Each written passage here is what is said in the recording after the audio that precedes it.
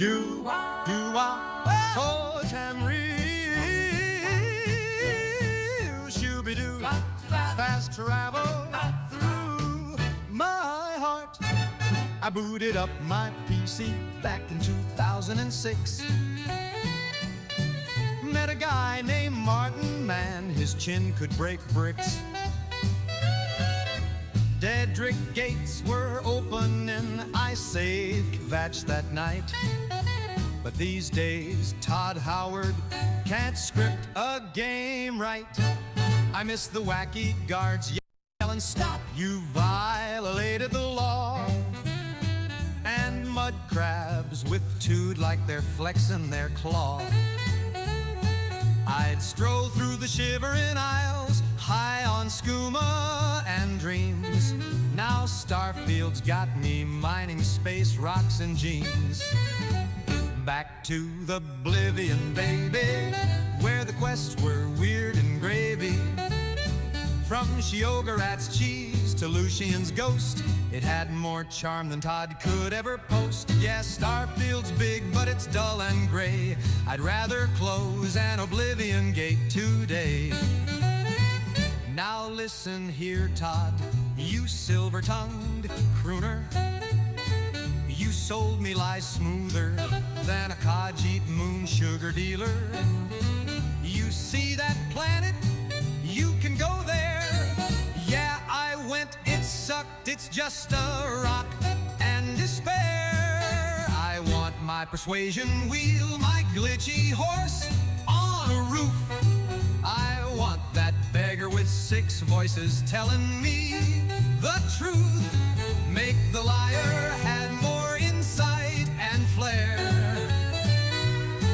than all your procedurally generated air. Back to the oblivion, baby, where the gates were hot and the jokes weren't lazy. Yeah, Skyrim was fine and the mods were neat, but Oblivion's heart had a weirder beat. So Todd, my boy, if you're hearing this song, bring back the weird and don't take so long. Doo-wop, Daedric pop, Martin Septim never dropped, but Starfield made me stop playing. Oh, Todd, please stop.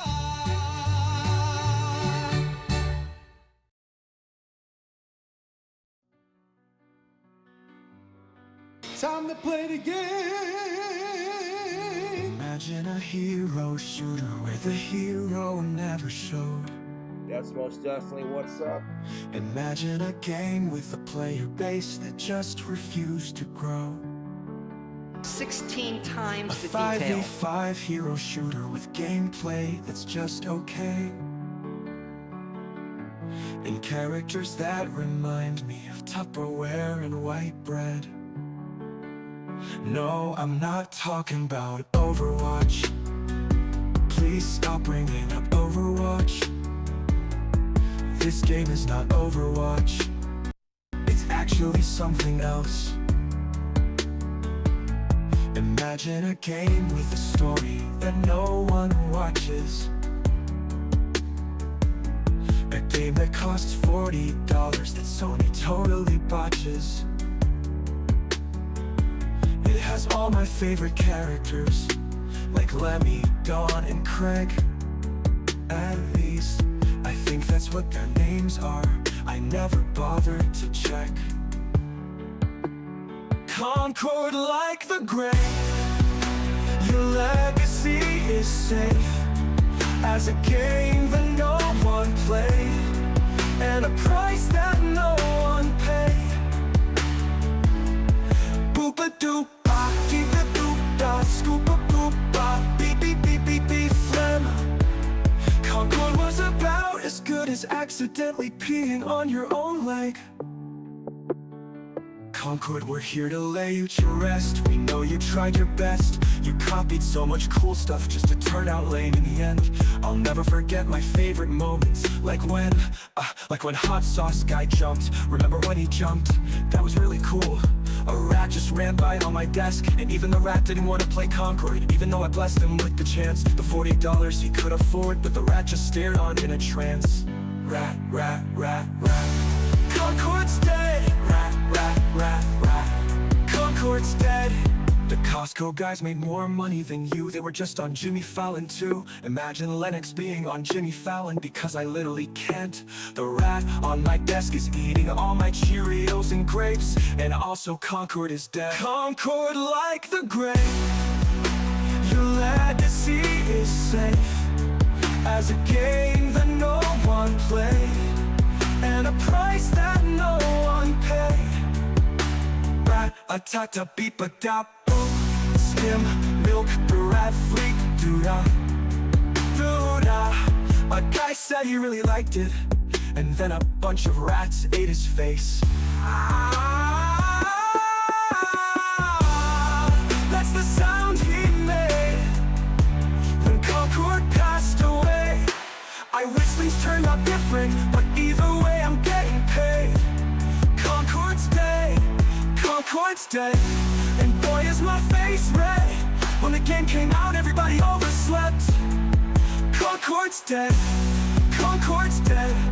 Holy crap, Lois, Concord's dead. When the game out, people played everything else instead. They sure did. They sure did play everything else instead, but it still lives on in our hearts and minds, our memories. It will never be forgotten. We won't let it. We won't let it. That's my promise to you. Even when they want to forget it, we're not going to forget it. They're going to be like, guys, that was 10 years ago. Chill. And I'm going to be like, no.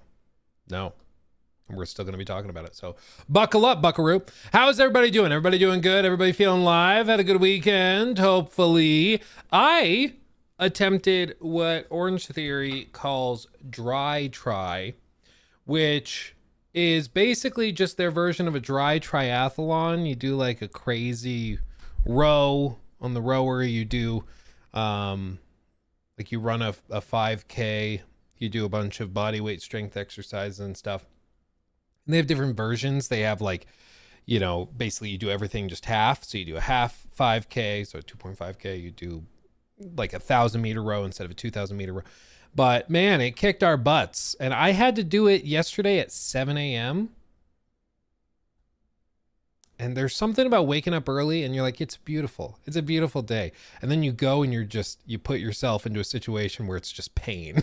You know, it's a weird way to start your day where you're just like, oh, it's beautiful. I love it. And then your body's just like, why? Why did you do this? But you know, I'm glad we did it. I'm glad we did it. Yeah, I'm glad we're here. Bought a new truck. Oh, nice. Master Wizardom. That's cool. That's great. That's wonderful. I've been playing Expedition 33 and it deserves all the glaze. Yeah, dude, it's reviewing games is so weird because you got to remember, like, when I was playing it, literally, like, I did not know what a single other person on the planet thought about that game. So you're in a total vacuum. So, like, imagine you're just playing the game and you have never heard anybody else's thoughts, opinions, anything. Like, you're just going in completely blind. And it's kind of cool because there's some occasions where, like, everything, like, everybody's opinions kind of gel. And that's why a high Metacritic score is significant. It's not because critics necessarily know everything, because they definitely don't. But it's also because to have everybody agree on something when they went in blind is pretty remarkable. You know, that's pretty remarkable. And for everybody to kind of agree, no, this is something special. This is crazy good, without any sort of outside discussion or discourse, that goes a long way. And it's very impressive. And we'll talk a little bit more about it later. We've got like a whole segment thing on it, going through the performance and peak player numbers, all sorts of crazy stuff, because they're just blowing everybody away. And, you know, as they should, because it's very, very good. Very, very good. But yeah, J1 Warrior 84, thank you for becoming a member, by the way. Love that. Thank you. Thank you, my friend. Starting up Clair Obscur tonight, stayed off the internet because of spoilers. Very Smart Players Archive. And I was not joking in my review when I said even a single screenshot could spoil huge moments. So like truly, if you care about spoilers, go into lockdown with that game. Don't watch streamers play it. Just don't risk it, because some of the coolest moments are best enjoyed fresh, you know? Yeah, just got to Act 2 last night. OMG. Yeah, exactly. That's what I'm saying. You know. Now you know. Tanner, thank you for that. If you know, you know. You know? Tanner Bird donated $9.99 through Super Chat. Thank you, friend. I got Expedition 33 after all the positive reviews, but after finishing NG the game, no spoilers, the ending ruined the experience for me. Wish I could erase it from my memory. Really? See, I could see some people not, how do I say this? I could see some people having that reaction. Sure. For me, I devoured it. I loved it. But yeah, this is not one of those like, it's like, people make fun of me. I cannot stand when songs do a fade out, you know? And some movies, games, narratives, novels do it too in their own format, where like they don't really conclude anything. They just let it taper off and drift off. Cause they don't want to piss anybody off. They don't want to offend anybody. So like, we're just gonna like let it drift and not do it. It's the same thing with like, you know, when you do a fade off or fade to blacks or something. I find it so frustrating when you don't just do something, like stand by it, do something crazy, blow my mind. And they do that here, but I could also see how that might not connect with some people. Yeah, the fade outs, dude, it was really big back in like the 70s and 80s, where like a ton of songs just do the like repeat the chorus until they moved the slider all the way down to the bottom. I find it so annoying. I don't know if that's just me, but it's always come off to me kind of like the laziest possible way. It's the same thing with like, you know, fade to blacks to transition between scenes. I find it like so lazy to just be like, okay, we have two scenes in a movie, TV show, game, whatever, and we're just gonna fade to black and then transport to the other one. So lazy to me. So lazy. You want to see some crazy cool transitions? Maybe this is a hot take, I don't know.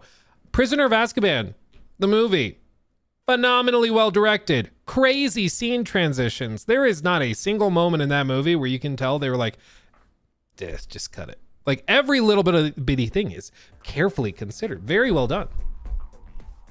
Star wipes. Oh, like in like Star Wars' wipes. Donated $20. Those were revolutionary at the time. Thank you. Have you seen the Hunger gameplay reveal over weekend? Yeah, we're gonna look at it. Because we didn't talk about it on Friday. We kind of ran out of time with the podcast and everything. But yeah, we're gonna look at it because yeah, it seems interesting. So yeah, just buckle up. Open that new tab.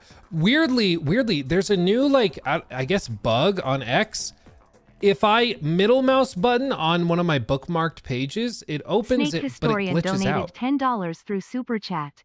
Hey Luke, just saw Carnage interview the devs and they found the composer on a small French game forum and gave him a chance based on one work he did. Also, they are planning on a Esqua plushie. Oh my god, really? I need the SKA plushie. I will buy that. I hope they have a huge version, because you see we have this huge empty space here. And I thought about getting a beanbag chair. I thought about getting like, I don't even know, like a massage chair or something. I was like, what could we put there in that empty space? But I swear, if they have like a 5 foot tall SKA plushie, I will buy it. I don't care if it's $1,000. I'll buy it. We'll put it there. It'll be awesome. I wonder if they do that. Can you commission custom plushies? I don't know. A bunch of Todds. I thought maybe we like go and find a print shop that is willing to do custom like cardboard cutouts basically. And I was like, what if we just made a bunch of different Todds? We just find a couple pictures of him from all sorts of different venues and stuff. We have like little toddler Todd and we have like a whole family of Todds. I think that could be funny. Maybe. or too much. You never know. You never know. I mean, really, get a love sack. I've heard good things about love sack, and before anybody makes fun of us for saying love sack, it's an actual thing. I thought somebody was trolling me the first time I was told about it, but no, it's an actual company called Love Sack, and they make like massive beanbag chairs, pillow sack accent chairs, huge custom couches and stuff. I don't know. Does anybody out there have a love sack? Do any of you guys know about this? Have you ever had one? My family has one, says Jam. Is it good or is it all hype? Are they actually good? The reason I haven't gotten one for upstairs yet is because we have 2 cats, and Finley, love the cat to death. He acts out. And so like he typically gets his wet food at night. The vet told us to do dry food in the morning, wet food at night. Helps him lose a little weight. And so we typically give him his wet food at like 10:30, right? Starting at 9, he turns into a demon. Like he just goes around, he'll scratch the furniture, he'll try to dig up the carpet, he'll sit on the projector, like because we have a short throw projector for the family room, and he'll just sit on it so that like if Nikki's playing a game up there or if we're watching a show or a movie, she can't see, we can't see. And it's just to get our attention, so we go feed him. He just turns into a little demon. And so I've not wanted to invest in a nice couch or furniture because I know he's just going to destroy it. So we got like America Furniture Warehouse, whatever, couches and stuff that like if it gets ruined after 5 years, I won't be totally like crushed. I think if I spend a ton of money on furniture and then the cats destroyed it, I'd be pretty upset. But if it's like cheaper stuff that, didn't have that long of a lifespan to begin with, I can manage it, Let me catch up on this real quick. Hound, 30 months. Ooh, baby. Thank you for that one. I just started Expedition 33 and I was completely gobsmacked by how similarly it plays to Persona, even some of the UI. That alone got me hooked. Yeah, I mean, you can tell all of the little bitty inspirations they took from a ton of different games, but then it still at the same time feels unique. Like it still doesn't feel like it's just, a carbon copy of something else that's just kind of like slightly different. It feels like its own thing even still. Abood 2006 Cloud Strife, thank you for the sub over on Twitch. Thank you, my friend. Most of us love Sack here, I guess. Yeah, you're damn right. Dude, Twitch Automod held back the comment you just made because you said Sack.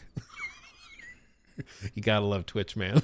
You gotta love Twitch. Yeah, Sack is over the line. All the other stuff that's going on the platform, whatever. But yeah, you said Sack, so you're in timeout.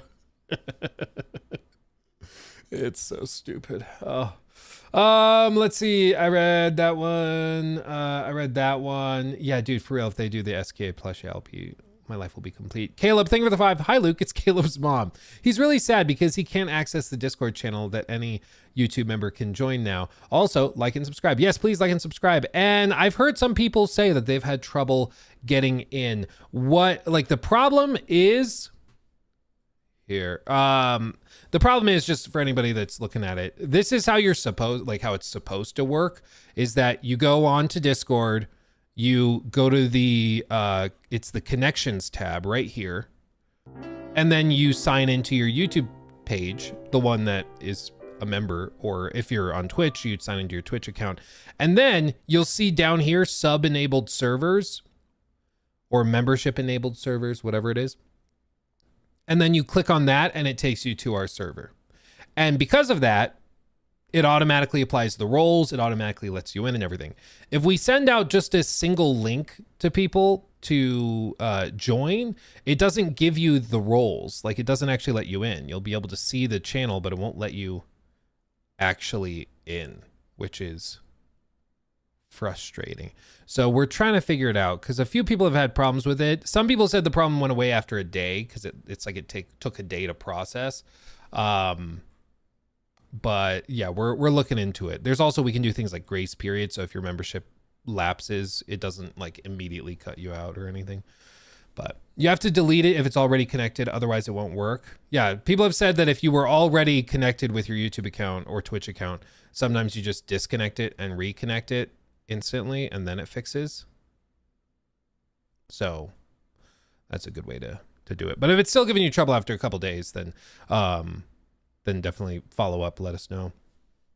We'll try to fix it. Mr. Mo, also thank you for 17 months. Played the prologue to Expedition 33 last night, and it's the best opening to a game ever, in my opinion. I went into it blind, and the entire plot, wow, blew me away. Yeah, very well executed, dude. It's again, just this whole saga of Expedition 33 should just tell everybody it is not about budget. It's about ideas. It's about ideas. Such as this. Such as this. You want to see something insane? This is a clip from Stella, Parallax Stella on X. Just look what she found. Oh, hey. Well, your place is on fire. This is fine. They literally put in the "this is fine" meme. This is fine. Oh my god! We have a "this is fine" gestural. Oh my god, dude. These devs are so funny. There's a ton of stuff like that in the game. Because they just were like having fun. You know, I think it's also part of the thing is the crushing nature of corporate development just sucks the soul out of so many games. It just sucks the soul out of it. Like they can't just like, I think it's really sad because you see a lot of games that are otherwise really solid, but they just cannot figure their stuff out because they're so busy trying to keep like the executive suite happy. They're so busy trying to just get the game done before launch day that they just can't do anything else. They don't have time to put the fun stuff in, you know? It's too bad. It really, really is too bad.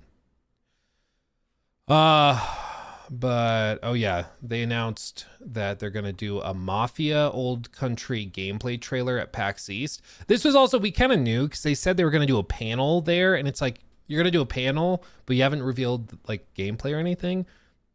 That's like, what are you gonna talk about? And so then they announced they're gonna do a gameplay trailer, I think before the panel, which makes a lot more sense now. But we're gonna find out about Mafia soon.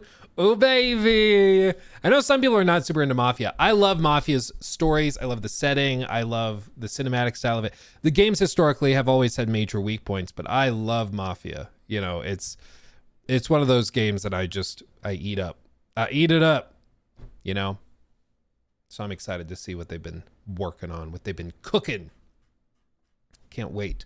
Sumaya, Shadows opened pre-orders without barely showing any gameplay, and now Yote is doing the same. I hate this trend. I hope people are consistent and criticize it as well, but they probably won't. Yeah, I remember when they opened Shadows pre-orders and stuff, and we still had not seen any gameplay, and it was like, guys, what are we doing? And I told people at Ubisoft, I was like, what? It's really, I think, I don't think it's good to take people's money when they literally don't know what they're buying. I can't believe that is like a hot take nowadays, but it's like, yeah, you shouldn't ask for money for something while not telling people or showing people what they're buying. But at the same time, I mean, I guess maybe the counter is, well, people don't have to buy something. You know, if they buy it, it's like a tax on stupidity if they choose to buy into something before they've seen it. Because, I mean, if you found out that somebody bought a car sight unseen, they hopped on Carvana and just were like, it looks good enough, never test drove it, never looked at, like, maybe they deserve it if they get screwed. Maybe that's the counter, I don't know, but it's still, I think it shouldn't be a normal thing. I think it, you know, I guess the argument also would be, well, it's Sucker Punch, it's Ghost of Yotei, like the odds of it being bad are very low, which is probably true, but I also just don't like it. Before you take money, show the game. But I guess if you are really insistent on pre-ordering, then do it. Maybe that's part of it. Maybe it's like a test to see how much excitement is there, to see what pre-orders are like even before they show the gameplay. Because maybe it's like if they waited to open up the pre-orders until gameplay drops, then they're like, they don't get as much data collected from that. I don't know. There's got to be a reason for it. Let's see. Wilfredo, thank you also for the 5. I went away for a long weekend, and before I left, Oblivion Remastered had glowing reviews. I come back and see all the terrible performance reviews. Are there bad performance reviews? I mean, the game is an Unreal Engine game. It's heavy. It's still kind of like... I showed in my video all sorts of weird artifacting and stuff we had on stream. Things just like not working quite right. And so it seems like people are getting to the point where they're seeing it. The opening runs really well because you're mostly in caverns and stuff, but... yeah. I mean, it's a BGS adjacent release. Are we really that shocked? The performance isn't great. This is Steelio Kill. Thank you for that one. Hey, Luke, made it to the end of Act 2 and beginning of Act 3 in Expedition 33, and I'm super confused. I know you can't say anything because of spoilers. Yeah, I'm kind of trapped. I will say the first few hours, like 2-3 hours after the end of Act 2, should explain a ton. And then over the next like 3-4 hours after that, things start to get like tied up kind of nicely and it all kind of clicks and makes sense. But yeah, the end of Act 2 I think is meant to just leave you going, what? I think that's the goal. And it works. Because it will leave you going, what? Costa, thank you also for that membership. Welcome, welcome. Christopher, thank you for the 5. Expedition 33 is an absolute gem. I would have easily paid $70 for a game like this. Yeah. Yeah. And that's what makes it even more insane that it's only $45. I know it's $50, but it's 10% off right now for launch. Like, that's crazy. They revealed they have already sold over 1 million copies, and that does not include Game Pass numbers, which is also crazy. But like, where is it? Did I scroll past it? Yeah. Dude, X is like super broken for me all of a sudden. I don't know what the deal is. If I try to like, look at this. Even if I take like a tweet and I like copy link and I go into a new tab and I paste it, it glitches out. And it happens on other browsers too. Like what is happening? I tried it on Chrome too. It does the same thing on Chrome. I don't know, man. It's specifically when I'm pulling up links from my bookmarks, which I understand not many people use bookmarks the way I do. Like I use them a lot for stream stuff, but so I think if you're using it normally, probably you wouldn't notice. But anyway, I guess I'll show this. It's a virus. Okay. I guess, you know, let's just cycle forward like fully into a segment. I think we might as well do that. Applehead, thank you for the 2. How hyped are you for Fallout 3 / New Vegas remaster after Oblivion? We will talk about that. Let me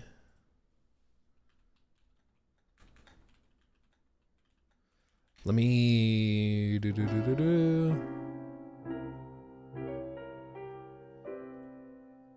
my God, it's doing it again.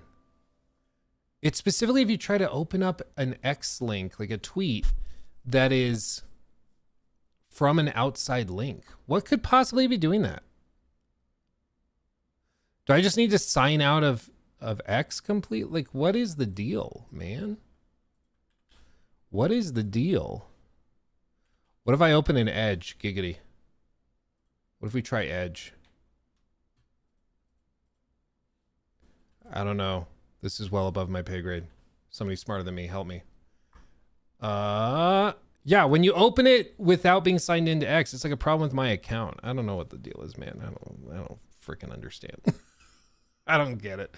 Okay, well, anyway, because yeah, it also does it in Chrome. I think it's a problem with my X account. Maybe if I sign out and fully sign back in. Oh, man. Okay. But we're going to do this. We're going to talk about Expedition 33 because I think we have to. It's crazy. And there's plenty to talk about for sure. And then we're going to, I want to look at Hunger gameplay. I want to check that out because there's also a ton there. And I also want to talk about this Fallout 3 remake remaster thing that also is currently rumored and expected to be coming soonish. Kush Shrivastava donated 1,799 rupees through Super Chat. Thank you, my friend. Hi Luke, long time Expedition 33 I bought within the first 2 minutes and haven't regretted it since. Are you Serere 30 ppl made it? Since are you sure 30 people made it? I think the number is 33, which is ironic, but I believe the number of devs was actually 33, which is kind of funny. But yeah, it's like 30 people. Granted, like they rented out, I believe, a motion capture studio, and so like there were 15 people or something that worked at the motion capture studio they rented out. So I don't think you count that as devs. And things like that. So 32 and a dog. Oh, well, there you go. Yeah. But yeah, it's a tiny team. It's a tiny team. Yeah. Yeah. Hey, I just jumped in. Not sure if we're talking about Claire Obscura, but just hit Act 3, then braked for lunch. WTF. Yeah, dude. Yeah, I know. There is a way to get an ending to everything that ties everything up relatively neatly, and there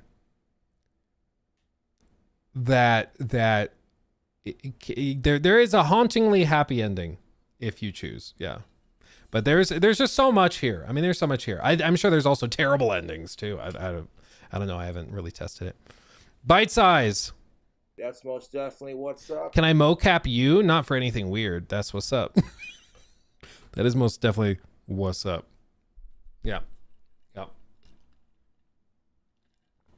F sickos, man. F sickos. How long were they working on Expedition 33? 5 years, but the whole team hasn't been there that whole time. Started as like one guy's passion project, and then he brought in a couple of other people to help him, and then a couple other people, and then they brought in some other people, and then it exploded into 30 people, you know. I'm sick of it. Yeah, I'm sick of sickos too, man. I think we're all sick of it. We're all sick of it. Okay, but let's do this real quick. Let's do this. Let's see. People have asked before, but what Warhammer armies do you have? I'm thinking of starting a Death Guard army. They just got some new boxes. I have some...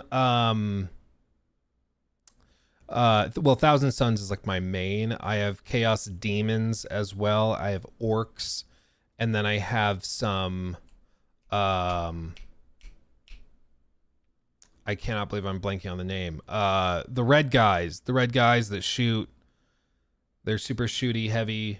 They're very sci-fi futuristic. Eldar. Yeah, I have those. So yeah, I have a bunch. I have too many, I think, is the key takeaway. Too many. But yeah, I'm all chaos. I don't do any of the Imperial stuff.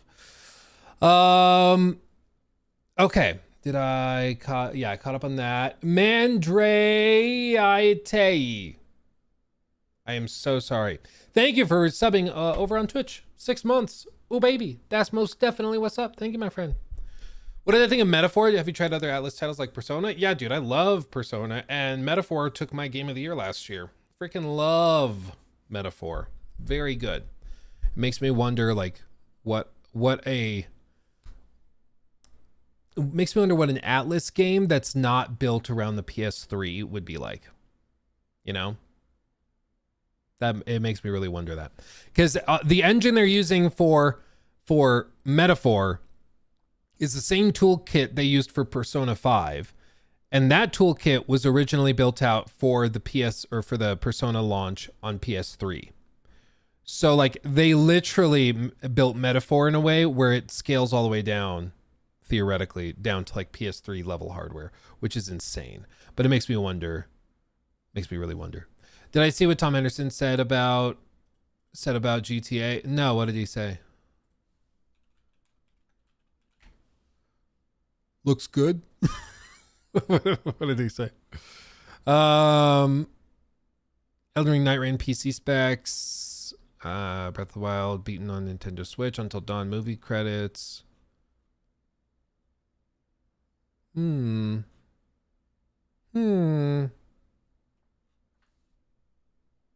was misquoted, not important. Oh, okay. Oh, that seems to happen a lot. Seems to happen a lot nowadays. Okay, let's talk about this. KCD2 Expedition 33 so far for Game of the Year for you. I think the way we said it on stream last week was KCD2 was the perfection of something I knew I wanted. Expedition 33 was a phenomenal execution of something I didn't even know I wanted. And that makes it just a little bit more exciting, more interesting. And I think one of the other considerations for Game of the Year is also what is the most like remarkable gaming feat of the year. I think that counts for something. GTA 6 being really good with a $2 billion budget doesn't really shock anybody, right? It's like, yeah, we saw that coming. But Expedition 33 across the board is just a remarkable achievement. It's a masterpiece. It's phenomenal and made by 30 people. I saw somebody that cut together an edit of like, you remember in Iron Man when Jeff Bridges is like, Tony Stark got this working in a cave with a box of scraps. And they cut it together with like an AI voice to make it Yves Guillemot yelling at Ubisoft engineers about how, you know, Sandval Interactive put this together in 5 years with 30 people. An Unreal Engine. It was pretty funny. It was good. I think somebody needs to find that and put it in the Discord. I need to show you. Speaking of things to put in the Discord, I found something on TikTok last night that I have to show you because I cannot suffer alone in this. I found a guy that is, and then we'll talk about the actual interesting things, I swear to God, but this is insane. I'm going to show you. You know how there's like clones of certain streamers and stuff? Like there's these young teens that are trying to be like IShowSpeed or Kaisanat or Jinxie, and they copy their mannerisms. They'll start rolling their D's like Jinxie does. Mr. NP character donated $15 through Super Chat. Thank you. Is it just me or does Ghost of Yote seem to have the same general plot as AC Shadows?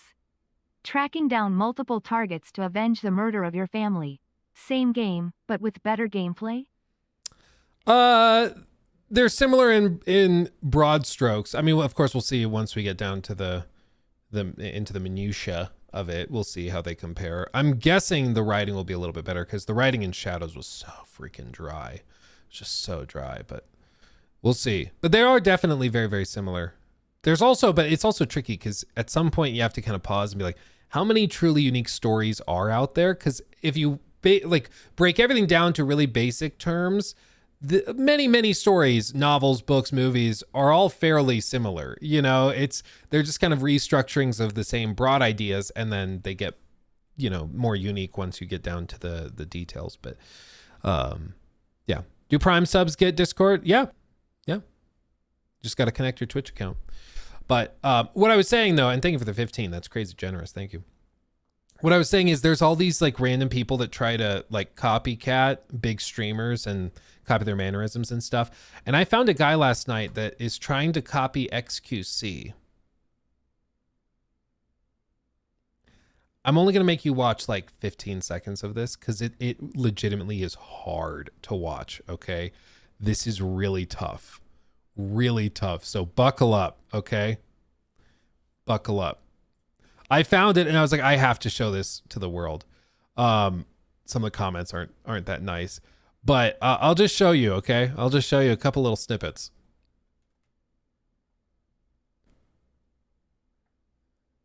Oh, did it get the audio? Oh no, it did not get the audio. Oh wait, no.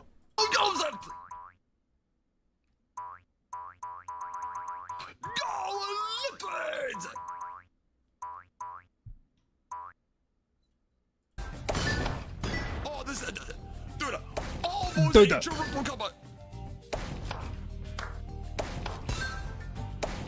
doing it.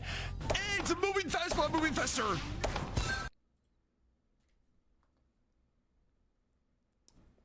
Really hard to watch. Dude, it's moving faster. And I found other clips and videos of him where he's talking normal. That's just like he's trying to be like XQC, it seems. And what's kind of funny is he's not that far off. Pretty good imitation, I gotta be honest. But yeah, I had to see that and now I share it with you. Okay, I share it with you. So enjoy. That was painful. I don't watch TikTok usually. Yeah, because you come across stuff like that. The problem with TikTok now, and I've basically gotten to the point where I really struggle with it at all, is because it is flooded with like all those random little snippets where people are trying to like use TikTok Shop to sell stuff. And so they're like, I got this amazing new golf net and you should buy it because it's really good and it's fantastic and glowing with style. And it just drives me so crazy because it's all so stupid. Oh, I wanted to show you this too. Hold on, I found another one. And I'm going to force you guys to watch it. Where's Discord? There. Just wait, okay? I'm about to blow your mind with something. And then we're going to talk about more specific stuff. Hold on. There we go. This one is easier to watch. It's just ridiculous. Danny, thank you.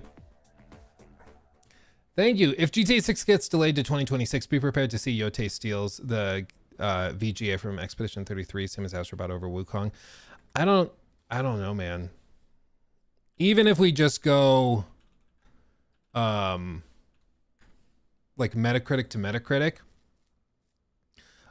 Ghost of Tsushima, people kind of have rose-tinted glasses with it a lot. It was not a perfect game, and it actually, when it launched to 83 on Metacritic. And it was primarily criticized because in structure, it was like a lot of it was tied to how it was so similar to Far Cry. And I didn't like it at first. It was once they had the 60 FPS patch, then I became obsessed. I really clicked with it at that point. But I never got that deep into it when it was only at 30. I just, for whatever reason, with my brain, I couldn't find the fun until it ran at 60, and then the combat was smooth enough for me that I really dug it. But yeah, it's like obviously got an amazing user score, no doubt about that. But critic-wise, there were a good number of critics who, remember, are the ones that decide Game of the Year. And there were a good number of critics that thought that it was not masterpiece level, you know. Who's XQC? Don't look it up. Enjoy your innocence. But this is the last one I'll make you watch. This was another one I found like weeks and weeks ago. There's a guy that I might have mentioned this on stream before, but he thinks he has magical powers and is able to move things with his mind. He goes by the Copper God, and so he's just covered in copper necklaces he's made. And you'll see what he's doing. You got your paper folded. You ready? So Dog, it's air. This is how you diminish out air, bro. If you say it's air, you're curious, man. Type of 8. If you ain't scared to BD bone. Unemployment final boss. And I appreciate that on TikTok you find remarkable people like this. You know, I appreciate it. Because you find these characters that would be like, I really believe for a lot of video games, if you want to make interesting like NPCs and side characters, just go on TikTok live and watch for 10 minutes. You'll find so many crazy people. It's crazy, dude. This isn't hard to watch like that last one. This is easier to watch. This is much more manageable. This is just a guy that thinks he's magic, which... Out of your own mind once you start seeing this paper mimic you. Like you may start out wild, but slow it down after a while, and then just start trying other little different stuff. Like you can even, I ain't gonna say that you can do it, but I'm pretty sure initially, but over time, man, just grab something small like a screwdriver. They still holler when you just see if you can work through that item and make this thing do what you want to do. It's really just simple about. How many hours do you think he's sat there doing this? Like I kind of am envious because life would be a lot more enjoyable if that entertained you, you know. if you could just spend hours just doing that stuff. I mean, you really could just burn through life, and I probably have a lot more fun than people who are like, dude, that's air. You're just moving the air. It's anyway. Okay. An Unreal Engine game made by Atlas would be something. I mean, if it retained the soul, the heart, and all of that, I think it's the games are pretty clearly technologically outdated. So to see an Atlas game with their talent, skill, and design with modern tech would be crazy. But anyway. This reminds me of the Twitter trend of 100 unarmed guys versus one gorilla. Yeah, I've seen those debates. It's kind of a rehashing of the old Joe Rogan thing where it's like grizzly bear or gorilla, which wins in the fight. I still am not sure. I don't know. I don't want to be there for it. It sounds terrible. I think it also depends if it's the silverback. If it's like the big boy, I think that matters too. Yeah, I don't know. Cole, you convinced me to try Clair Obscura. It's been really good so far. I'm glad. Even people who don't like turn-based stuff, I'm telling you, give it a shot. Give it a shot. It might surprise you. Okay. I guess quick mini segment. News segment. So without a doubt, Clair Obscura Expedition 33 has been a tremendous, triumphant success. Over the weekend, it actually hit all new player records and peaks. It peaked at 121,000 concurrent players, which is insane. Again, this game was made by like 30 people, and it's absolutely wild. It's absolutely wild. That just keeps popping off. It keeps popping off. They also announced that they hit 1 million sales, 1 million copies sold. And they specified that does not include, specifically, this does not include any sort of like Game Pass players. You know, you remember how there were recent games like AC Shadows where they said, we have X number of players and we're really excited about it. And like, it doesn't tell you a whole lot because like they have a subscription model. They could give out free codes. Like, you just never really know. But they are clearly stating 1 million copies sold. That's tremendous. That is a remarkable achievement. Again, with only 30 devs, that also represents a fairly tight budget too. I mean, this was not like a $500 million project, okay? There's a lot of $200 million games that would kill for player counts like this. And yet they struggle to achieve them. So it's been a remarkable success so far, certainly. And even if you like, there's been some people that have tried to bring up like, oh, well, Game Pass is just cannibalizing its sales and stuff, which is kind of funny because on the one hand, like, I think a lot of people who talk about that don't know how Game Pass works. The general consensus is that most Game Pass licensing deals work with an initial payout to get on the service. And then you get paid based on the hours that players spend in the game. Because again, the whole goal of Xbox is to get people on the service, staying subscribed to the service and not canceling. So they want to pay devs more if their game is being played more. So games that have 100-hour runtimes are much more successful and much more valuable to Game Pass than a 2-hour game. It's why like Hellblade 2 is not really a very good Game Pass title for their business model because people can finish it in 5 hours and then you just cancel your subscription. That doesn't help them. They want you subscribed to this thing, using it for weeks, and it becomes part of your just routine. It becomes part of your loadout. In the same way that, you know, if you're sub to like Spotify, a lot of people just consider Spotify part of their monthly expenses. It's not seen as something that's like a splurge or a treat. That's just what they do. They're like, I like listening to music. I have to have my Spotify subscription. That's what it is. Same with like Amazon Prime or Netflix. Some people just build that into their budget. And Xbox wants to get to the point where people are building Xbox Game Pass into their budget as well. And you do that with big games that people connect with, and that becomes part of their routine. So big games are very valuable, but ultimately each deal can be different, and they're not going to tell us what the deal is, what the payouts are, what the contracts are. But you know who probably would know something about this would be the communications director and publishing manager for Pocket Pair, Palworld. Okay, this guy probably knows what he's talking about. and says, Expedition 33 is the latest game to get unwillingly dragged through the gaming Twitter as people debate the viability of Game Pass. I feel like I've just a little more knowledge on the topic than most, so I'll just say yes, it is very much worth having your game on Game Pass. It's just like, I don't understand why we have to debate over this. Like there's maybe it's just like PlayStation fanboys who are upset that the front runner for Game of the Year is built in, no extra cost to Game Pass. Maybe that's why this is stirred up. But I've seen a fair number of people that are trying to twist it as like, yeah, they made a mistake going to Game Pass, that they're losing out on a ton of stuff.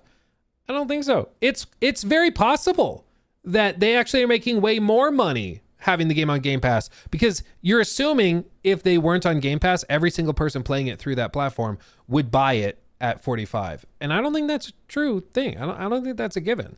There's a lot of people who play games through Game Pass that would not have bought them otherwise, that would not have paid the money up front to try it.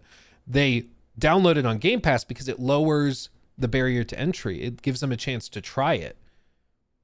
And so that would have been a $0 customer spending no money if it were not on Game Pass. But because it's on Game Pass, if they get paid out $1 an hour that you're playing, or 75 cents an hour, whatever the payout is, that's more than they would have gotten otherwise. And because it's all digital, there's no overhead cost with sending out physical copies and stuff. So it's just extra money that they would have left on the table otherwise. And that's where the business model really makes sense, because Game Pass often represents a portion of the gaming industry and community that is much more sensitive to price, and they are less likely to buy games at full AAA pricing. And that's sort of a double-edged sword, because on the one hand, it means they'll try stuff much more easily. They'll just download it to give it a shot if it's on Game Pass. But it also means that they're not willing to spend premium prices on games the same way like PlayStation players are. PlayStation players are much more willing immediately to spend full AAA pricing. Same with like Switch players, because Nintendo has built this ecosystem around never putting stuff on sale and keeping it at max price and stuff. So it gives and it takes, certainly. But I think anybody that knows what they're talking about says it's pretty clear that this was a Musicus solid donated move 11 by them. euros and 99 cents through Super Chat. Thank you. I don't understand the hype around Game Pass. I hate how Netflix decides what I can watch. As someone who plays older games, I don't see appeal to a Netflix for gaming. Well, and that's why I think there was a Phil Spencer interview relatively recently where he said, no, like Game Pass is not the perfect business model for every single person. It's just not, which is true. You know, it's the same thing. Like if your business is selling high-end 8K Blu-rays of movies, that's going to be an amazing value to a lot of people that love cinema and cinematic quality film. But it's not for everybody. For people that are watching the movies on their phones, Netflix makes more sense, you know? And so it may not be a solid business model for you, but for a lot of people who are more budgetarily constrained, it's perfect. Like, I know for me, if Game Pass existed when I was like in the early years of college, when I had no money, it would have been a godsend. It would have been amazing to be able to play all of these games and not have to spend $70, which I did not have. And that's why for a lot of people, it's a phenomenal value. It's a fantastic offering. It's not for everybody, but the industry is a lot bigger than any one person. And I think, you know, it's important to remember that, because yeah, for me, buying a $70 game, not that big of a deal. There are many, many millions upon millions upon millions of people for whom that is a massive deal. And they're not going to just put that money up guessing that the game is going to be good or hoping that the game is going to be good. You know, they're going to be more precise, more careful and methodical with what they choose to play. That's why, you know, the best solution, put it on everything. Put it on everything. Do it that way. Like, if you want to buy the game outright, buy it on Steam, buy it on PlayStation, buy it even on the Xbox store if you want. If you want to be subscribed to the like Game Pass offerings, Game Pass Ultimate or whatever, you can do that. Maybe what some companies have done is they release it for full price as a standalone purchase, and then they bring it to a subscription service that is more budget friendly later, like a month or two later. That's a solid way to do it. But I think putting games in more places for more people to enjoy them is always a good thing.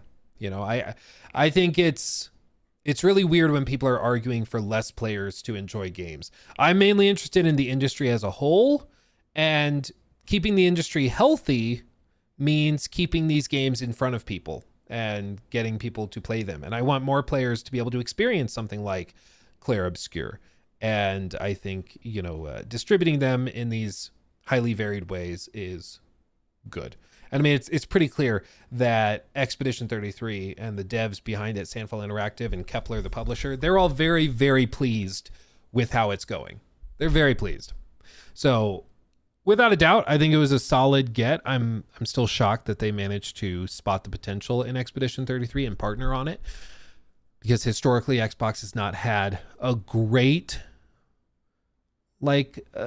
track record with picking winners and losers when choosing like which projects to double down on. But this was a solid one. I still think it's bizarre that they released Oblivion like 2 days before this came out, which is also kind of weird, because it makes me pause and wonder if they thought Expedition 33 wasn't going to be that big of a deal, which is also kind of funny. But who knows? I don't know. They should be pleased it's game of the year. Yeah, I mean, I think at this point it's the front runner. There's a lot of other big games that are still coming out. Absolutely. Like, you know, we've still got Doom. Of course, GTA is expected to still come out. Ghost of Yotei, Mafia. I mean, there's still a number of Death Stranding 2. There's a number of very big name games that are still coming out through the rest of this year that I think could be contenders. But I think, you know, when I think to the Game Awards, I still think that the most likely outcome is Expedition 33. I think it pretty much leapfrogged over everything pretty quickly, because I think also a lot of these like gaming journalists and stuff that will be voting on it want to give kudos to the small team that represents creativity, that represents overcoming corporate boondoggling. I don't know what that even means, but it felt right. You know, I think that's great. Former Ubisoft devs, a lot of them are. Like the guy that headed up Sandfall Interactive, his last game, if you looked on his LinkedIn, was Ghost Recon Breakpoint. And then he made this. Just think about that for a second. But it shows you the talent is there. It's why I've always said, like, you can't just whittle these companies down into like, it's just Ubisoft. Ubisoft sucks. No, there's a lot of talent in these studios. Phenomenal talent. And you can see what happens when they get out to make their own thing without the corporate constraints, without the pressing micromanagement. They make, or at least sometimes, they're very capable of making masterpieces.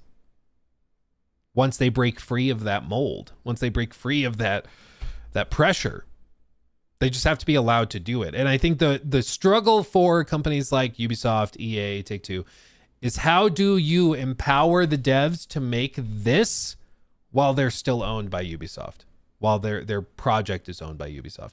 How do you do that?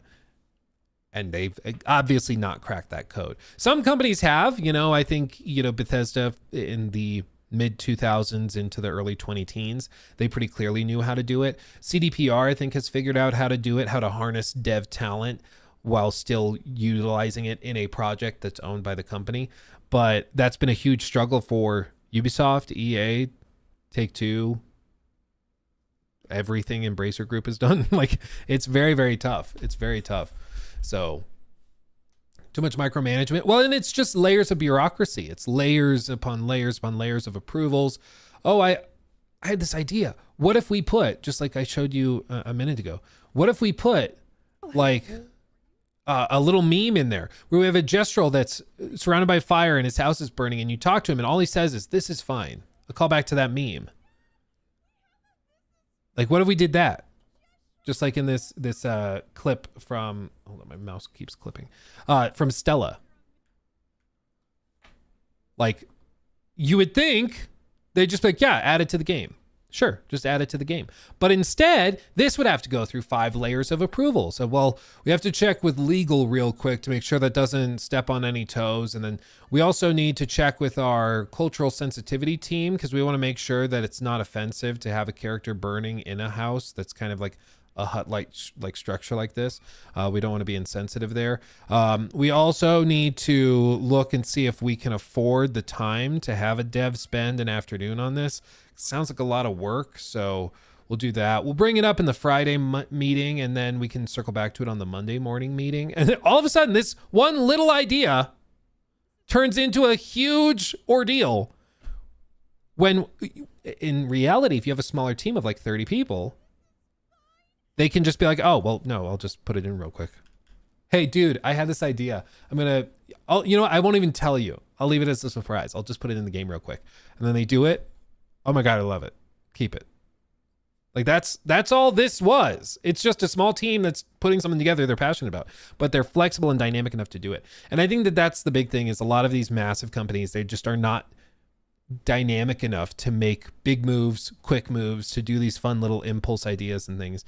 And, you know, we'll talk more about it in a few minutes when we talk about AC Shadows, because there's some current discussion over kind of the aftermath and what happened with all of that. Because it's pretty clear that it was, in my opinion, I think they cut a ton of stuff because they were trying to get it out in time. And I think that pairs with another discussion we're going to have, which is Marathon, which pretty clearly is being rushed pretty hardcore. So we'll see. But anyway, Claire Obscure Expedition 33, you should absolutely go play it. It's phenomenal. I highly, highly, highly recommend it. And it deserves all the praise that it's getting. Absolutely. Udev Singh, how the heck does Rockstar do it? Rockstar is it's also kind of a special example because it is a massive company, thousands of devs. But they also have the money to just kind of brute force stuff. There really is not another company in the world that can get away with a team of thousands working for like 6-7 years on something. That just doesn't happen. Even Call of Duty, like you have these massive teams of thousands of people, but they work on like an 18-month, 24-month turnaround time to pump these games out every year. I mean, they just pump through them. You know, and even then they don't really change that much. They're just doing the one little thing. Whereas Rockstar, like they are just a very, very special example of a team that is world class. They attract a ton of amazing talent because every developer would love to work on GTA 6. That looks real good on a resume. And so they attract a ton of amazing talent and they are allowed to work on stuff for years and years and years. And that's just not that common. Like, to just put it back in perspective, nowadays, a AAA team is considered like 300 to 400 devs, okay? The core development team on Starfield was like 400 people. Then they had a bunch of other satellite teams and studios, but that's considered a AAA team. Same like Bungie's Marathon. Marathon's being put together by like 250 people right now. That's considered a AAA team. GTA 6 probably has somewhere between 2,400 and 3,500 people working on it. Just think about that. Okay. That's the difference we're talking about. Okay. It's on another level. It's like 2 or 3 levels up above everything else, which is why it's remarkable. It is exceptional. But that's also why you just can't really compare. You can't really compare apples to oranges here. Because there's going to be people that are like, oh, Rockstar put this out. Why do these other teams struggle to do it 3 years later? And it's like, because they just are special. They're just unique. Is the $2 billion budget true? It's not clear. We'll probably find out 3-6 months after launch when they tell investors. Analyst estimates are between $1 and $2 billion. That's the estimation. There's also going to be a ton of money spent on marketing, I'm sure, as well, but the marketing cycle is going to be compressed as well, which is also pretty clear. And so for GTA 6, I mean, I think it's going to be huge. I mean, the budget's insane, but it also is likely going to be the single most expensive piece of media content ever produced. But it also probably will make the most money of any single piece of media entertainment content in history as well. So could it possibly be less yet remain revolutionary? What do you mean less? I'm not sure what you mean.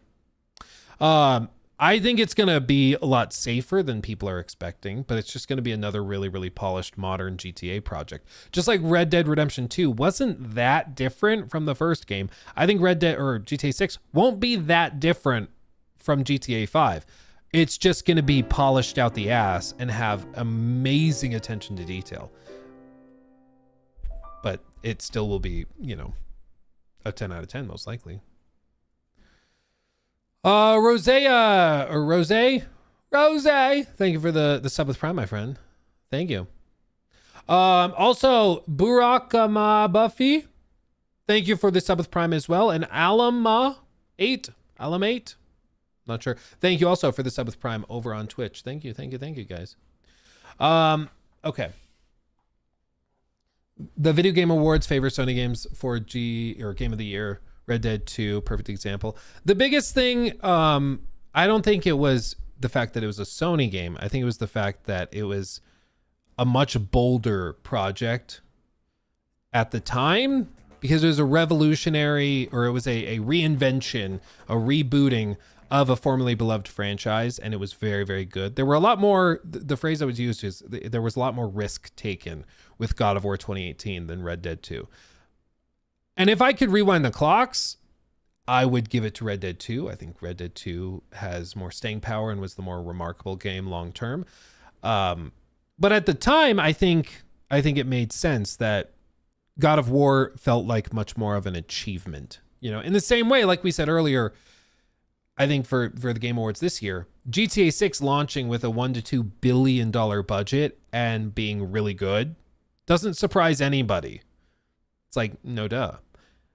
Whereas Expedition 33 being phenomenal, made by 30 people, is remarkable. And I think that people and the journalists that get to choose who, like, what is Game of the Year, they will be more likely to reward that than like a Ghost of Yotei sequel to a game which was, according to those same critics who will be voting on this, those same critics gave the last game like an 8 out of 10, according to the Metacritic averages.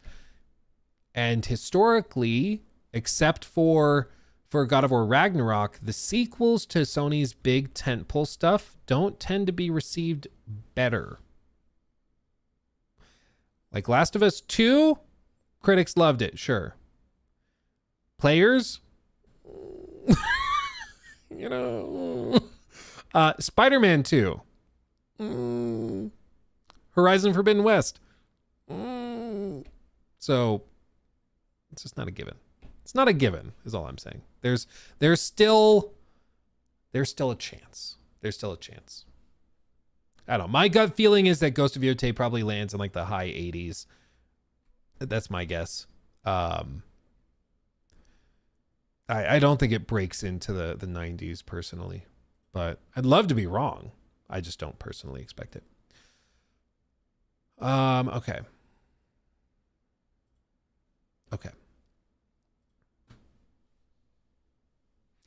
Let's do this. I feel like we should talk about this real quick. New segment. So, one of the hottest topics. Let me take that back so Jacob doesn't have to edit with me just going so for 5 seconds. So one of the hottest topics in the live service gaming landscape right now is, of course, Marathon, the upcoming game from Bungie, the OGs behind Halo. They definitely know what they're doing, or at least historically they have. But Marathon has been quite the interesting little fella, you know, in recent memory. And part of that is because I think it wasn't what people were expecting. I think that is a big component of it. I also think that it's not ready. Like, for lack of a better term, it's not ready. Okay. I said when I went to the studio to try it that it felt like there was this dissonant thing where they announced that it was coming in September on the same day as Borderlands 4, which we'll circle back to because that's insane. But I also point out that, like, they're 5 months from launch, and they said the two revolutionary things about this game is the ranked mode that they have not designed yet, and the fourth map, which will come after launch. I believe they've said now it's mid-season 1, which could mean a month and a half after launch if they're doing 3-month seasons. If they're doing 6 months, it could be 3 months after launch. It's not super clear. But the two things they're most excited about with this game that they think really sets it apart are coming after launch, most likely, because I don't think the ranked mode is done by launch. I'm calling it. I think they delay that at the very least. But now the narrative has like started to really shift around it. Just this morning, Paul Tassi from Forbes wrote an article collecting a lot of the impressions and opinions from various people that basically say that they think it should be delayed. They think Marathon is not ready. And part of this is because player counts, even for the play tests, have started to fall off pretty drastically. Big streamers have fallen off of it already. And yes, it is an alpha, but it's an alpha that has the only game mode that the game will have at launch, features 2 of the 3 maps that will be there at launch, and still has a lot of like the progression stuff, a lot of the core like fundamental mechanics that will be in the game at launch. It's just missing the 3rd map. That's like, it'll have tighter gameplay, like things will be balanced a little bit better. But the game that we have at the alpha is the game. I mean, it's not going to be totally different once it launches again in 5 months. It's just not. And player counts are starting to drift off, which you would expect to see in a lot of playtests. This is hyper limited, to be fair. They've only invited a select group of people in the closed alpha playtests, and they've not opened it up to the public. So the open beta will be more indicative, to be very clear. But I think that this should be relatively concerning at this point, because it shows, I think, that from the content creation space, from the streamer space, they don't feel there's enough here to really sink their teeth into, which is a problem, because a lot of the people that are currently in the closed alpha are like the big streamers that you would hope would be playing this, like the Shrouds, the Tim the Tapmans, you know, those kinds of guys that can keep games afloat if their 50, 60,000 viewers are watching and playing as well. But if they're not interested, if they don't think there's enough there, you're fighting an uphill battle. And when you pair it to a lot of other stuff, such as the fact that as of right now, 1/3 of the playable character loadout is not in the game currently. We've not seen them. We haven't seen the gameplay demonstrated for them. We don't know exact abilities or anything. So 1/3 of the playable roster is just MIA. 1/3 of the maps we've not seen. The ranked mode, which allegedly is going to be awesome and amazing, hasn't been built yet. And the 4th map that they say is really good is coming after launch and is not going to be ready. And there's a lot of other things they've said that they'd like to do, that like a social hub, for example, that they plan on bringing after launch. And the entire narrative starts to really feel like this game is being rushed out the door. And you gotta wonder why, you know? Because at this point, I think it's pretty clear. The game is not where they would like it to be 5 months out from launch. They have a lot of work to do. Very clearly so. And even when you talk to the devs, a lot of them would say, we're early. We're very early. Well, we're early, but we're working on that. Yeah, the design for the ranked mode is really early. Bitch, it's 5 months away. It's like, you don't have time to be early. Like, this is the time where you're polishing your finish. Like, a lot of games that are 5 months out, they're doing like betas and stuff, getting player feedback, balancing stuff, and they just spend 5 months polishing. To still be building like the core mechanics that close to launch is worrisome. It just is. It just is. But it makes you pause and wonder, okay, well, what's going on? What's going on? Well, ladies and gents, we have a conspiracy theory to present today. Okay? We have a conspiracy theory.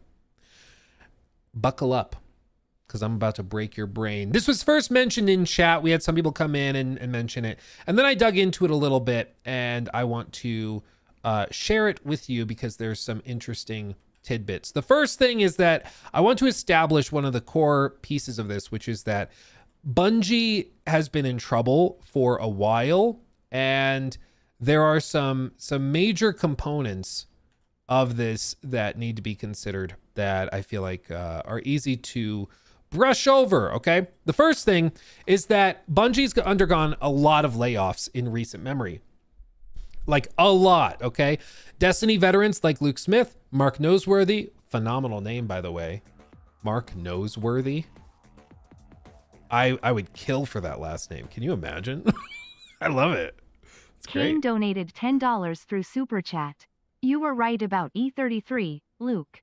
Holy Baguette, the game is a legit masterpiece. I know, Thanks right? for covering it. You're welcome, Kane. I'm glad you're loving it. It just keeps getting better. I'm telling you, just buckle in because you're in for a journey, an experience. Doesn't Mark Noseworthy sound like a name that like a really bad random name generator would come up with? You know, no disrespect, of course. I'm jealous of the name. I wish my name were Luke Noseworthy, but still, it's a remarkable name. But as you can see in a newly surfaced report, this was August of last year.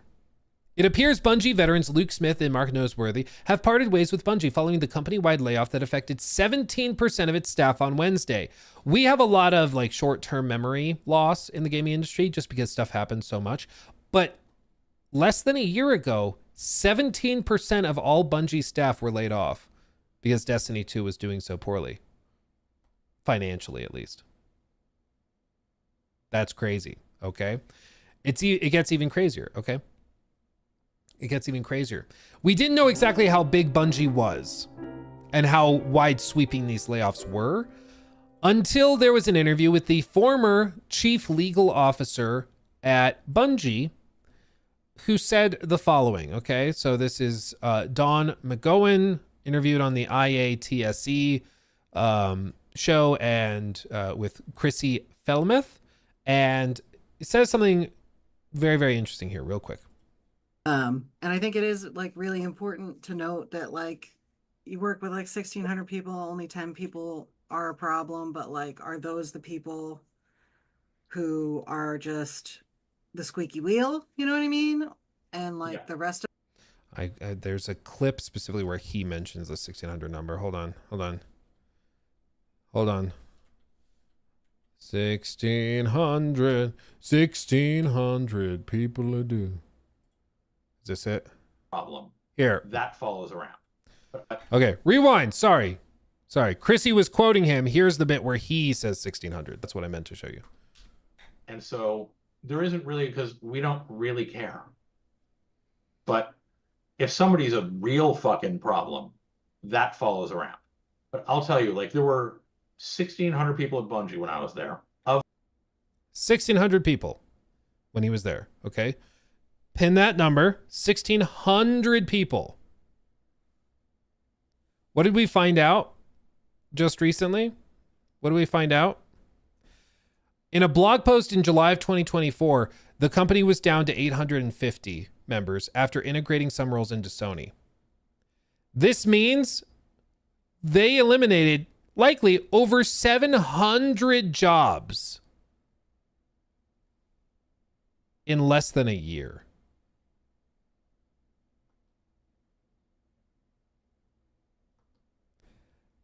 That's crazy. Okay? Like, do you know the term decimate? The term decimate comes from like an old, like a historical military term where like, was it the Roman legionnaires or what? Either way, it was for when like a legion of, or a battalion of soldiers did something bad, or like there was a mutiny, or they ran away and you know, went MIA. And then they would decimate the unit or the battalion or whatever and reduce them by a 10th. So they would kill one of every 10 soldiers. As a punishment for the entire group, they would kill one randomly selected person out of 10, and they would decimate the unit. It's like a whole thing, okay? That's like, to decimate a team is to reduce it by 1/10. They reduced this by a lot more than a tenth. Okay. Like the Bungie of even 2023 is largely majorly transformed. And it kind of goes with another thing that surprised me when I was at Bungie at the actual studio. The Bungie studios are like super empty. Like it's a huge place. It's a gorgeous building and like in Washington. Beautiful. But it was surprisingly massive with not many people in it, which maybe it was just like people were working from home that day. I don't know, but it definitely felt a little hollow. And seeing these numbers now, it starts to make a lot of sense. But there's more drama, okay? Because you remember I mentioned that they're releasing this on the same day as Borderlands 4, which seems insane. It seems like, why would you launch your game that's a first-person shooter that's based around like a lot of loot? Why would you release that on the same day that another massive game like this is launching? Like, it can't help. It has only negative side effects launching on that same day. I cannot imagine an explanation where that is like a strategic play that helps Marathon. I don't think it helps at all. So why are they doing it? Why would they launch on the day? Why not the day before? Why not the week before? Why launch on the same day as Borderlands? It's almost like they want it to fail. What? Luke, no, you don't mean to say that Sony wants this not to go well. No. This is where the conspiracy. Okay, so this is like totally, this is BS. Okay. We're about to put a massive tinfoil hat on, getting crazy. I'm not even saying I believe this, okay? But we're going to play with it, okay? We're going to go down the rabbit hole and get stupid, okay? Then at the end of it, we can offer the counter as to why this probably isn't true. But I'm trying to paint the picture, okay, so that you can fall down this rabbit hole with me, okay? So buckle up, buckaroo.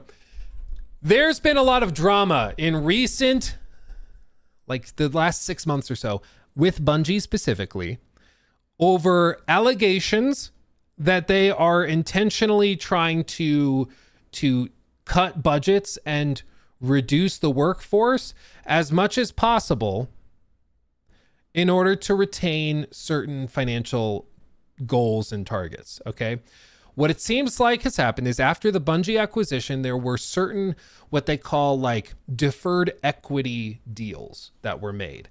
And all that really means is that when Sony buys a company like Bungie for $3.7 billion, they want Bungie to be the same company that they meant to buy. So they say, we buy you at this price, you will get your portion or the majority of your portion of the buyout in 2, 3, 4 years or whatever, given you achieve these targets, which makes sense. Like, yeah, if you buy a car, you want the car to have the same engine in it did when you were shopping for it, right? Makes sense. You have a deal where you're like, I'm buying a company that's made up of people. I don't want those people to leave the second I buy it, such that it's no longer the company I wanted to buy, right? And that's what they did with a lot of the leaders, senior designers, executives, and stuff like that. But they only get their payouts if they hit certain financial targets met. Like if they achieve certain profitability levels, if they hit certain margin ratios, if they hit these goals. And it seems like there's been a lot of infighting, even among former Bungie developers, alleging that senior executives at Bungie are trying to cut the budget where they can and save money where they can to keep hitting those targets or to get close to the targets or to hit them outright. And they're playing dirty to do it. That's the allegation. You remember the former game director on Marathon was a guy named Chris Barrett, and he's suing Sony and Bungie for $200 million. This is the guy that was the game director on Marathon, got booted out of that position and replaced with the current game director, Joe Ziegler. Joe Ziegler, former creative director or game director rather on Valorant.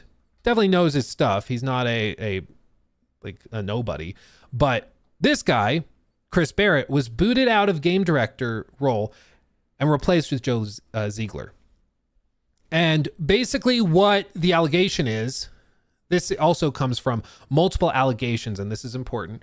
This comes from multiple allegations, according to a report published from Jason Schreier. According to the report, at least 8 different female employees accused Barrett of making them feel uncomfortable and of behaving inappropriately towards them. In this lawsuit for $200 million, Barrett claims that he was wrongfully terminated in March of 2024 following a sham investigation into misconduct allegations, which he claims were manufactured to deny him nearly $50 million in contractual payments. As you can see, according to the lawsuit, Sony and Bungie falsely accused Barrett of gross misconduct as part of a larger strategy to scapegoat him for Bungie's business struggles and to avoid fulfilling his retention agreements, which again, he says are worth $50 billion. Okay. Barrett's lawsuit calls the investigation leading to his dismissal of textbook scapegoating, alleging that Sony and Bungie exploited the hashtag #MeToo movement for financial and reputational gain, basically blaming him for all of the shortcomings. Per the report, defendants were to pay Barrett $36,811,044 in 2022, which was paid. That's insane. That's ridiculous. That a game director was making $37 million. That's ridiculous.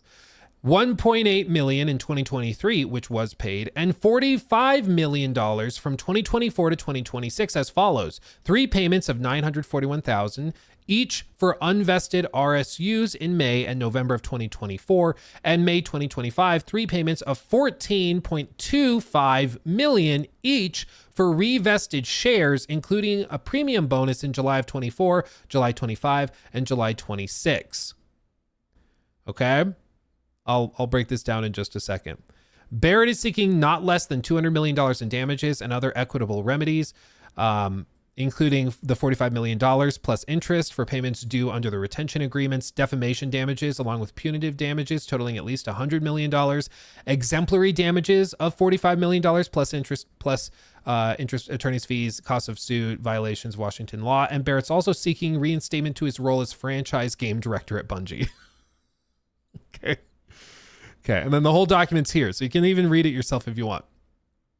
But basically there is a thing that is called deferred equity distributions or deferred equity disbursements. There's, the D can mean many different things, but basically all that really is the idea, again, is when Sony buys them out, you get paid if you stay with us, if you don't leave, if you keep your talent here, and if you keep hitting these goals. He's claiming he was booted out not just to take the blame for Sony's or Bungie's problems, but he claims he was booted out in order to save the $50 million that they owed him so that they could cut the budget, appear more profitable because they don't have to pay him that anymore. And that helps the other executives who stayed hit their targets to get their payout. And this is all total allegations, okay? These are all just allegations. There is a lawsuit for a reason. He's taking this in. They're going to argue it and try to see, whether the evidence points one way or another. I don't know. It could be that he is the allegations were true about misconduct and that's why he was fired. And the executives are like, and now we also don't have to pay him the bonuses. Problem solved. And maybe it was also because he was moved out of position prior to all of this. He was going to be franchise game director. And he was going to do that, before he was let go. So let's see. Yeah, following Barrett's move to Florida over a series of discussions with Bungie leadership, Barrett was informed that Bungie was changing his responsibilities, with Barrett being replaced by Ziegler as game director for Marathon and becoming franchise game director. So they moved him out of game director into franchise game director, whatever that means, but he wasn't that thrilled about it. Because they undid all of that. Because remember, again, it was originally that you would just be kind of a generic runner, and all of the customization came from gear you had, similar to games like Tarkov, for example.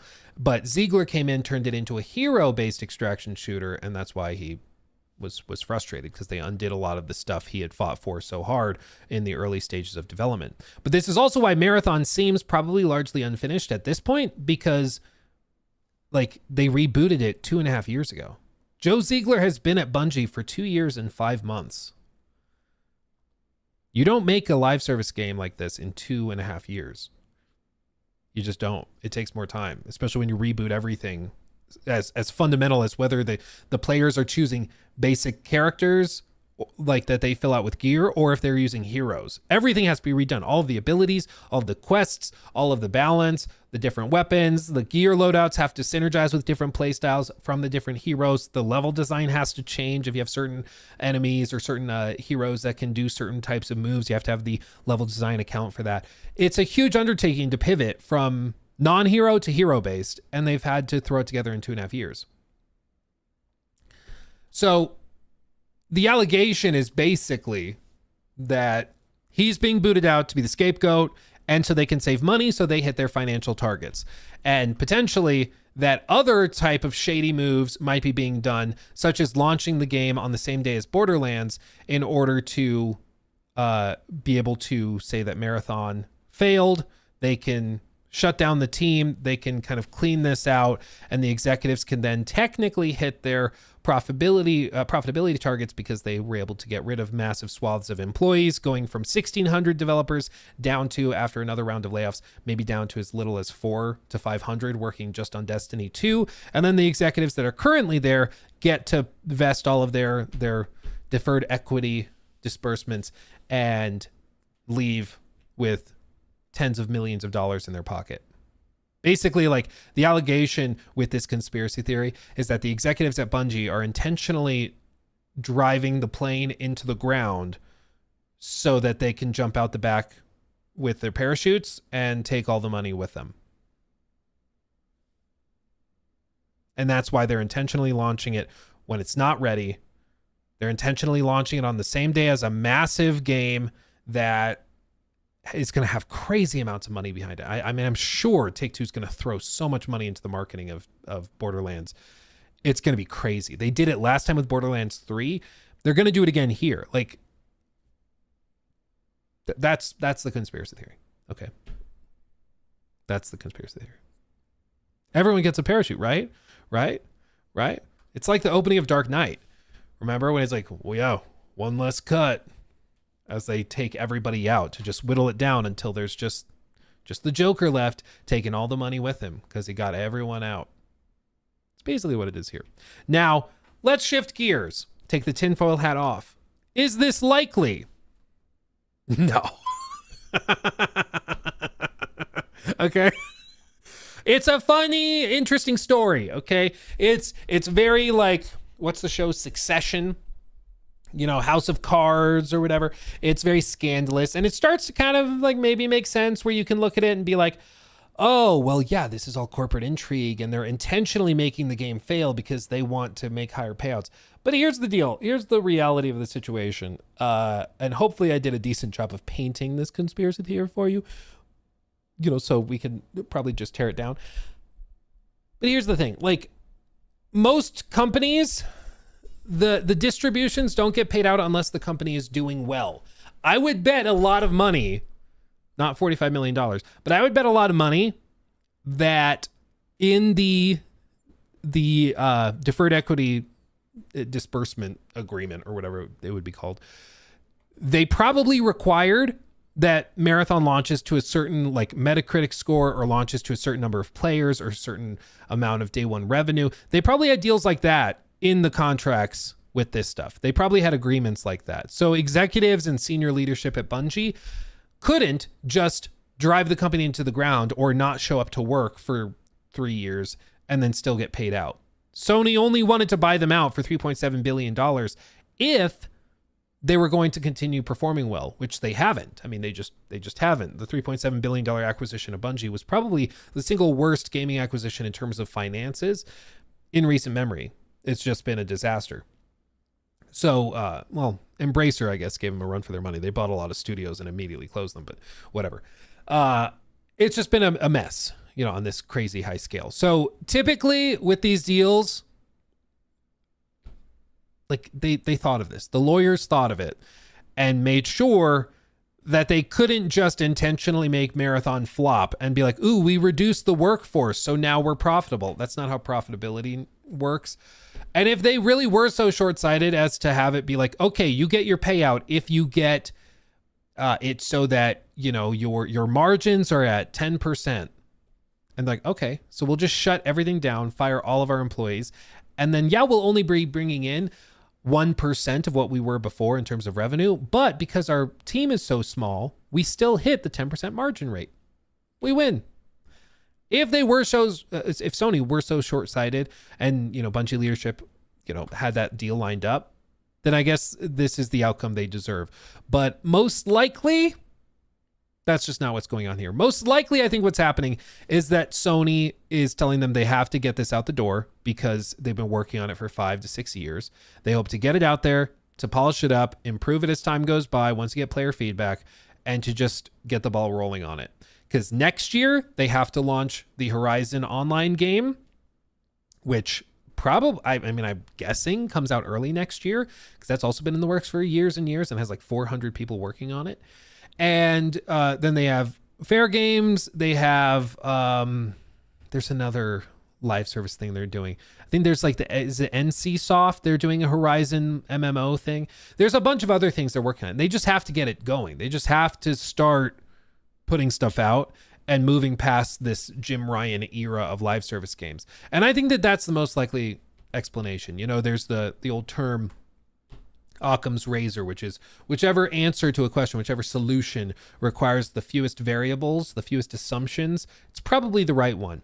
In order to believe this conspiracy theory, you're buying into the idea that there's like 15 layers of conspiracy of the executives at Bungie firing 1,000 people in order to get their big payout. Like, you're talking about basically the entire board of directors being sociopaths, which I guess isn't that far out of the realm of possibility, but like you're talking about a crazy number of things that have to be true, that have to be assumed in order for that to end up being the case.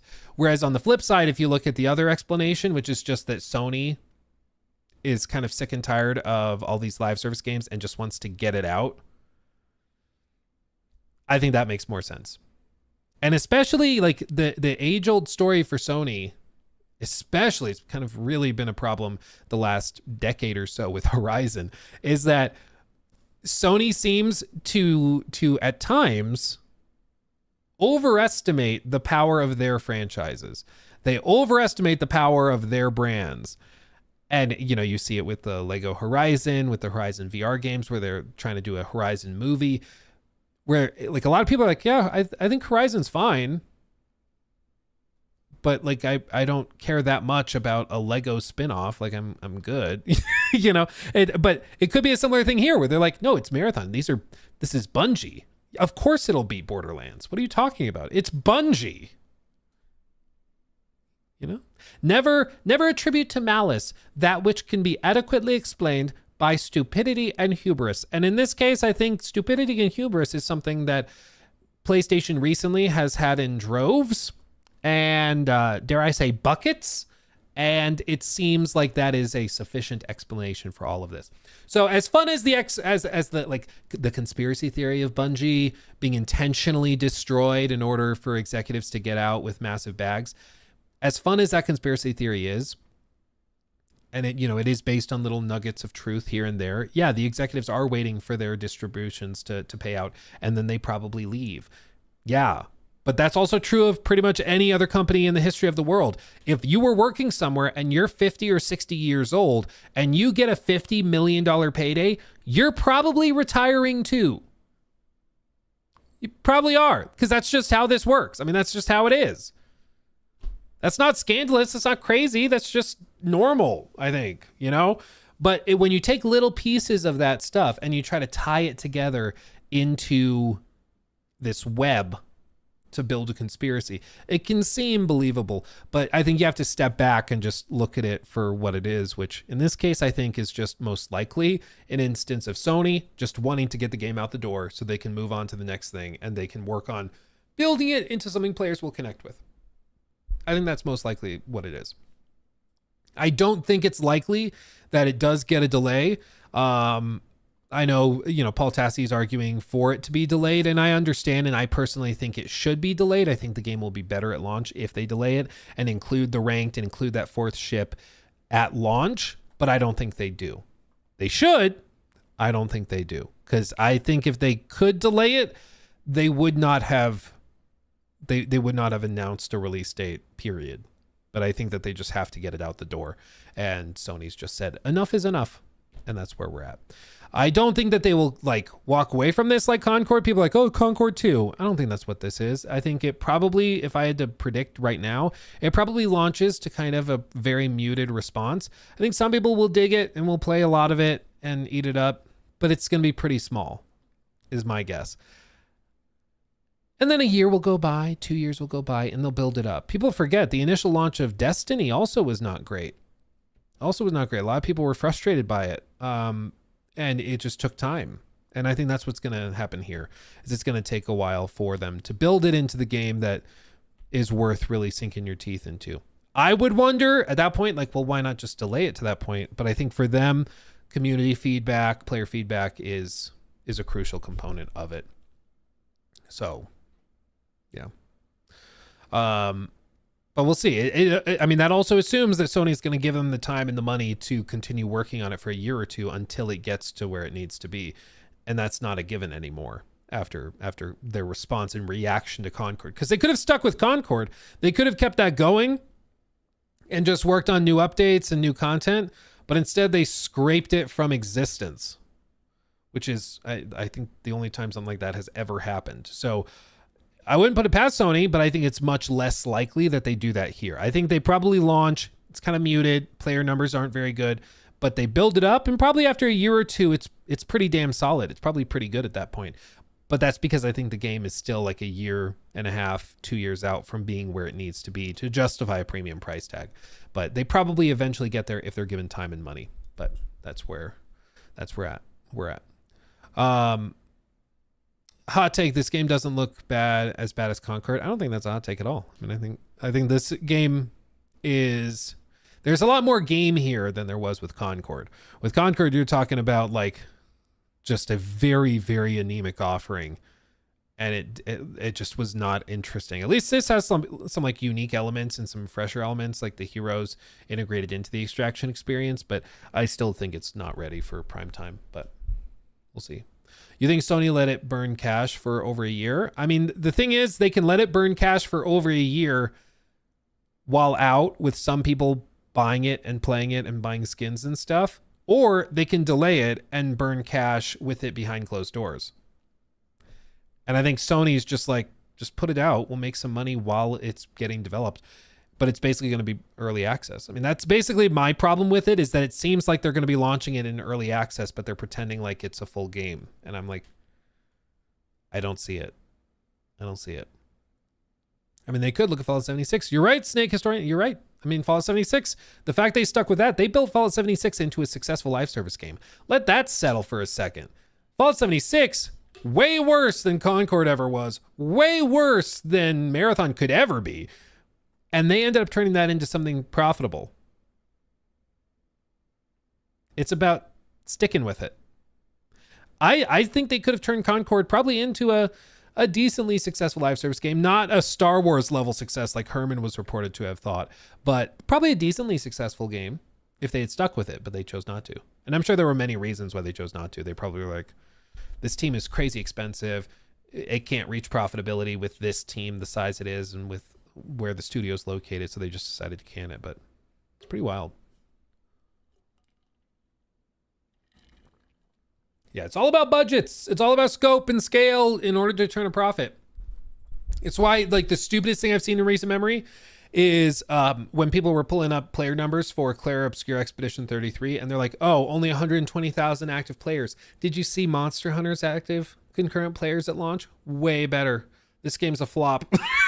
It's like, okay, one is a massive, like, quadruple A scale Capcom game with hundreds of millions of dollars behind it.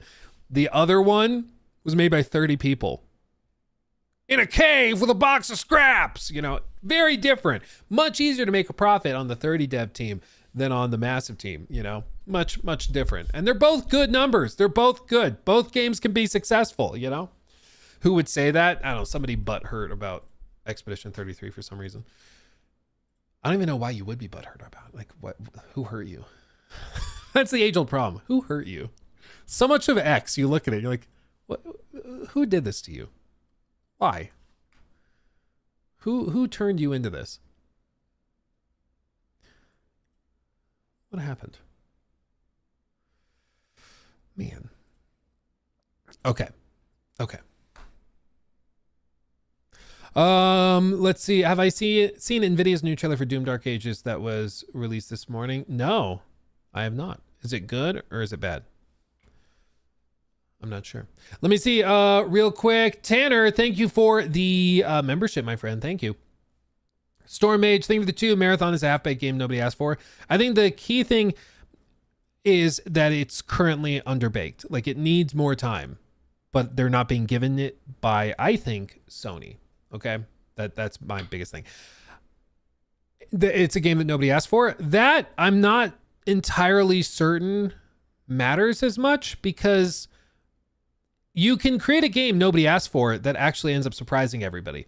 Like, that blows your mind at how good it is. Like, if you said nobody asked, you know, 6 weeks ago, nobody asked for a puzzle game that has roguelike elements. Would be like, nobody asked for this. What the hell are you doing? But then we get Blueprints, and it's really, really good.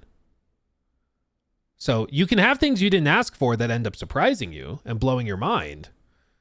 So, you know, sometimes I respect the ability to make something that nobody asked for. And the term gets thrown away a good bit, you know, like people might throw around the term where it's like, nobody asked for an Overwatch clone. And that's true. And I'm not saying that you can put an Overwatch clone out and then find success. I think the reason that is a problem is because it's been done before. You know, it's not that nobody asked for it. It's that they asked for it 10 years ago, you know? And in this case, at least it's kind of a fresh flair on something. But again, I just think it's underbaked. I think that's the problem. T-Dog Smitty, good to see you, my friend. Hope you're doing well. Nobody asked for Black Ops 7, but here we are. Yeah, exactly. Yeah, everyone's just trying to survive. Not sure anyone asked for a turn-based game with Souls-like elements. Yeah, like a turn-based game with Sekiro inspirations. Who would have asked for that? I don't know, but I'm damn glad we have it. Tell you that much. Credits of a lot more than 30 people. The credits for Expedition 33 include the partners. So, like, for example, what I mentioned earlier was if you go and you rent out like a motion capture studio, a lot of studios in the credits, as part of the agreement to rent out the studio, they have to put the names of all the people that work in that motion capture studio in the credits, because then they can say they worked on Expedition 33, or it was rented out by Santa Monica Studio. Oh yeah, I worked on God of War Ragnarok. At a partner studio, they contracted us to come in, so technically, like, I wasn't part of the team, but I did help with it. That's what all those credits are, you know. Same with like marketing. The publisher's credits are in the credits of the game. Yeah. If you read it, you can see that that's what it is. Sorry. That was sassy. I'm sorry. I'm glad you're here watching, but I'm sorry. That was sassy. Thoughts on FBC Firebreak? Do you think it'll be a success? I don't know, man. I think the new trend, the next 18 months, 2 years, I think it's just going to be nonstop extraction stuff. Buckle up. You remember like 5 years ago where everything was a battle royale? Like even Fallout 76, bringing it back to that. Fallout 76, you remember they did a battle royale mode. We kind of forget about that, but they did. Like every game was trying to do a battle royale. Every studio was. And only a couple ended up being successful. And I think the next 2 years, mark my words right now, clip it, lock it in. We'll refer back to it in a year. I think you're going to see just a flood of extraction games. For whatever reason, and I don't know if I'm missing something, but every streamer, every designer, every director at Bungie when we were there, they all said, battle royales, those are old. Those are out. The new thing, extractions. Extraction shooters are the future. And I don't know if that's true, because to me, I don't personally see it, but maybe I'm missing something. I don't know. I probably wouldn't have called battle royales being super successful. So maybe they're right and I'm the boomer that is out of touch. But I personally don't see that being true.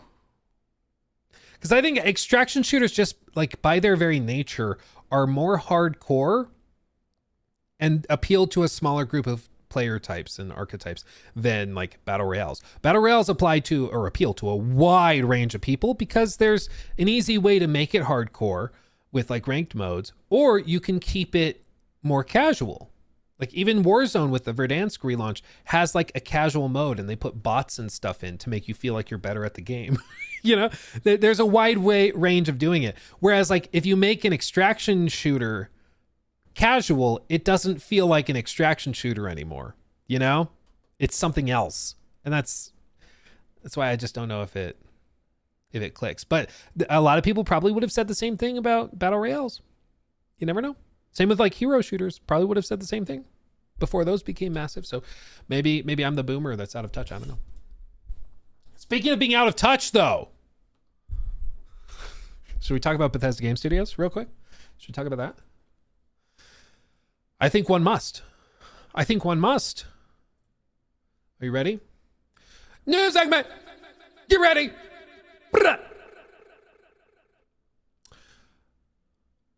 Well, okay, quick show of numbers and chats. Who all is playing the Oblivion remaster right now? Who's been trying it? Who's been giving it a shot? Oh, yeah, Todd Candle. You're right, I should. Who's been playing it? I want to know because... Todd, where are you? There you are.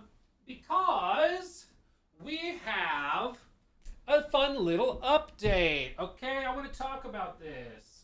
Because the Oblivion remake obviously has connected with a lot of people. A lot of people are eating it up. It's a chance to enjoy a game they played when they were kids or teens or in their 30s or 40s. I don't know how old you are. I don't care. But a lot of people have been really enjoying it. It's been doing phenomenally well. Printing money, no doubt. And that's great. And Todd, may his details shine upon you, is very pleased by that as well, I think. However, it's gotten the gears turning. People are like, when are they going to do this with other games? I mean, there's a lot of questions with it. It's like, are they going to do an Unreal Engine wrapper around Elder Scrolls 6? Is that what they're going to do? Who knows? Oh yeah, say the thing. Yes, may Todd be with you, everyone. But people have also been wondering, are they going to do remakes of like New Vegas? Are they going to do remakes of Fallout 3? Well, have I got news for you, my friends. Have I got news for you?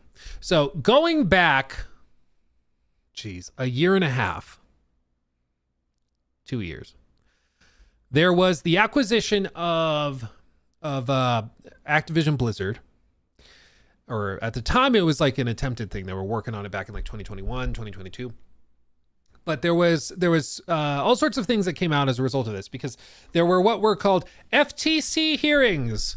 And all that really means is that the Federal Trade Commission, whatever, they thought that this would be anti-competitive. Microsoft buying a $70 billion company will disrupt competition and make it unfair. So they evaluated it and ended up approving it, as did the EU regulators. Everything went through and was fine. A couple of concessions here and there, which were interesting. Like, for example, do you guys know who owns the rights to xCloud, like Game Pass streaming, the cloud streaming services in the UK? Or I think it's Europe, actually. It's Ubisoft, of all companies. One of the deals they had to make to get the deal through the door was giving Ubisoft the rights to all of that cloud streaming stuff, which is crazy, but that's just how it works. So that happened. But as part of this, there was also a good number of like presentations and slides shared during the FTC hearings as part of the arguments between lawyers to the regulators and back and forth. And these, by their very nature, have to be disclosed and can be released through FOIA requests and various other means. Some of them are just outright published without any problem, without anybody even asking. And that's what happened here. So you might recall these initial pictures from a year and a half ago showing the Xbox Series X refresh, where they were talking about wanting to reduce the power consumption, where they wanted to offer a new low power standby mode, better storage options, stuff like that. Faster Wi-Fi, going to Wi-Fi 7, probably, things like that. Updated controllers, precision haptic feedback, accelerometers, lift to wake, all sorts of stuff like that. They showed the pricing plans and what they were thinking of doing with all that. And these documents were kind of interesting. They gave timelines for roughly what they were expecting and all of that. It gives you an idea of how like long-term they have to plan this stuff. I mean, back in 2022, 2021, they are planning for stuff years and years and years down the road because you have to. But one of the other things that came out during this was a timeline of title releases. And this goes all the way back into like 2020, okay? And you can see some of these title releases that were listed on this. So bear in mind, this is an official release schedule. This is an official thing from Xbox, from ZeniMax. Like, this is not a leak. This is, or this isn't like a rumor or speculation. This is an actual verified piece of content from inside the company, okay? Because it was filed with the FTC. Like, this is real.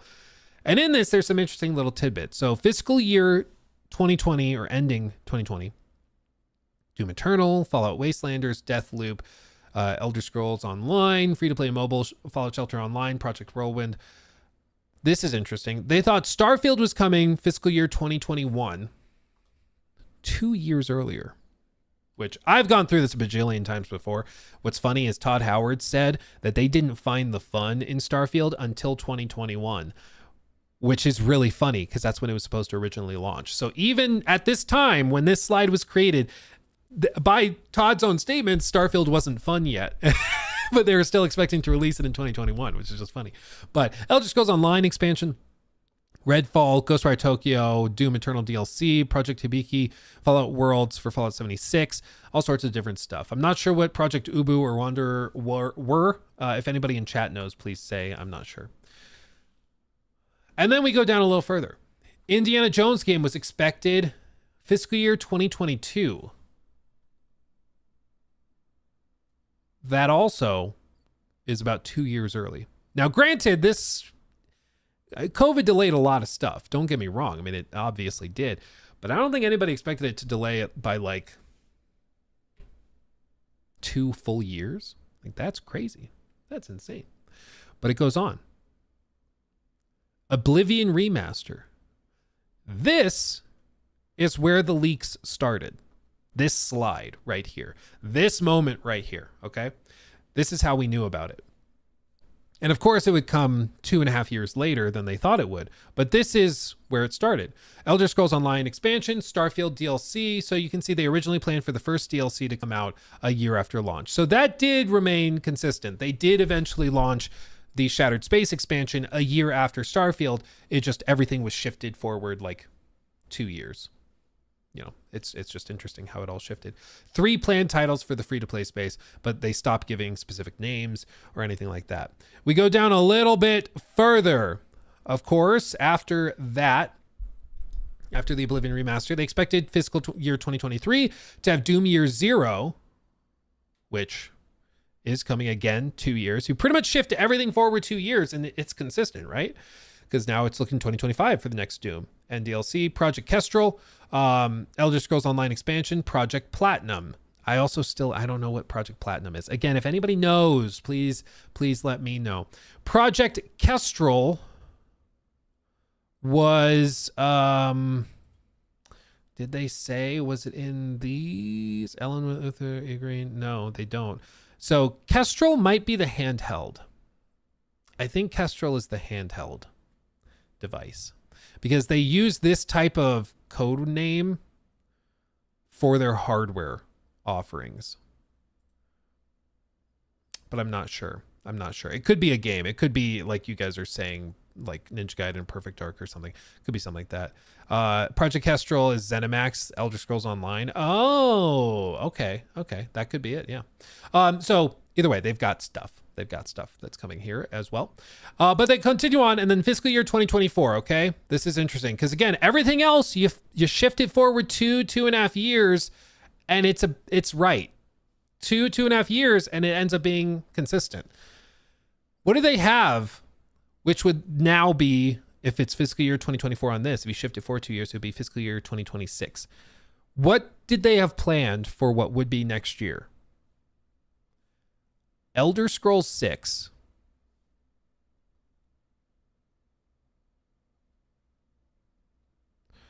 An expansion for Project Kestrel.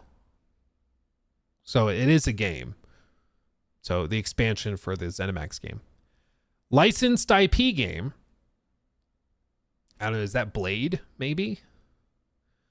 Fallout 3 remaster.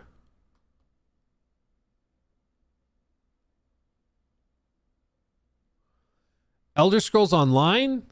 Ghostwire Tokyo sequel. Not sure if we'll get that. Dishonored 3.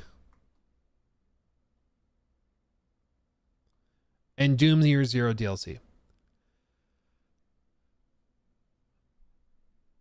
So if this is true, if these have not been canceled, which I don't think they expect these to have been canceled, and you shift everything forward 2 years to keep the timelines consistent, this would suggest that we get probably that ZeniMax game this year at some point. That's going to be one of the big things Xbox reveals.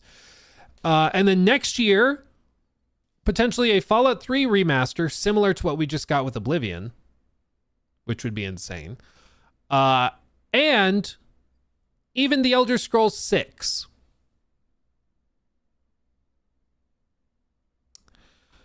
Now I'm going to be real. What is the over-under that Elder Scrolls 6 actually comes out next year? That seems crazy to me. Now, granted, it's been almost 7 years since they revealed it. That's so stupid. It's been almost 7 years. It'll be 7 years in June. How insane is that? 7 years. So they should be close. 7 years is a while. You would think that they'd be there.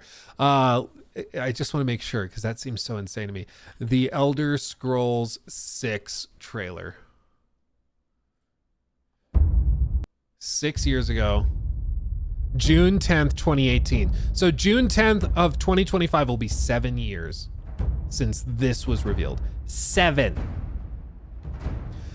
There are kids that were born the day that this dropped who are now in elementary school.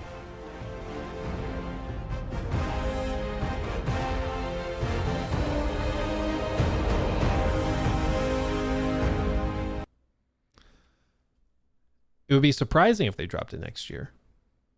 It'd be surprising. But according to their own internal timelines, it should be done. They originally, pre-COVID, thought that Elder Scrolls 6, they thought this would have been out for a year at this point. That's insane. But that tells you what they thought they needed in terms of time and scope and scale and that type of thing. Now, I think theoretically, they should be able to put Elder Scrolls 6 together faster than they'd put Starfield together. And that's mainly because of tools. So like Starfield included an engine overhaul to make it work with the procedural tech and stuff. They're using the Creation Engine 2 in order to build Elder Scrolls 6. So it almost certainly is going to be faster for them to put it together. So if Starfield took what they finished Fallout 76 2018, it takes like 5 years to make Starfield. Then in that case, you say you shave off a year, that still puts it like 2027. So, some of those timelines, some games were pushed back 2 years, some others were like 2.5 years. It's possible that this pushes into like early 2027. And at that point, they're like, just spend an extra 6 months. We'll put it out holiday of 27. That to me seems way more likely, personally. I mean, I would guess 2027 seems like a reasonable number. 4 full years after Starfield, they've been able to focus on the expansions and do that type of thing, but we'll see. We'll see. I do think, right now, strike while the iron is hot. A lot of interest in Elder Scrolls. They could realistically do like a trailer drop or something this year at Summer Games Fest or the Xbox Showcase or whatever. They could do that. It's possible. I don't think they do, because I think the Oblivion remaster shows the new marketing ploy for Bethesda. I think that they, and Todd said this before, he said, even in the wake of Fallout 4, because remember, they revealed that in June of 2015 and they released in November, and that was considered shocking to like pump the game out that fast. But I think that they want to go even faster on the turnaround. I think they want to strike while the iron's hot. They want to get people really hyped and release very soon after. So I think when they are ready to show it and ready to release Elder Scrolls 6, they probably reveal it like next summer if they're going to release in the winter or fall of 26. But most likely, if I were a betting man, I would guess like probably summer of 27 release, fall, winter of 27. But this, again, the other big piece of this is the Fallout 3 remaster, which we found out at the same time as the Oblivion remaster, and they only expected that to come out a year after. And there's been other rumors and leaks suggesting that that is much further along than people say. Let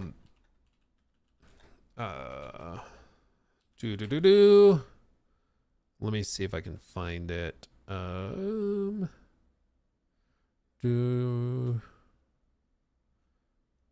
I don't have it bookmarked, but there was a report maybe late last year where basically they alleged that the Fallout 3 remaster was much further along than people expected, and they were basically just sitting on it waiting for the right time, which implies that they were waiting for a sort of dual release with the show. Now, I think it's really, really stupid and funny at the same time that if you watched, spoilers for the last shot in the Fallout show for season 1, spoilers be aware, the last shot of the show is the guy overlooking New Vegas.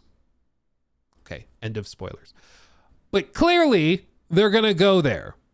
To release a Fallout 3 remaster at the same time that you're going to New Vegas just feels like the most Bethesda thing ever. It's like, yeah, I know, like, Fallout 3 is better though, so here you go.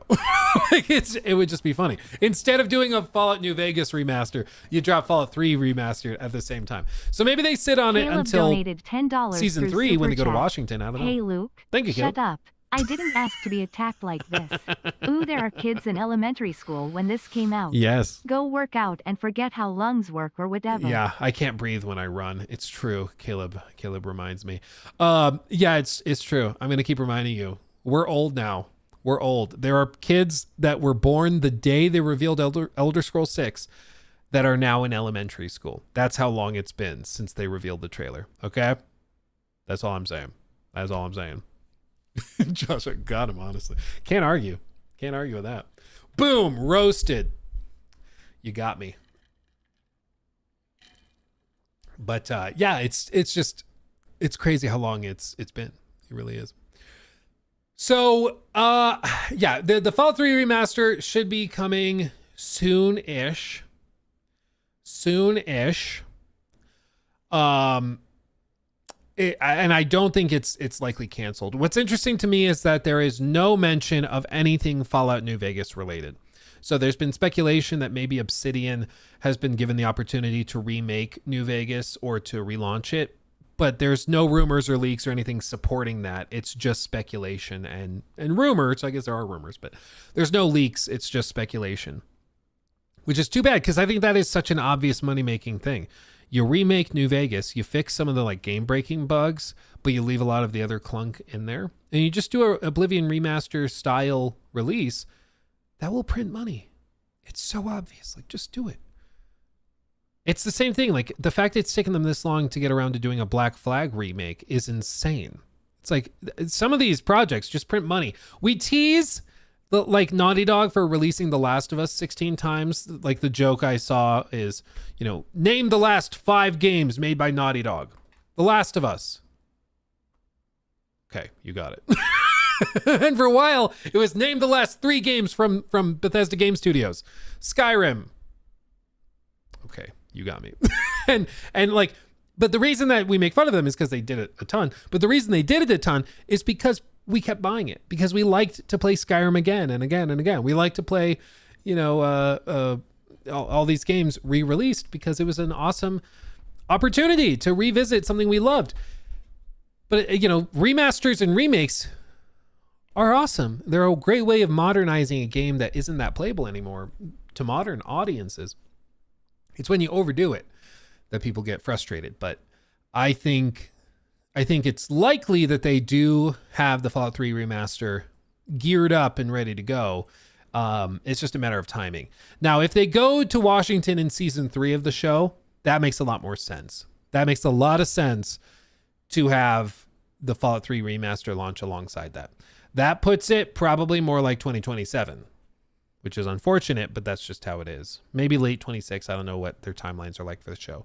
But whenever season 3 would drop, assuming they get renewed, but whatever. I would be really surprised if they have nothing to launch alongside season 2 of the show. Because they didn't have anything except like an update to Fallout 76 with season 1. And I think they regretted that. They left a lot of money on the table by not having something. So I think if they could find some way of monetizing that, I think that would be just easy money. Easy money, baby. So we'll see. But all this to say, Elder Scrolls 6, Fallout 3 Remaster should be closer than you probably think. If we look at the leaks and the timelines and how things shifted for other games, it would suggest Elder Scrolls 6 might come as early as next fall. Personally, I don't think we'll get next fall, but it's possible. So make of that what you will. And then the Fallout remaster could be coming at any point, pretty much from next spring onward. So it's also coming. Buckle up. Okay. Yeah, we should look at Hunger. Ew, Hunger. Ew. Drop Skyrim remaster a month before Elder Scrolls 6 and get people hyped. I don't know if a Fallout or if a Skyrim remaster gets people that hyped, but maybe if it's on the same level as the Unreal Engine overhauls, maybe that does it. It's possible. But I think that the danger with it is that inevitably you're going to have people comparing the two. If they drop a Skyrim remaster that's got an Unreal Engine coat of paint on it and it looks graphically better, especially in like screenshots and trailers, than Elder Scrolls 6 does graphically, it's going to get memed into oblivion. Forgive the pun. But that's why it might be a good idea to have a little space, just a little space. Because like Elder Scrolls 6 could be an amazing game, but I do think if it graphically isn't on par with the remakes or remasters, that is a problem that they just don't want to deal with. But let's look at this real quick. News segment. This is a trailer for an upcoming game called Hunger, also pronounced Hunger. Get a look at some new Hunger gameplay in the latest trailer for the upcoming PvPvE first-person horror extraction shooter from the creators of Hell Let Loose. Now, Hell Let Loose, if you've not played it, it's like a really hardcore wartime, for lack of a better term, simulator. It's pretty hardcore. Like there aren't even hit markers when you like hit enemies. It's very different. It's very, very different, but it's a good time. Honestly, I recommend you try it. The community is also phenomenal. Yeah, join the never expanding experience of Hell Let Loose, hardcore World War II first-person shooter with epic battles of 100 players, infantry, tanks, artillery, dynamic shifting front line, unique resources, and RTS-inspired metagame. It's very good, and I've never played a game like this that's super hardcore, where like you hop into team chat, and like me and my buddy, we loaded in to play it one day, and we got paired into a team or a squad or whatever with another guy who had played the game for like 5,000 hours, but he was a veteran, and this was the game he played with his buddies, and it was like his hobby was this. He didn't play other games. This is what he played. And he was so welcoming, so helpful, just explaining how the game worked, helping us through it, helping us get it and understand it. It was so cool. And every time I've ever loaded into Hell Let Loose, the community is like that. It's an amazing thing. For a game about a really horrific time period in human history, an amazing community that's very kind and loving. So I got to give it to him. Hell Let Loose's community is phenomenal. I really recommend you check it out. But this game, Hunger, is their new PvPvE extraction shooter. Now, as I said in a previous segment, the next 2 years, buckle up, everything is going to be extraction based. Okay? I don't know what it is. I don't know what people are smoking, but the new meta apparently is extraction shooters. When I was at Bungie, everybody there said extraction shooters are going to replace battle royales. All the streamers that were there were saying extraction shooters are the future. I personally don't know if I believe that it's the future, but they seemed very confident, and they're putting hundreds of millions of dollars on the line, assuming that that's the case. But either way, let's look at this and judge it for ourselves, because this just dropped 3 days ago, and I've heard that it's quite interesting. Let's see. Peggy 18. Peggy 18.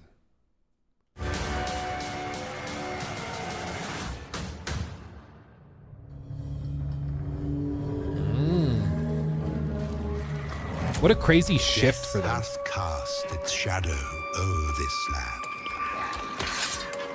All hope seemeth lost. Yet still thou dost fight. Why? What seekest thou in the dark? A touch of warmth? A gold coin? Or two? No. Deep within these folds of flesh, you and I both know. Death has judged us rightly. For we are but beasts, unworthy of salvation.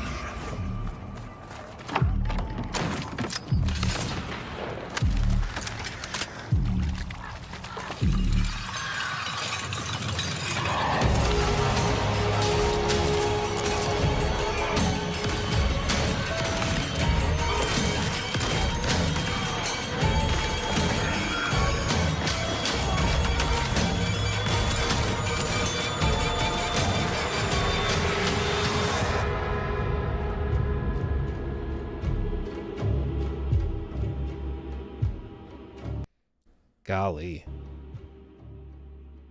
Wishlist now.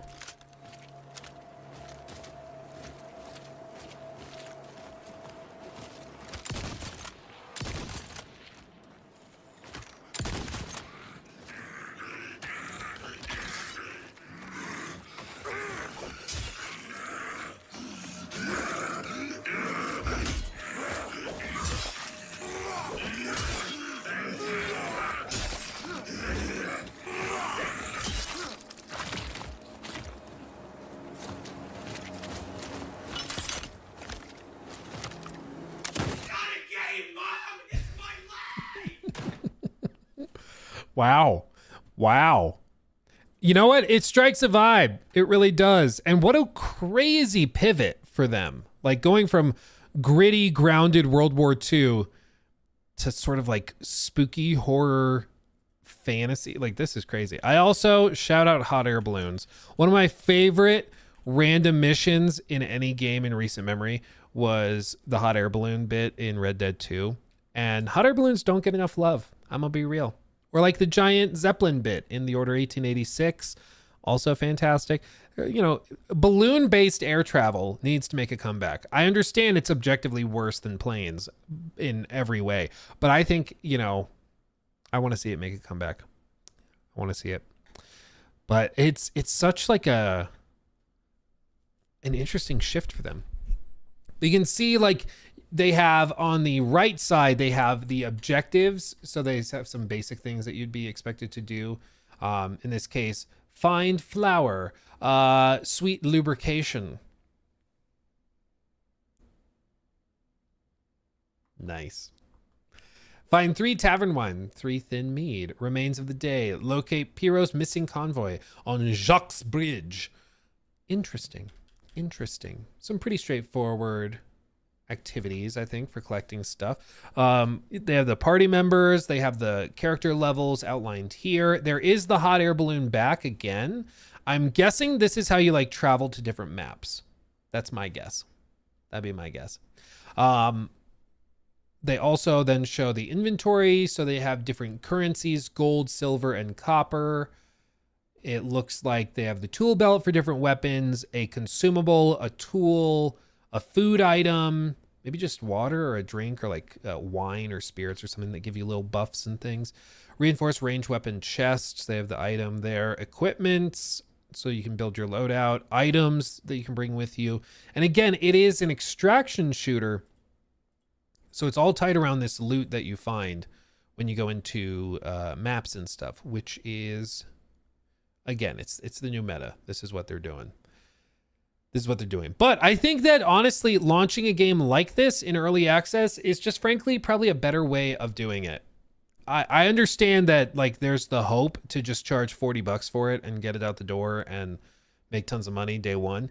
But I think these games rely so much on community feedback that you just launching it day one as a standard AAA release is just not as easy.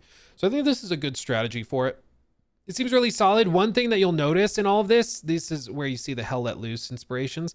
There's like no clear hit markers when you deal damage. So you see he shoots him. There's feedback. He shoots there. Those shots might have hit them and the feedback's just not super clear. But that's how it is in Hell Let Loose. Like you'll shoot other enemies and it hits them. But just like in real life, if the bullet whizzed through their shoulder or something, there might be a little reaction from them, but they're all adrenalined up. So there's not going to be like a massive X on their body and it's like, oh, you got them. You have to actually like take the time to investigate it and check it out and make sure that they're actually down. You don't get to just know supernaturally that they died or something. And it's interesting because it totally changes how you play these games. Like when you play Hell Let Loose, to have this slightly more hardcore element, and I believe Tarkov has this too, but like if you imagine that you're on like a rooftop, right? You're on a rooftop and you're just like sniping here. Oh, there I am. I'm sniping. And you've got other buildings over here. You've got maybe a little shed off over here. And then there's another player that you spot there. You shoot at them and you think you hit them. And they kind of go back behind the wall, but you can't see them anymore. You don't get to know if they're dead. A lot of other games, like Call of Duty even, will tell you, oh, Luke killed whatever character. So you know, okay, I don't have to worry about that. But because you don't get to know that in a game like Hunger or Hell Let Loose, you now are still going to be watching over here to see if they poke out from the other side. And after a minute or two, if they still haven't poked back out, maybe they are dead. Maybe you got them, but you don't know that for sure. So it makes you play way more cautiously. And if you're being pushed from the other side over here and they're going to be coming in and jumping you, you don't get to just assume that this guy's down. So now it totally changes how you deal with it dynamically, because if you knew this guy was dead, now you focus entirely on him. But if he might still be up, you're still going to be like backing off to this corner. You might hop off and run. It totally changes the dynamic of the encounter just with something as simple as not telling the people whether they're down or not. What's the drawing, Luke? How dare you doubt me? But I can understand why some people don't like the lack of hit markers and stuff. But I think it actually creates an interesting nuance to the game that I actually dig. Like if you're going to be hardcore, be hardcore. And I think that's one of the lessons from Marathon so far, is that like if you're going to be a low impact, more accessible, easier to approach, or more approachable extraction shooter, that's fine. But you got to double down on all of that across the board, you know, because the hardcore players want something that's really hardcore. They don't want hand holding at all. They want to just really enjoy how hardcore it is. The game asks a lot of them and they rise to the challenge. That's the key. But with some of these other extraction shooters, you know, they want to have it both ways. But this seems interesting. Tonally, it's interesting. And this is a big test for a game when they do the initial reveal. If it looks like something, oh, I could see checking that out. That already you've overcome a major hurdle, because a lot of games, they get the initial reveal and people roll their eyes and immediately they're like, oh God. But with this, people see it and are like, ooh, that is very difficult. Also, shout out Hot Air Balloon again. I'm guessing this is the extraction point. You have to like find the hot air balloon on the map, and that's how you get out back to your base. That's what I'm calling it. I'm guessing. So I'm interested. This is called Hunger, latest game upcoming from the Hell Let Loose team. PvPvE extraction shooter coming to PC on Steam and Epic Games Store in 2025 into early access. And you can help shape the game, provide feedback, and grow it into what you want it to be. So there you go. Interesting. Quite. Okay. Okay, we went through that. Okay. Okay. Real quick, I figure we should touch on this. I feel like we should touch on this. Where did I ask it? Okay. Also, real quick, shout out Flower. Thank you for that. Do you think Bloodborne would print money like a Bloodborne re-release or remaster or something? Yeah, I think it does very well. I think it does very well. It seems almost certain at this point that there's some contractual thing. There's some licensing thing where like Hidetaka Miyazaki retained the rights to it. There's something there, because if they could do something with the IP, I think they would have by now. So I think it's pretty clear the fact they haven't suggests that there is a reason they haven't, because it just makes way too much sense. You know, they're not allergic to money. They really aren't. They really, really aren't. But okay. Okay. Let's do this. New segment, real quick. So as you guys know, we have a Discord server for YouTube members and Twitch subs. So if you directly support our efforts here on Luke Stevens Live, you can actually get direct access to me and to the team, and we can hang out and do stuff. One of the things we did recently was I put onto our Discord a question, very simple question. I asked, what are your gaming hot takes? Leave them here and we can look at them on stream. And that's what we're going to do here, because I wanted to know what hot takes you guys have, because some of you guys, I'm going to be honest, some of these are crazy. Okay, some of these, I'm like, wow, really? Okay. Okay, but we're gonna look at them, and I'm gonna give you a chance to defend yourself if you happen to be in chat. Okay, I want to see what these are like. Yes, Starfield wasn't that bad. Some of these I don't know specifics about. Some of them are like more niche. I'm not familiar with them, but we'll see. Andromeda also, thank you for the sub with Prime. Thank you, my friend. So right here, Trippy got us started. While I think the series is good, I don't think Assassin's Creed was ever as great or amazing as people like to think it was. It's just nostalgia. Wow. For each of these, after I read it, guys, put a W or an L in the chat so that I can, we see what people think of it. Okay. We see the general consensus. Is that a W or an L take? I'm curious where people are. I think there was a time, again, in the context of the franchise, there was a time where Assassin's Creed was regularly like industry leading, especially like even at AC2, especially for the time. That game actually was as good as people remember it. Very, very good. Black Flag, at the time, it actually was that good. And even now, it's still very good. So I'm going to say this is a hot take, certified hot. I'm going to rate this 2 booms of spiciness. Boom, boom. Yeah, but interesting take. That is a hot take. Oh, that is a hot take. Offhanded 1999.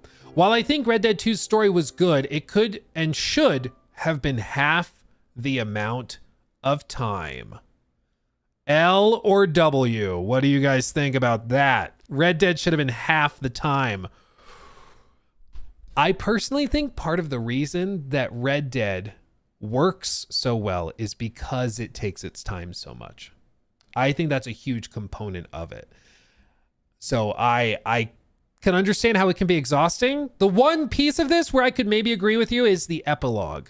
The epilogue wanted you to feel like John, and I know, spoiler, it's 7 years old. Okay, we can be specific. They wanted you to feel like, oh, I just lived a life that was crazy, exciting, and wild. And now it's shifted forward, and now I'm boring and I'm living on a farm with my wife and kids. They wanted you to feel things had slowed down, but I think it worked too well. A lot of people got burnt out. I was just making fun of my buddy Corey the other day because he never finished the epilogue. He was like, I'll watch a YouTube video on it. I don't need to play it. It was so boring. And I think a lot of people were kind of like that. I think a lot of people fell off during the epilogue. They're like, I'm playing for Arthur, not for this. Remington Dragon, The Walking Dead Survival Instinct was a fun and decent game. I don't actually know what that game is, so I don't actually know if that's a W or an L. I'm sorry, Remington Dragon. So I cannot offer any thoughts on that one. Martin K, not sure if it's a hot take, but most games are better modded. I think I'd have to ask more specifically, modded on the first run through or just on the second? Because obviously I think you got to play the game vanilla first. I think you mod it after that. But I've seen people like load into Cyberpunk for the first time and they load it up with mods and stuff. And I'm like, I probably wouldn't do that. Let's see. Is this... Oh, interesting. Awiska? I'm not sure. I would love to have a popular game series like Assassin's Creed, Halo, Battlefield, GTA do smaller games in the IP. I can imagine a really good roguelike games with those IPs, something like that was made with Deep Rock Galactic, where they released a smaller game called Deep Rock Galactic Survivor, a single player survival like auto shooter, and it's fantastic, currently sitting at 86 very positive rating on Steam. I don't even know if that's a hot take. That just seems like a good idea. You got the IP, might as well make money on it. J0T4. Honestly and respectfully, I consider... Oh, get ready, guys. Get ready. This is going to trigger some people, okay? Honestly and respectfully, I consider Hideo Kojima to be overestimated by the industry and his fans. I feel like every single Kojima product is an inside joke told in the public that only those who know get it. And I don't feel like any of his products invited me to be a part of that world. Ooh. Anything even like a positive take on Kojima is considered a hot take nowadays. He's a very polarizing guy. It's why it's going to be so fascinating to see what the reaction is to like Death Stranding 2. I'm very interested to see what that's like. Very interested. But that's a hot take. I do think Kojima he's overrated as a writer. I think he is a great idea man. He's good at like creative direction. Dialogue, bro is hopeless. I'm sorry. In Death Stranding, there's many cutscenes and stuff where he rambles for like half an hour, or he'll have characters ramble for half an hour, and you literally could summarize the person's take in like a sentence. Like, it drives me crazy. If he had an editor or somebody to write dialogue for him and then he just comes up with the themes and stuff, now we're talking. But I think with dialogue, he needs an editor. Lego Frodo says, I view Kojima as a better artist than a game director in that aspect. His concepts are brilliant, but I feel that he needs more people to help him rather than him doing everything. Sam Lake should be on the same level as Kojima when it comes to game direction, but Lake is very underrated. Oh yeah, I think that's not even a hot take. I think Sam Lake is underrated. Loxy, I second the Kojima hot take. His games, to me, always feel largely like a manifestation of look at me and my crazy exposition. Sometimes it does feel like he's just like, what's the most insane thing I could put here? What if they just started crying randomly? And then like there's monsters, but their footprints are actually hands. And what if you carried a baby around with you? And when you die in the game, you go to the bottom of the pool, the ocean, and then the camera goes into your mouth, and then you see the baby's butt, and then flips around and laughs, and then you revive.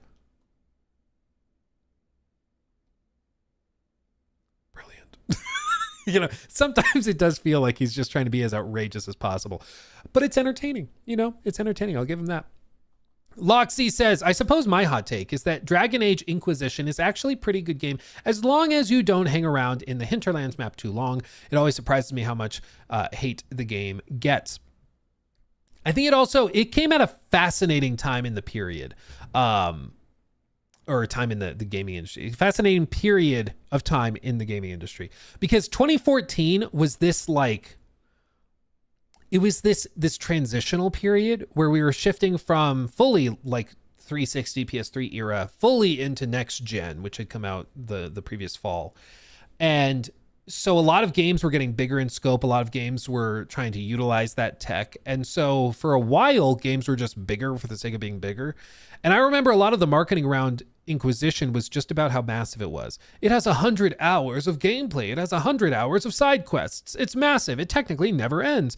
That was like one of the big selling points. And at that time, that was seen as a W in the industry. Nowadays, I think massive games are largely like met with shrugging, and people are like, oh, another 100-hour game. But at the time, that was a huge component of it. I think without a doubt, though, pacing was a weakness of Inquisition. And maybe if you can get past that, it's better. Nah, Dragon Age is peak. That isn't a hot take. My hot take is that Avowed is a 9 out of 10 game. Ooh, okay, people. L or W on on Avowed is 9 out of 10. What do you think? Avowed and 9 out of 10. That to me is pretty high. That's pretty high, man. Like, I'm glad you enjoyed it, but 9 is like what I would consider an amazing game. Like a 9 is what I would put. Oh man, that's pretty high. That's pretty high. Yeah, that's probably, if I had to give it a W or an L, I would say L. I think that's too hot. That's too hot for me. It's too hot. I don't think it's like a 6, but I don't think I'd give it like a 9. Loxy, that is a hot take. I'd accept 6 or a 7, but 9 is really stretching it. Yeah. Byron, this one. My hottest take. Stealth systems haven't changed since Metal Gear Solid 3. Lukewarm take. Halo Wars had the best AI difficulty, 150 levels, and auto-adjusted based on your levels of success and failure. Oh, really? Oh, that's cool. I didn't really mess around with Halo Wars. That's really cool. Like a fully dynamic AI system that actually pulls and shifts and changes based on your success level. So it auto balances. So you have the same like win-loss ratio and success level as everybody else. That's interesting. That's interesting. In terms of stealth systems, I agree. They've pretty much been at a complete standstill. It seems like it's just not moved at all. MR Steel Yo Kill _54 donated $10 through Super Chat. Thank you. What rating does Oblivion get in 2006 VS today? I think 2006, a 10. You know, it was like a masterpiece at the time. I think in 2025, if this game came like shadow dropped from an unknown studio, it probably would be met with, assuming like all the bugs and stuff are the same, and it looks the way that the remaster does and runs the way the remaster does, it probably is in like the low 80s, would be my guess. Like sevens, high 7s to low 8s, which is still very good to have a game that's going on 20 years old that you can pretty much copy and paste and put forward. Like that's a pretty good track record, but yeah, I don't think it comes off quite as good. What are you typing in? I'm scared. I'm scared. Oh wait, no, this is wholesome. Praise. Who's in the server right now doing this? Praise. Oh, does it have a limit on how many emotes? I think he's gonna do praise be to Todd. Or praise, I don't know. I was worried for a minute. But yeah, I think it has a limit on how many can show up. Praise Todd. Oh, it's happening. It's happening. One more D. Give me the D. One more D. No! This is why you should join our server. Damn it. We do stupid stuff like this. Lorkel says, okay. Oh. This is, okay. This is a hot take. Buckle up, guys. Hot take. From Lorkel, the gaming community created all of the issues with gaming today, i.e. live service games, small development times for big games due to the lack of patience, being D1 defenders of massive studios like Ubisoft when they stopped making good games over 10 years ago. The gaming community has crippled this industry by buying into all of the ridiculous ideas that executives have had for the last 10 years. Also, let's face it, we are the old people now. When we felt like gaming was in its peak, we were the same age that kids are now that love this era of gaming. Yeah. Oh. Okay, W or L. I think to a certain extent, I see what you're saying. But like people complain about microtransactions, loot boxes, battle passes, things like that. But the reason they do them is because people buy a lot of them. Like they spend so much money. Like over 50% of all gaming revenue for 2024 came from microtransactions. All gaming revenue, like all of it. That's insane. But so we may be like, for the love of God, stop. This is stupid. But a lot of people still buy it. A lot of people are buying those $20, $30 skins, and they're buying a lot of them. And then at that point, it's like, You know, can't really say it's anybody's fault, but you know, the people buying it. So maybe like the gaming community, we'd have to be more specific, like the gamers that have been engaging with this and encouraging it. But I kind of see what you mean. Like if you're going to complain over AAA games being uninteresting, but you still buy them, I get it. I get what you're saying. It's a hot take, but I think you could justify that and argue it pretty well. Loxy says, I've been the old people for a while now. I've earned the right to be critical of the youngins, of the youths. Lalo says, my hottest take is that a lot of devs could drive more innovation and more fleshed out systems in their games, because if you really think about it, nothing much has changed in the past years. Ghost Recon Breakpoint could, for example, still be a modern Ubisoft title. It's always the same. You know what you are getting if you hear open world game, except maybe Elden Ring. I'd say that was quite different. Oh, now everybody's doing Todd. You guys went ahead of me. Yeah, I think it's not just the devs. I think you have to be more precise that a lot of it is the executives and publishers, because they aren't that interested in just doing new things to be new and cool.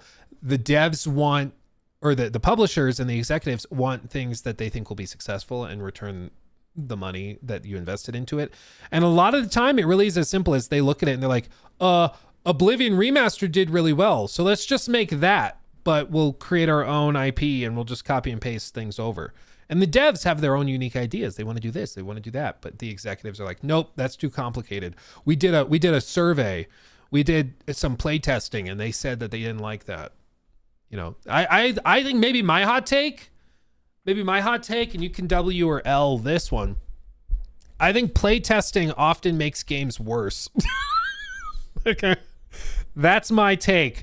I think often playtesting makes games worse, because I think what they do is they start to look into the opinions of like these different like specific niches, and they amplify those voices. And sometimes you get good feedback. Other times you get like the DSP can't figure out where to go, so you add yellow paint everywhere.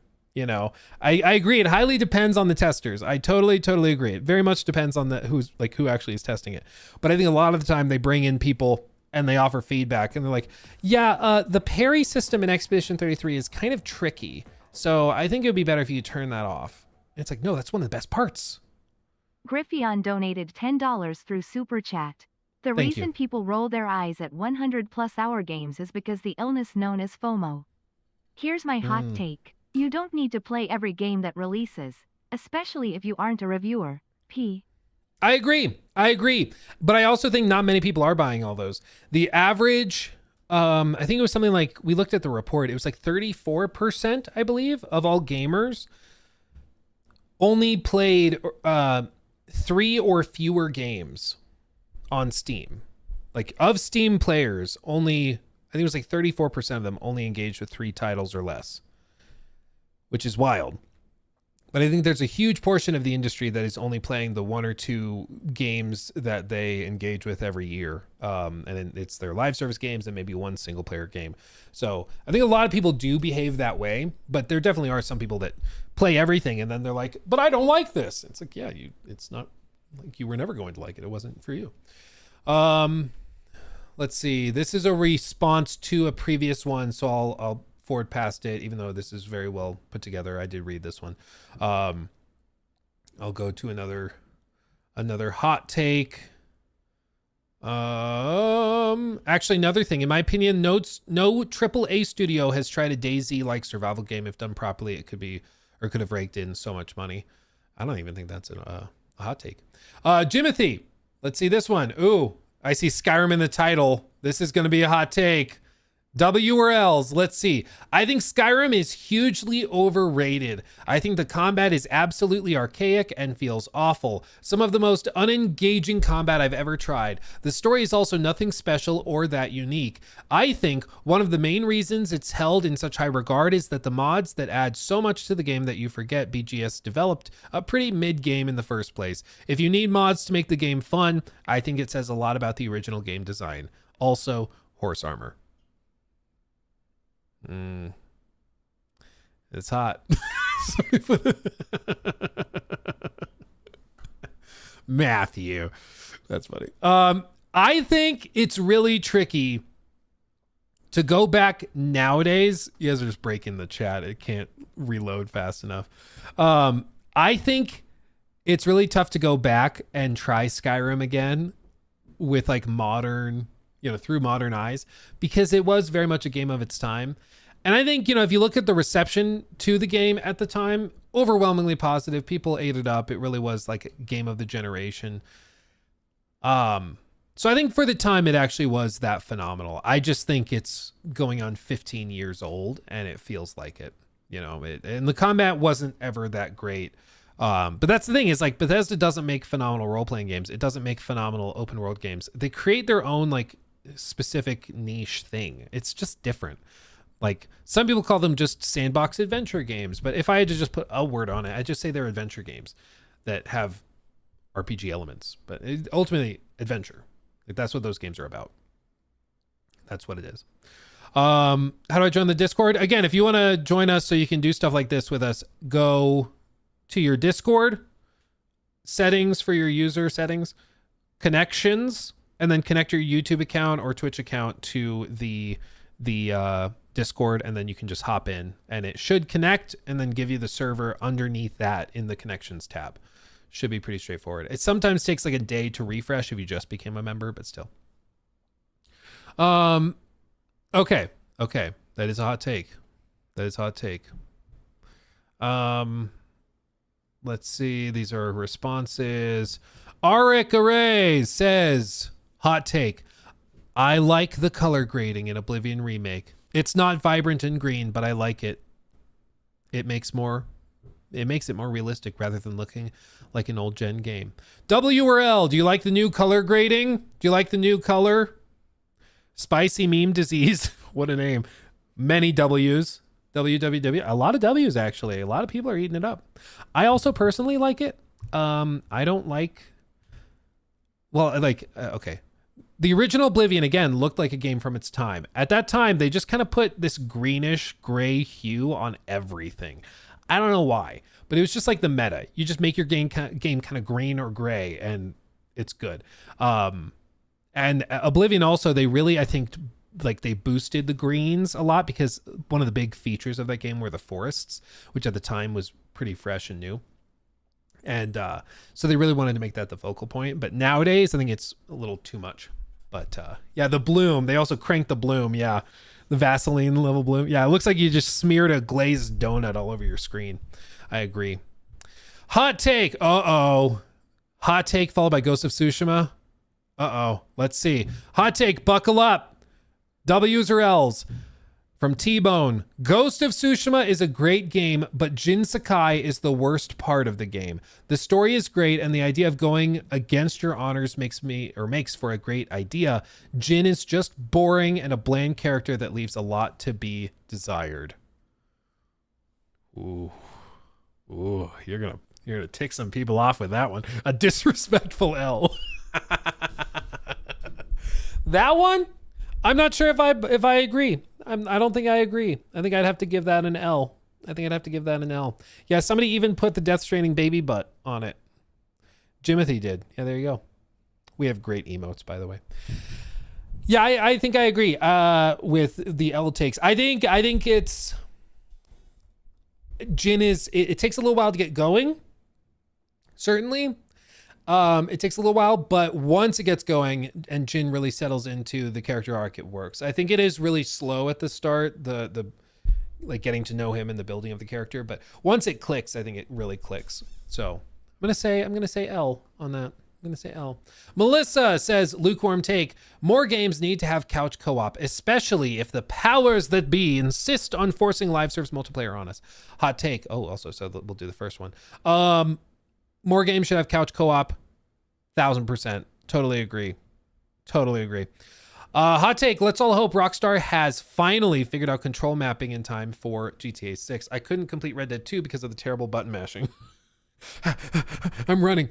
You see, it's supposed to make you feel like you're running too with your thumb. It's all part of it. They could just, yeah. I don't think they change it though. I think for them, the most common saying in the studio is, if it ain't broke, don't fix it. And I think for them, they're like, every game we release sells gangbusters and people love them. Let's just not mess with it. So I would be surprised if they actually changed that, but we'll see. Lego Frodo. Couch co-op, but also online co-op. I'd love to be able to play GTA 6's story in online co-op as both protagonists. That'd be really cool. You just have to rebalance all encounters and quests and stuff. So I think that would be way, way harder to do.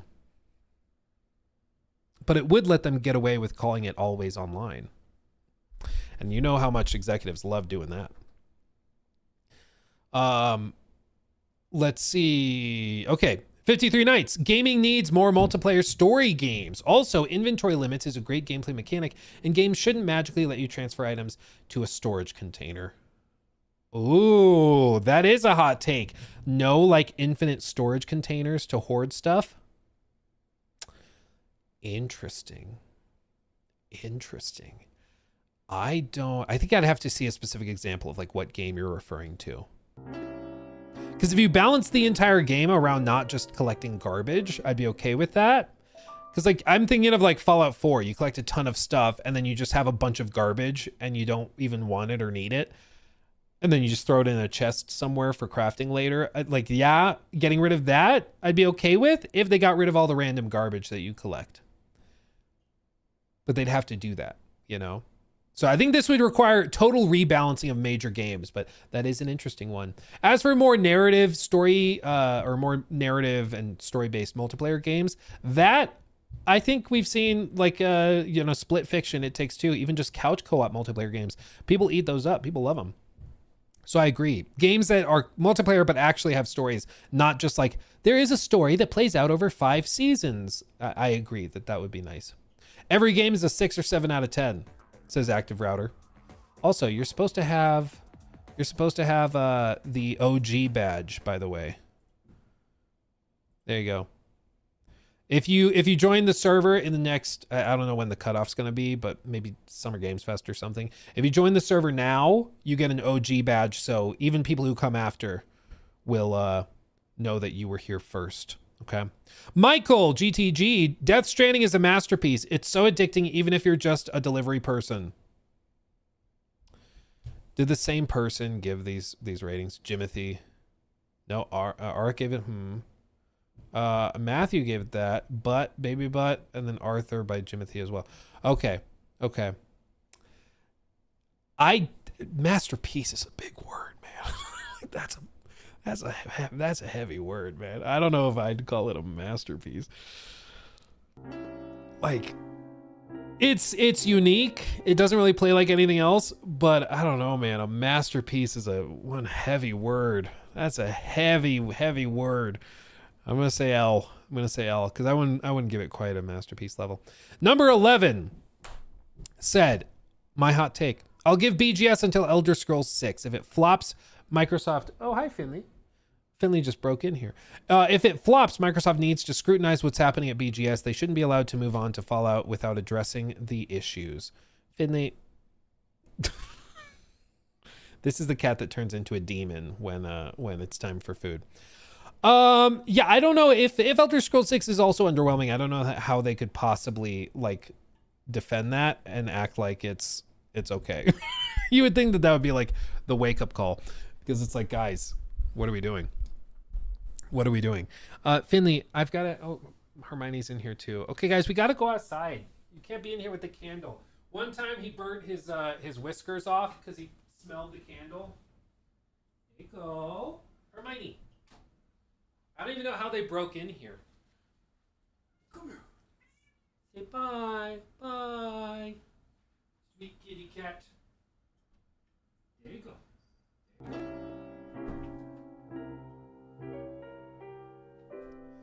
Okay. Yeah, they chew wires too.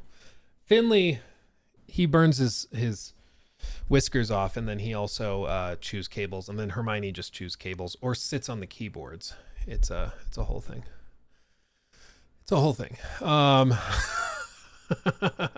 My request to Basaw from a couple other peeps, link to a new Discord, please. Is it still giving you trouble? Did you get the connection working?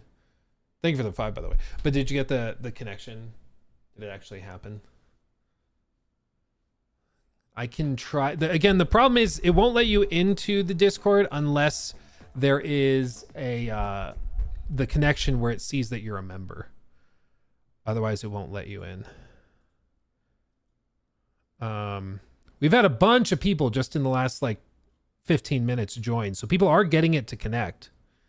Yeah, J-Maz, Mr. Sandman, Raquisha, Jamothy, Par 2 Ival, Enigma, J1 Warrior joined the server, got in here. Game 2006. Joshua got in here. That's fantastic. So yeah, people are getting in. You just got to do the Discord connection. If it's still giving you trouble, send me a DM and I can send you a link. We can figure it out. But if it's still giving you trouble, just fully disconnect and then reconnect. Does YouTube Plus not let you be a member? No, it should be fine. If you're having trouble finding the membership thing, it's just !join in chat, and then it gives you the link. I've seen TikToks of cats opening doors by the handle. Dude, they're smart. They're smart. My uncle trained one of his cats to poop in the toilet and then flush it. I don't even know how you begin to train the cat how to do that, but he did. Because I saw it. It was crazy. There's something very upsetting about seeing a cat sit on a toilet. It's just like this is two meldings of worlds that I didn't think could happen. But yeah, that's a whole thing. And apparently you can do it. There's like training kits or something. Yeah, cat of convenience. That's a cat that cares about you know, I guess sanitation, maybe. Ranger, thank you for becoming a member. Thank you. Mr. Sandman, also thank you for the sub over on Twitch. Codasius, also thank you for the sub on Twitch. Rook JB, also thank you for the sub. Thank you. And Anastasia, thank you for becoming a member as well. Let's finish this out. Let's see. Hot take, Todd Howard is a mere mortal. Okay. There we go. No, I'm kidding. You're fine. Banned. Done. Remington, GT Online was never good and it's never been fun or an engaging experience. This one, I've had fun with it, only on private servers though. Only on private servers. Public servers are terrible. They're dreadful. Xbox is better than PlayStation in more ways than PlayStation is better than Xbox. Ooh. Scandalous. Dude, people get triggered when you mention stuff like that. People get triggered. I don't even know. I think they each have their own strengths. But yeah, this here's bait. That's bait. Shadow also, you got to get your OG badge as well. I'm just giving people the OG badge when I see them and they don't have it. So if you don't have it, just let me know. After 10 to 15 years, remakes or remasters should be more common to allow newer gamers to find ways into series and older gamers a way back into them without having to jump through hoops and what feels like a blood sacrifice to get the game running. Elder Scrolls or the Dragon Age series, Fallout New Vegas as an example. Yeah, I think actual like transformative and major overhauls to games is a good thing, and I want to encourage it as well. Like especially certain games need remakes, remasters way more than others. And this was the thing that came up when we talked about The Last of Us Part 1. It felt like some people were like, well, you liked this other remake or remaster, why don't you like this one? And it's because like some games just don't need it. Like The Last of Us remaster was still very, very good. I don't think we needed Part 1. Now that we have it, okay, but I don't think we needed a major full re-release, you know? But like Fallout New Vegas, Oblivion, even Fallout 3, I think those are games that frankly need remakes, remasters. Like they need fixes, they need overhauls, because they're just not, in some cases, they're not even playable. In some cases, they just don't work. And so I think that's not even a hot take. I think that's just a good take. Hot take, The Last Epoch is the best ARPG at the moment. Ooh. I will let people that are way more familiar with ARPGs answer that, but I could see that being a hot take. Hot take from a 50-year-old plus gamer. Cosmetic microtransactions are just as bad as pay-to-win micros. Oh. Interesting. Okay, I'm listening. In the old days, you'd get new gear and think, I wonder if it'll make me look awesome. Today, you know going in-game rewards will never make you look awesome. Only your wallet will. This takes a massive thing from loot/drop-based games, both single and multiplayer. I agree to a certain extent. Like, the reason why I don't like pay-to-win microtransactions and stuff is because it literally just sucks the very soul and essence out of the game. If you're not willing to spend money. But I do understand what you're saying, where you're saying it's by removing like the best cosmetics and selling them back to you, it creates an incentive to keep all of the really cool stuff in the shop because they want you to buy it. So it's removing a major component of these games that used to have really good cosmetics because they have to cut it out to sell it back to you. So I see what you're saying. I don't think it's quite as bad as pay to win, because I think pay to win just ruins the game. Whereas not having great cosmetics can just be a bummer. But I do see what you're saying. I do think it's a major component, but I don't think it's quite as bad as pay to win. Degrees below, hot take, all the new Wolfenstein games were mid. Only really enjoyed Wolfenstein 2, the new Colossus. BJ's inner monologue were boring. Gameplay was too slow. Open world zone structure of 2 and Youngblood actively harmed any enjoyment. Went into expecting something more akin to Doom 2016. Maybe that's where I went wrong. I'd have to think about it. It's been so long. I don't think they've all been mid. But I could see how you could argue this. So this one, I'm going to give a line, not a W or an L. I'm like, okay. Okay. Let's see. These are responses. Let's see. Hot take, Saints Row reboot was actually good.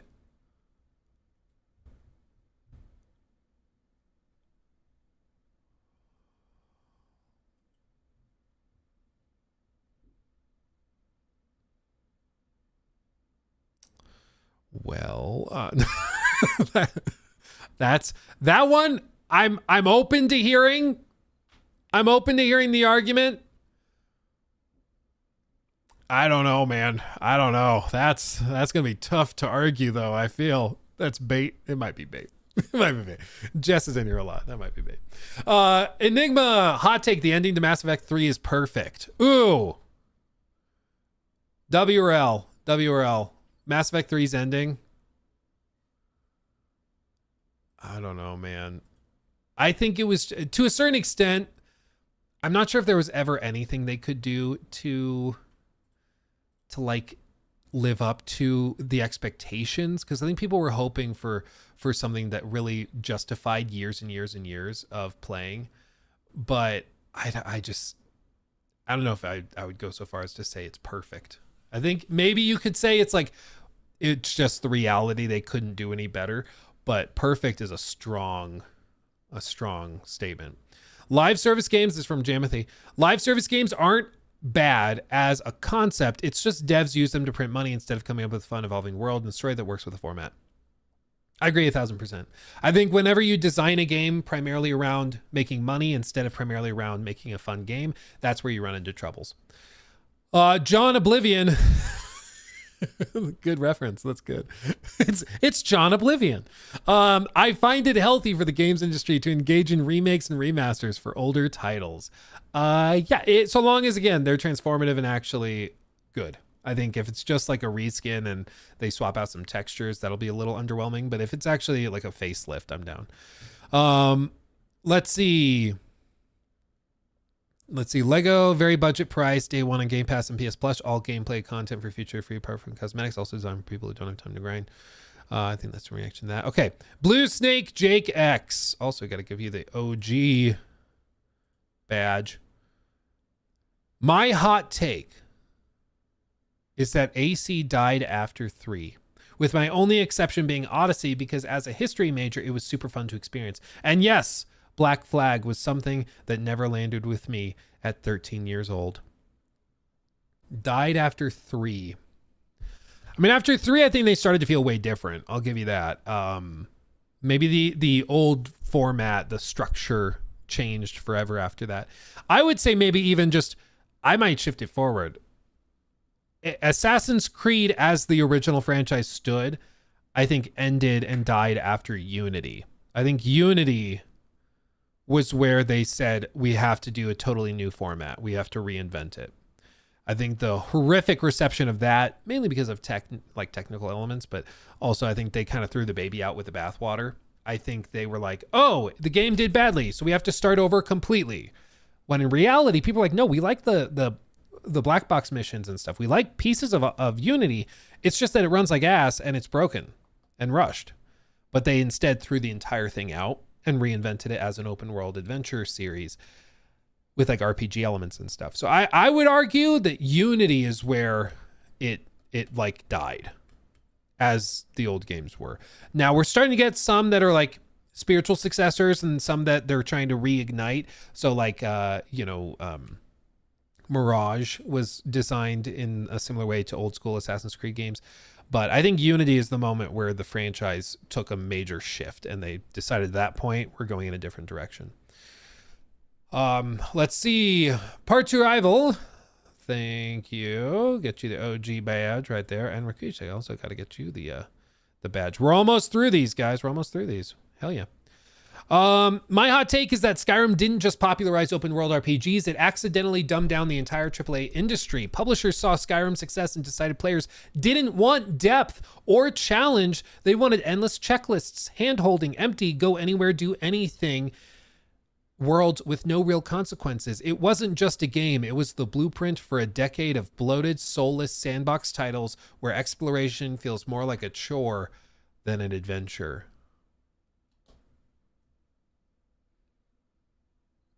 Dude, can I get this tattooed on my arm? I do think Skyrim's overwhelming success did lead to a lot of studios being like, we have to do that. Like, let's try to do that. But to be fair, I do think we got a lot of amazing games that were inspired by Skyrim. Even games like, you listen to some of the dev interviews from like The Witcher 3, which came out only 4 years after Skyrim, which is weird to think about, but it was only 4 years after Skyrim. And those devs at CDPR said Skyrim was a point of inspiration for them. So there are some games that were phenomenal that did look at Skyrim as an inspiration, but I think it's because they took certain parts, they took certain key parts and ran with those instead of other components.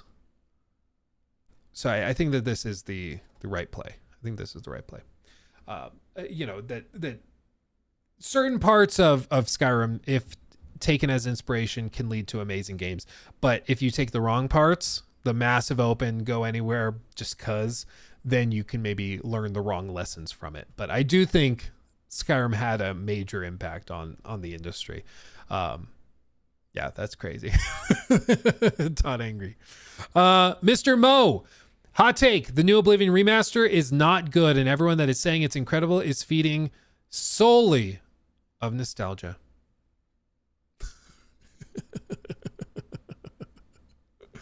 Dude, I love these emotes.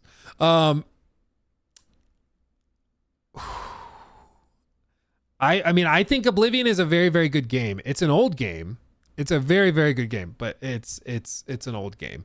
So I wouldn't say that the only reason people like it is because of nostalgia. I think nostalgia is a huge help. Don't get me wrong.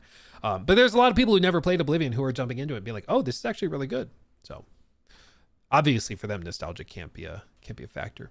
Dragon Killer, thank you for that. My somewhat hot take is Ghost of Tsushima is way overrated. I like it, but it's not a masterpiece. I don't actually even know if that's a hot take. Because again, most game reviewers at the time it launched would agree with that take.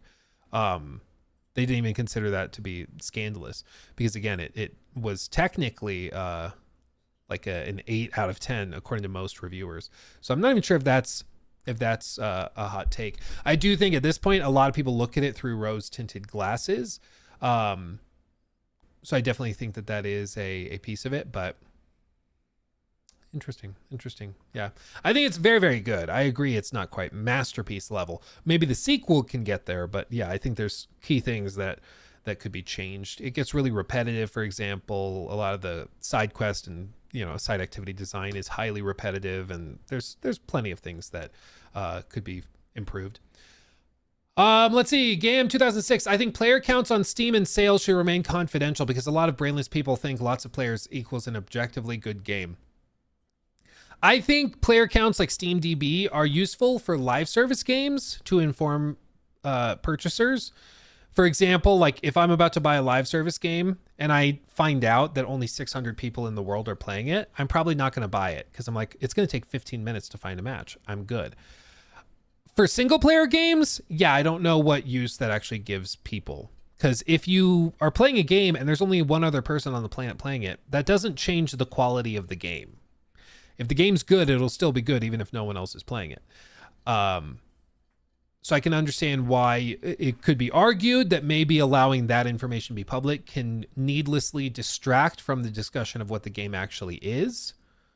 Yeah, it's good for clickbait thumbnails. Yeah, exactly. Honestly, like I think just keep it public. Personally, I think more information is good, but I could understand the argument if you're saying it does more harm than good. I think that's probably fair. I mean, the only people I really see obsessing over player counts are typically those who are trying to be upset about it and are trying to like say it's a flop or something. They tend to be the ones that have SteamDB bookmarked. But I think it's more information is generally good.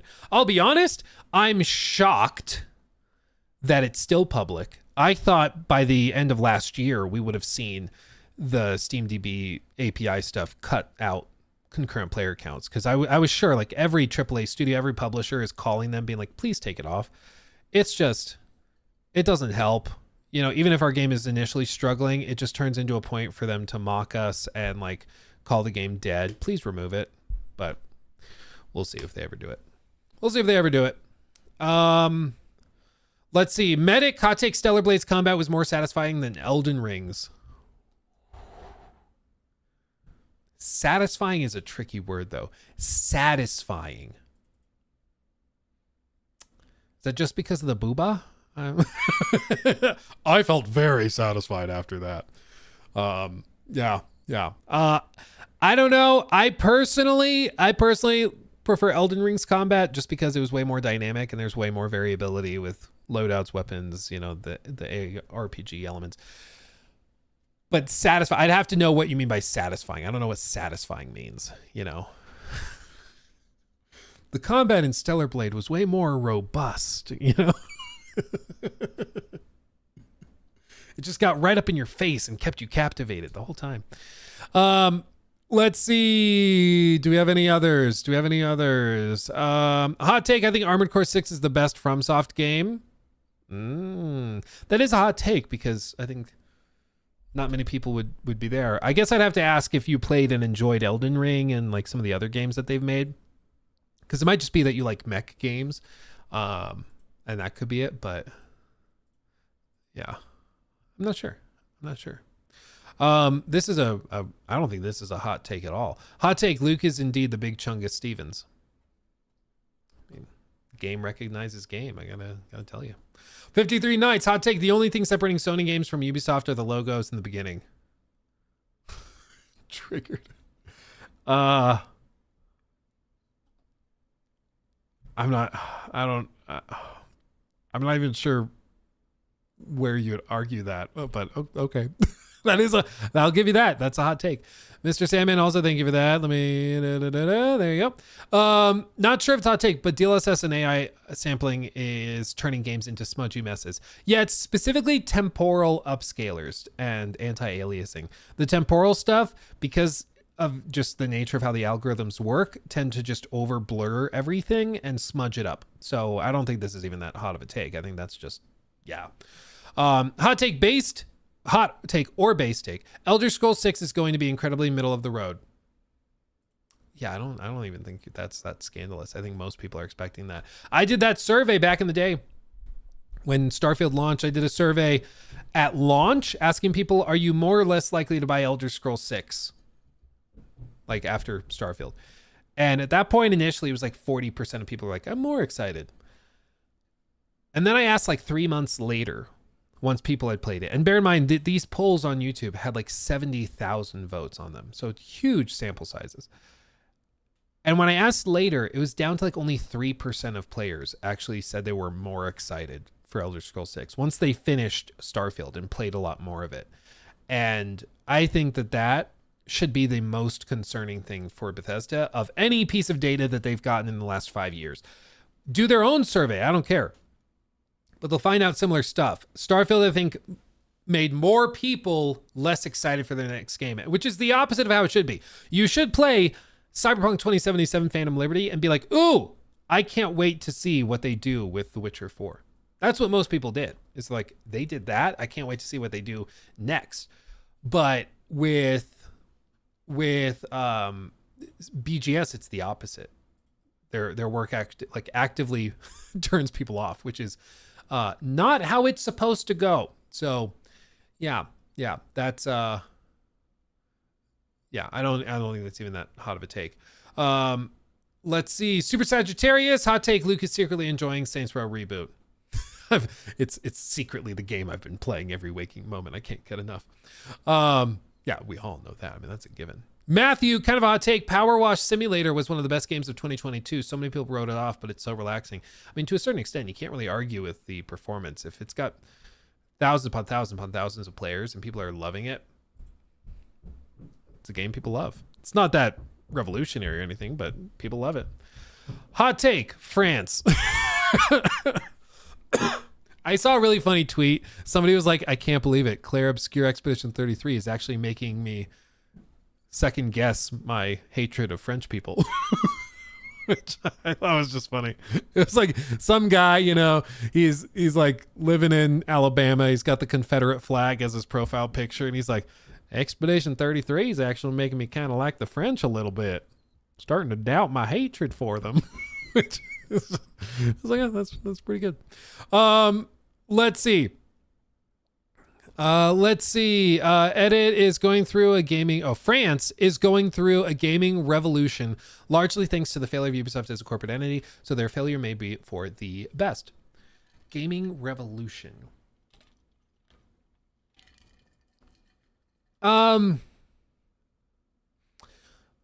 been surprised, frankly, at how many people I've met in the last 6 months who say they used to work for Ubisoft. Like a lot. Specifically from other studios that are making big upcoming games that I've had the opportunity to chat with them about. It's it has been interesting, but I think that's been one of the struggles, is that Ubisoft has struggled to maintain talent in their non-major teams. Like the Assassin's Creed teams, they have a lot of people that have been working on the franchise for 10, 15, 20 years. And so they've retained that talent. But then you see on their other teams, like Beyond Good and Evil 2 or other smaller teams working on like mobile projects and things, they're not retaining any talent. People get in, get out. Rainbow, people go in, they might stay for a bit, but then they leave. Certainly anything Tom Clancy related, people get in, get out, get laid off, whatever.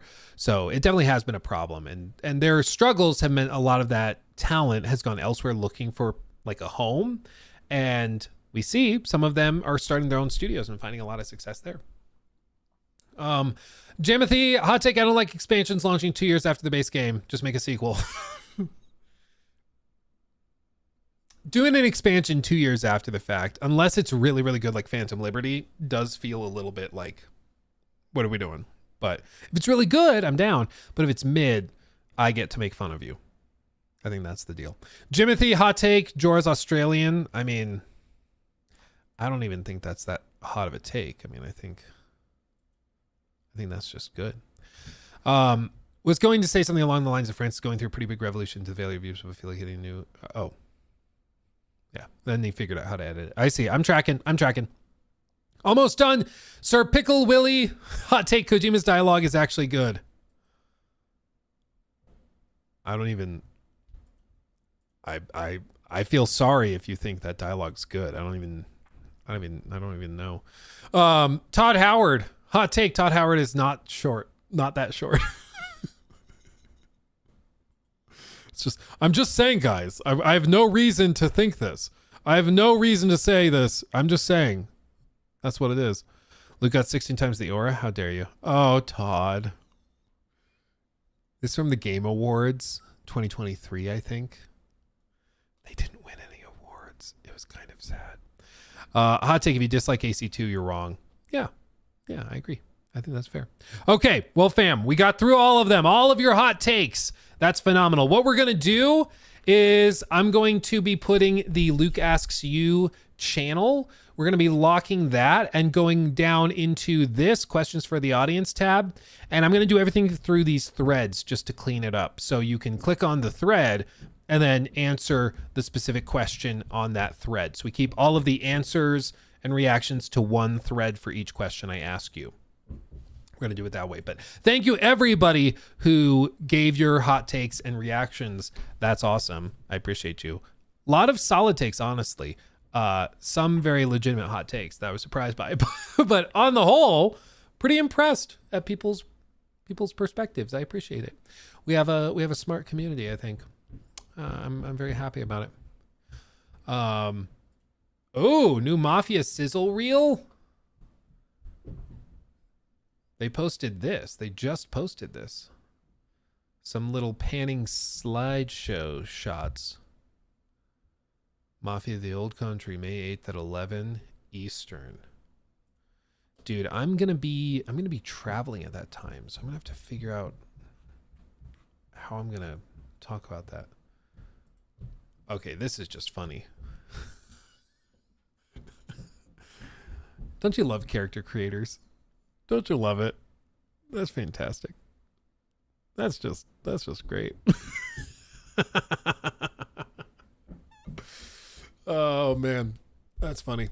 Mafia needs better gunplay. Mafia 3 was ass. Well, that's why one of the biggest things that's most surprising is they said Mafia the Old Country will not be an open world game.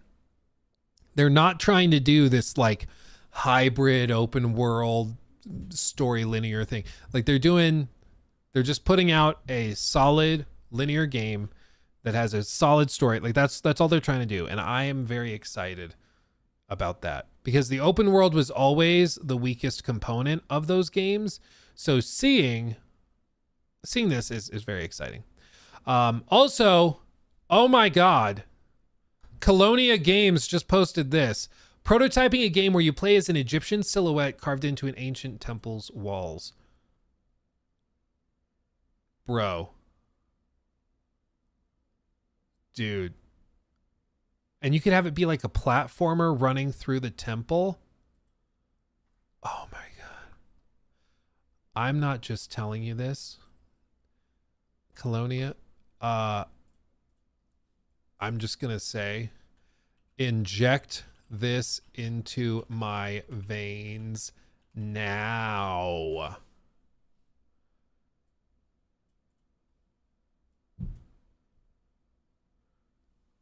Rock hard. Yeah, I'm as rock hard as these stones.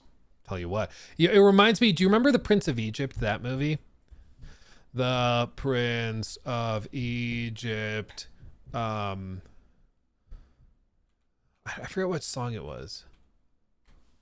But there's a song specifically where he's like running through the hieroglyphs. Do you remember? Remember what I'm talking about?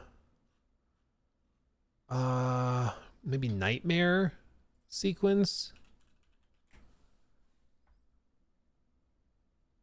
Yeah, this. Okay, I think I can only show you like snapshots. Otherwise, we'll get copyright claimed. But yeah, it had this whole sequence where like all of the characters were running through the motifs as like moving engravings and stuff. Oh my God, it was so good. So good. Just do that. Do that, please. Now. Turn that into a whole game. I will give you so much free press. I need it. Man. Okay, I'm bookmarking that. I am saving that. I'm following Colonia. I need that in my life. Please. Also, X is like completely busted for me. It won't even load like comments anymore. I don't think it's even just, I think it's my account.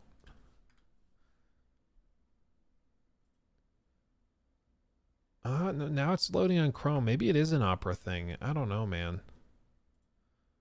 It's really weird, but yeah, at least this is working now. Oh, I want that so bad. I want that. Anyway. Prince of Egypt was so good, dude, for real. So good. Val Kilmer was, yeah, rip Val Kilmer. Yeah, dude. Phenomenal movie. Phenomenal. So good. So good. Yeah, by the way, if you have not, if you just got into the Discord, by the way, go over to questions for the audience and respond to the pitch. If you want to answer, what would make Marathon worth $40? Answer that. We're going to be looking through that probably in a future segment. Okay. Okay. And then let's wrap up with this real quick. Let's wrap up with this. I think I'm caught up. Let me double check. Disconnect your YouTube/Twitch on Discord and connect it again to find the Luke Discord, and the connections worked for me. Yeah. If you're having trouble connecting it, disconnect it fully in the connections tab on your account settings in Discord. Reconnect it and it should work. Thank you again, Anastasia and Ranger, for the memberships. Ranger asked, YouTube Plus does not let you be a member. Yeah, it's just specifically you have to be a member to get in. If you're a member of the YouTube channel or Twitch sub, then you get in. Hot take, I want From Software to get a new engine. They already have 10 out of 10 art direction. They need a better engine to bring them even higher. I don't know if that's the case. I just think they have to figure out how to beat this like frame rate limit that they have. They got Armored Core 6 running at 120 FPS, but I believe Elden Ring is still locked to 60. And I think Night Rain is also going to be locked to 60. It's something with like the AI doesn't simulate properly if you go at higher frame rates. So they need to overhaul that, because even if you play on PC, you can't crank it above 60 FPS, which for a game like that is insane that you can't play it at higher than 60 frames, but it is what it is. BetBot, thank you also for the membership. Kind of random, but a new Second Son would be fire. Ooh, yeah. We might get it eventually. You never know.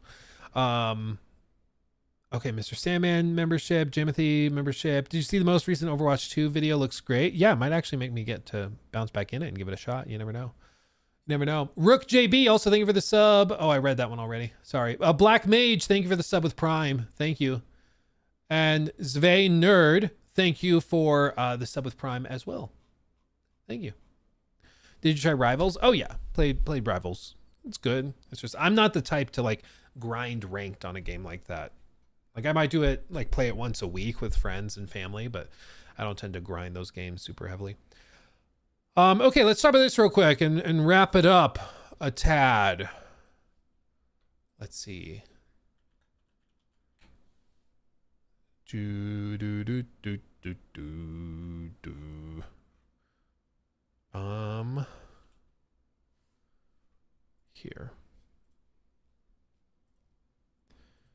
Here we go. Okay. New segment.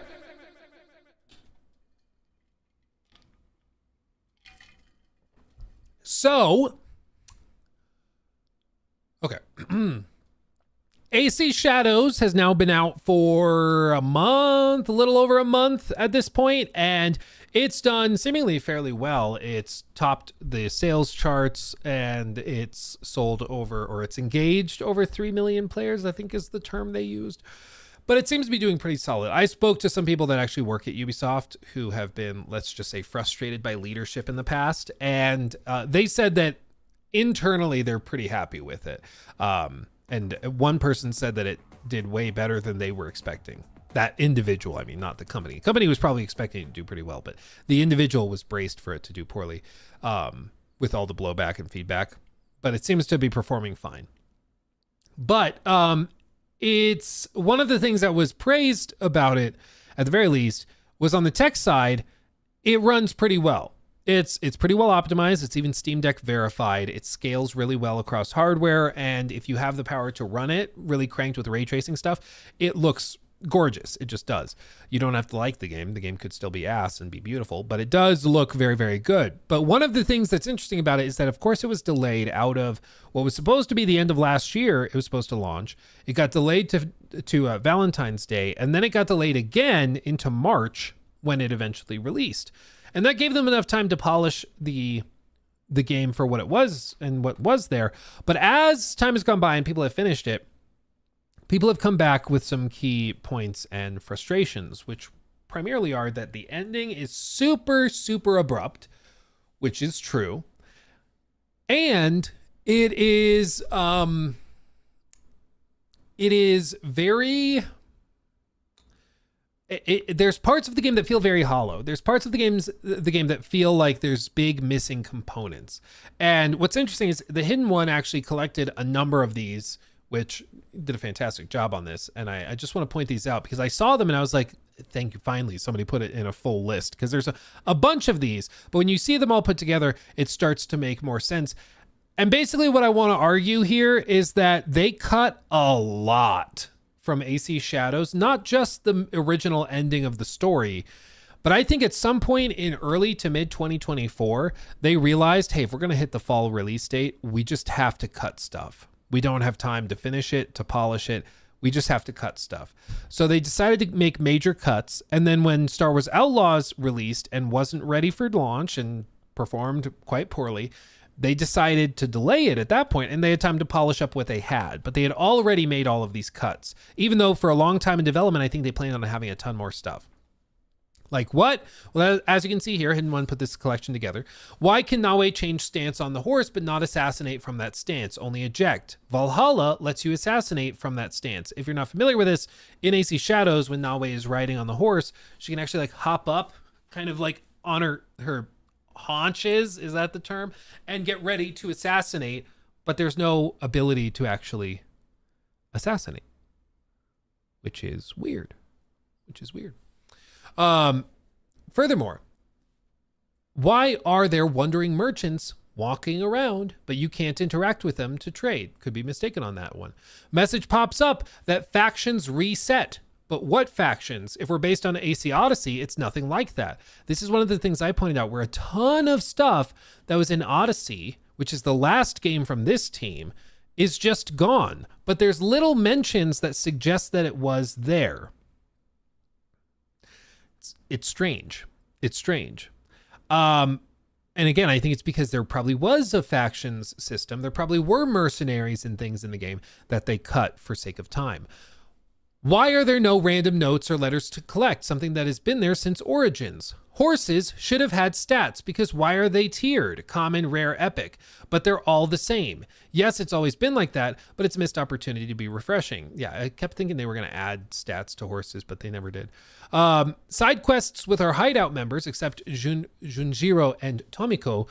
And it would be similar to Ravensthorpe, where you have quests with Ranvi, Petra, Gunnar, Tove.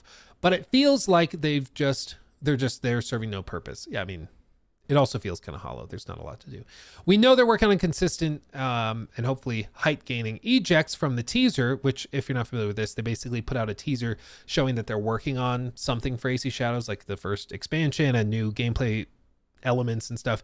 One of them was they showed a bit of gameplay where Nawe actually ejects off the side of the wall, something that wasn't in the base game. So they're adding new parkour moves and abilities, which seemingly they would have cut because they had to, I guess, tighten up the time, but they're adding stuff like that back in.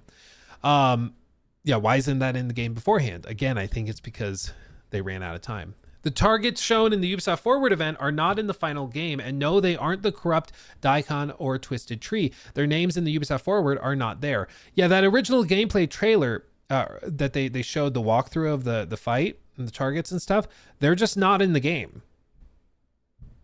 They're just cut. It's not like they repackaged them, put them somewhere else. They're just gone. And then there's the ending, which I'm sure we all know about, feels cut entirely and most likely repackaged as the clause of a Waji DLC based on Slider V2's data mining, which is true. I think most likely they just decided they had to make major cuts in order to get the game ready for launch.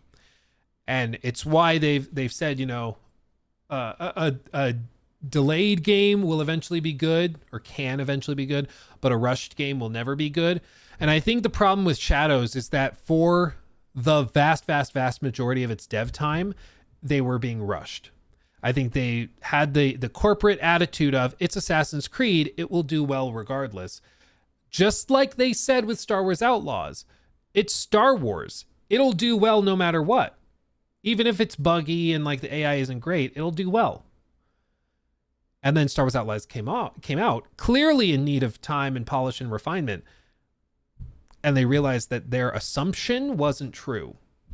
You can't just assume that because it's in a big IP, it'll sell well and that you can rush it. And I think that scared the crap out of the executives, because that was the entire philosophy for like 4 to 5 years on many of these big projects. Put it out, fix it later, make bank. But that's not true. That's not how it works. And so I think, this is a clip of gameplay from MK Ice and Fire, but just so we have some little visual stimulation in the background as we talk about this. But I think the most interesting thing about Shadows is that it comes out, it's a pretty competent and complete package for what it is, even despite all of this. But it makes me really wonder what the game would have been like if they didn't have to rush it, if they were originally given an extra year or something. And I don't know if they needed the extra time because it was mismanaged. I don't know if it's because it was, COVID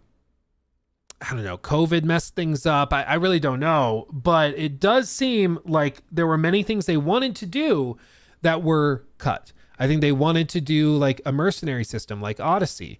They wanted to bring in the faction system from Odyssey.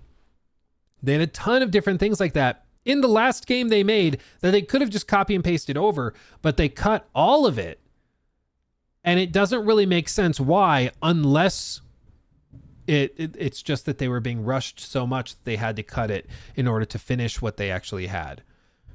And thankfully they were allowed time to polish it, but it just reaffirms the core idea that rushing games does not make them better. It doesn't magically make things work. You have to give devs time to do what they want to do and to fulfill the vision. And, nowadays these games are massive and these games take a lot of time, a lot of money. But when you rush it, it's noticeable. Certain pieces are hollow. There's little bitty shadows of what was shadows. I didn't even mean to do that. There's shadows of things that were meant to be there. Comments where, Nawe might say offhandedly, "Oh, the Ronin are following me. I have to be careful." Because there are Ronin enemies that kind of wander around randomly, but it doesn't actually, it doesn't mean anything. It doesn't lead to anything. It's just like, it's just like a random dynamic enemy. But it sounds like it was originally going to be a mercenary system like Odyssey had, where there's a whole army. If you're not familiar, I'm realizing now you might not have played Odyssey. AC Odyssey Mercenary. Mercenaries. Does this show it? Yeah, here. So this is from the Provoked Prawn Pews. What a name. And you can see that they had this system in Odyssey where there were a ton. It was very much inspired by Shadow of Mordor, actually. But they had a ton of mercenaries that would dynamically chase you around the map of all different levels. And based on what you did in certain areas, they would find out more information about you. So if you caused a bunch of ruckus around a fortress, they would know that you were there, so then they would go and chase you down. And they had all different abilities. They had all different loot. Tier 2, a talented Misthios will have 10% better luck at finding great items in the world. So you had an incentive to actually pursue these and to take them out. And they basically offered little mini boss fights dynamically in the open world.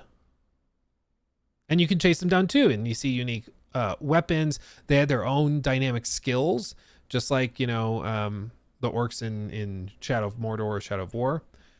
And you can see just while exploring, or you could go pursue them yourself. This guy comes across this mercenary. This is compressed so bad. Oh, it hurts. But it's just like a mini boss fight while exploring the open world. And I think they wanted something like this in Shadows. Because again, the same team that made Shadows made this. Why couldn't they just copy and paste it over? I think they wanted to, but they didn't have time. I think that's what it is. So I think AC Odyssey is one of those games that I'm glad that it's as complete a package as it is, and they were given time to polish it. But it really makes me wonder what this game is going to be like in like a year or two, because presumably they're going to be adding in that stuff they had to cut. They're already adding in new parkour abilities. They're adding in new, story pieces with the free expansion. That's basically going to just be the ending to the story that they had to originally cut to get the game done before they were given time to finish it. So it's going to be interesting to see where it lands. But I hope, but we've said this 1,000 times, I hope this is the wake-up call to not just Ubisoft, but a lot of other companies, that you can't, just don't rush these things. Give them time. Give them time. They'll sell it as DLCs. Well, the actual story, what people assume and think, is the actual story ending that was cut for sake of finishing the game on time before they were given the delay. That is the expansion they're giving away for free. The Tales of Awaji or whatever. As part of the whatever, I forget if it was just for pre-orders, if it was just for buying it at launch. I don't remember what the deal was with it, but they are going to be doing that, and that'll at least complete the story, it seems, and then they're going to add in some of the other gameplay mechanics that they wanted to. I think if you didn't pre-order, I think it's 10. I think. Don't quote me on that though. Sony, don't rush Marathon. Hate to break it to you, but Kush Patel, thank you for the 2. Luke, did you PGRX DMC5 collab? I did not. I did not that. Because I'm not sure what that is. PGR. What's PGR? PGR.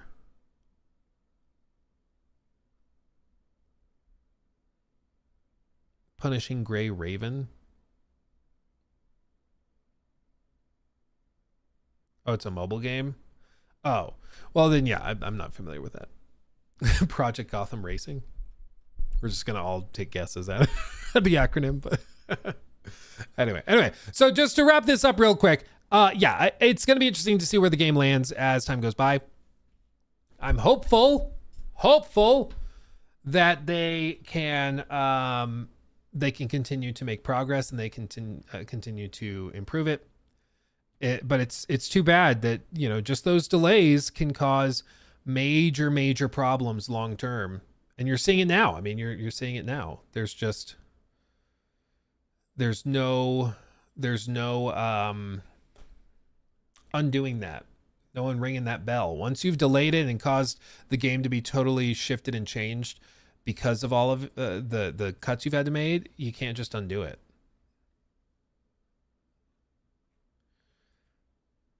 But anyway. Let's see. Luke just got past Old Lumiere after that fight, and I'd like to know how far I am percent-wise into the game. Love your vids, by the way. You got past Old Lumiere.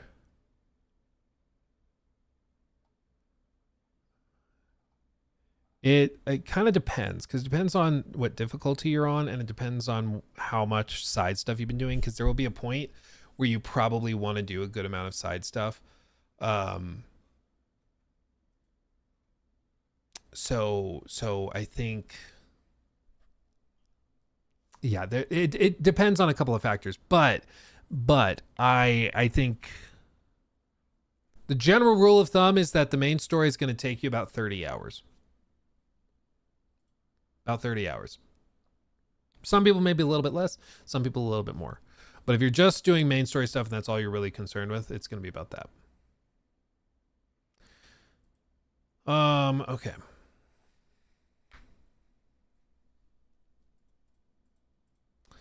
And voila. Okay. Celery, thank you for the 5. Do you think they add, or they'll shadow drop the Gears collection? I think after the Oblivion reaction, the odds went up a lot. I think the odds went up a lot that they do that.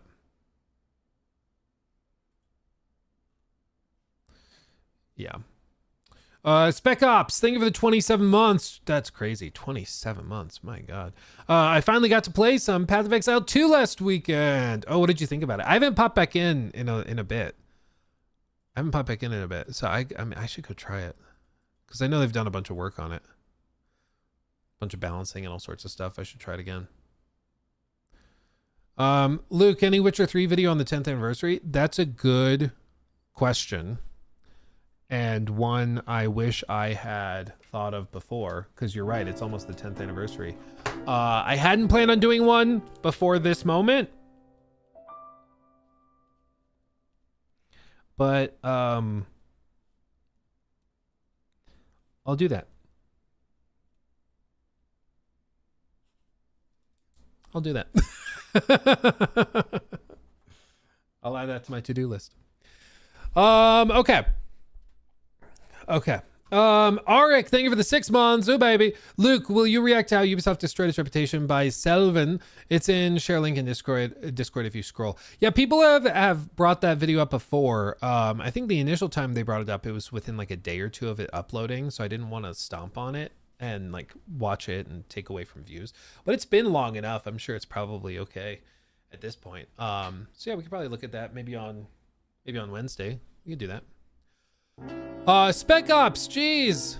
5 gifted memberships to the community. Kush, Kloonberg, Sentient, Ironheart, Beach Run, Undertow, and the Nomad 5 all got gifted memberships. Welcome, guys. Join the Discord now that you have memberships. Do it. Do it to it. More Discord, folks. You're damn right. That's fantastic. Thank you. The more the merrier. The Discord is one of those places where like it literally is the more the merrier. The old Discord, when we had it fully open to the public, I never talked about it. I never pushed it. We had like 3,200 active like members of that Discord. And we had like, I think over its lifetime, like 10,000 unique accounts as members to it. It got a little hectic and crazy. That was, I think, a little too big. This right now, we're in like a few hundred. And I think that that's a good spot to be. You know, it's small enough that the active people I can recognize. We see them commonly, and you guys can come in there and we can all see it. It's a good size right now. It's a good size. And we have a channel that is just a temple for Todd. You think I'm joking? No. The Temple of Todd. It's literally just a temple for Todd memes. So there you go. It's pretty good. It's pretty good. It's a good time.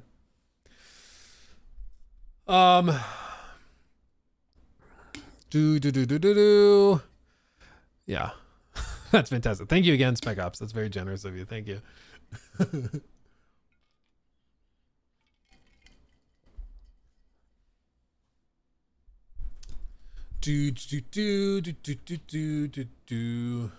How do I connect my Discord?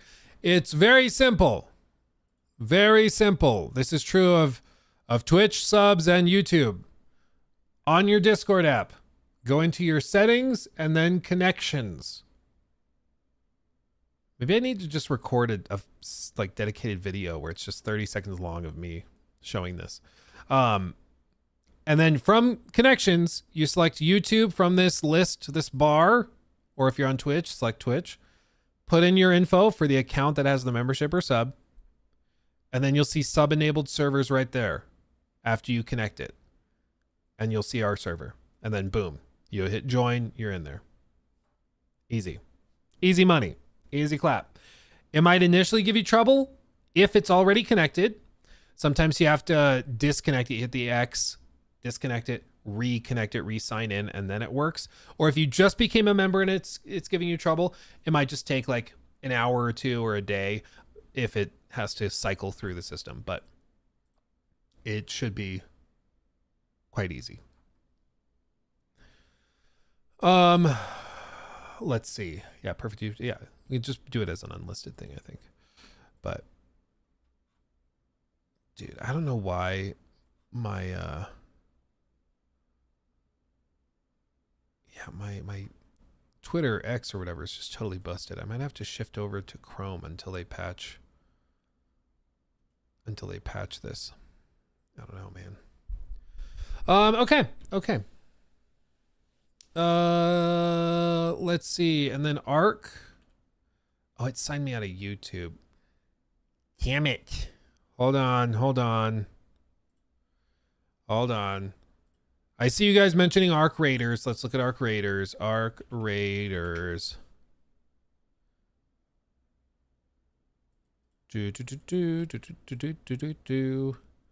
Test 2 trailer. Let's see. Okay. New segment. So obviously we've talked a lot about Marathon. Marathon is kind of like the topic of debate right now, whether it's successful, whether they should delay it, whether there's a huge scandal, whether Sony is intentionally, cratering the game. All that stuff is fun to talk about.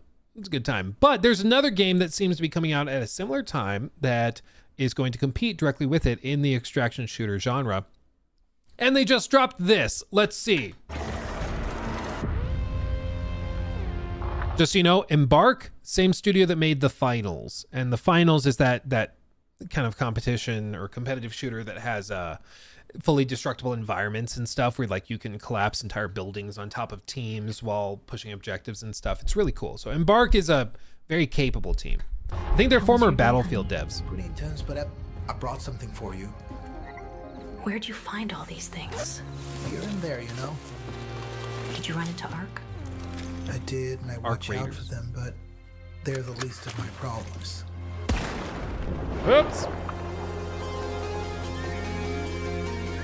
All the raiders I've met say the same thing. You cannot control what happens up there.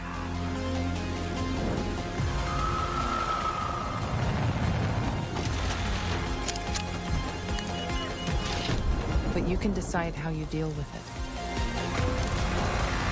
Hey, Raider!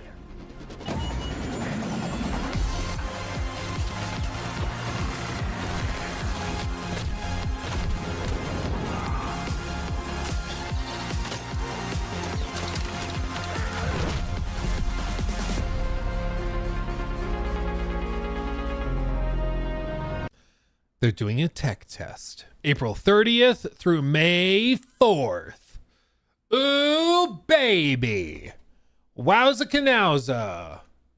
So if you're interested, you can sign up. I think it looks solidly enough. These types of games, I think it's so crucial to get feedback early and often. Early and often. Do play tests, get feedback on gunplay, get feedback on the aesthetic, the UI, the loadouts, the builds, everything. Like you get that feedback, you deal with it, you fix it, you improve it before you launch. Easy money. Apparently that's kind of scandalous to say now. But this is going to be head to head. They've already said that they're going to have like an alpha or a proximity chat thing. Have they said? I think they've said it's free. Have they said if it's free to play? I don't actually know. Does anybody know?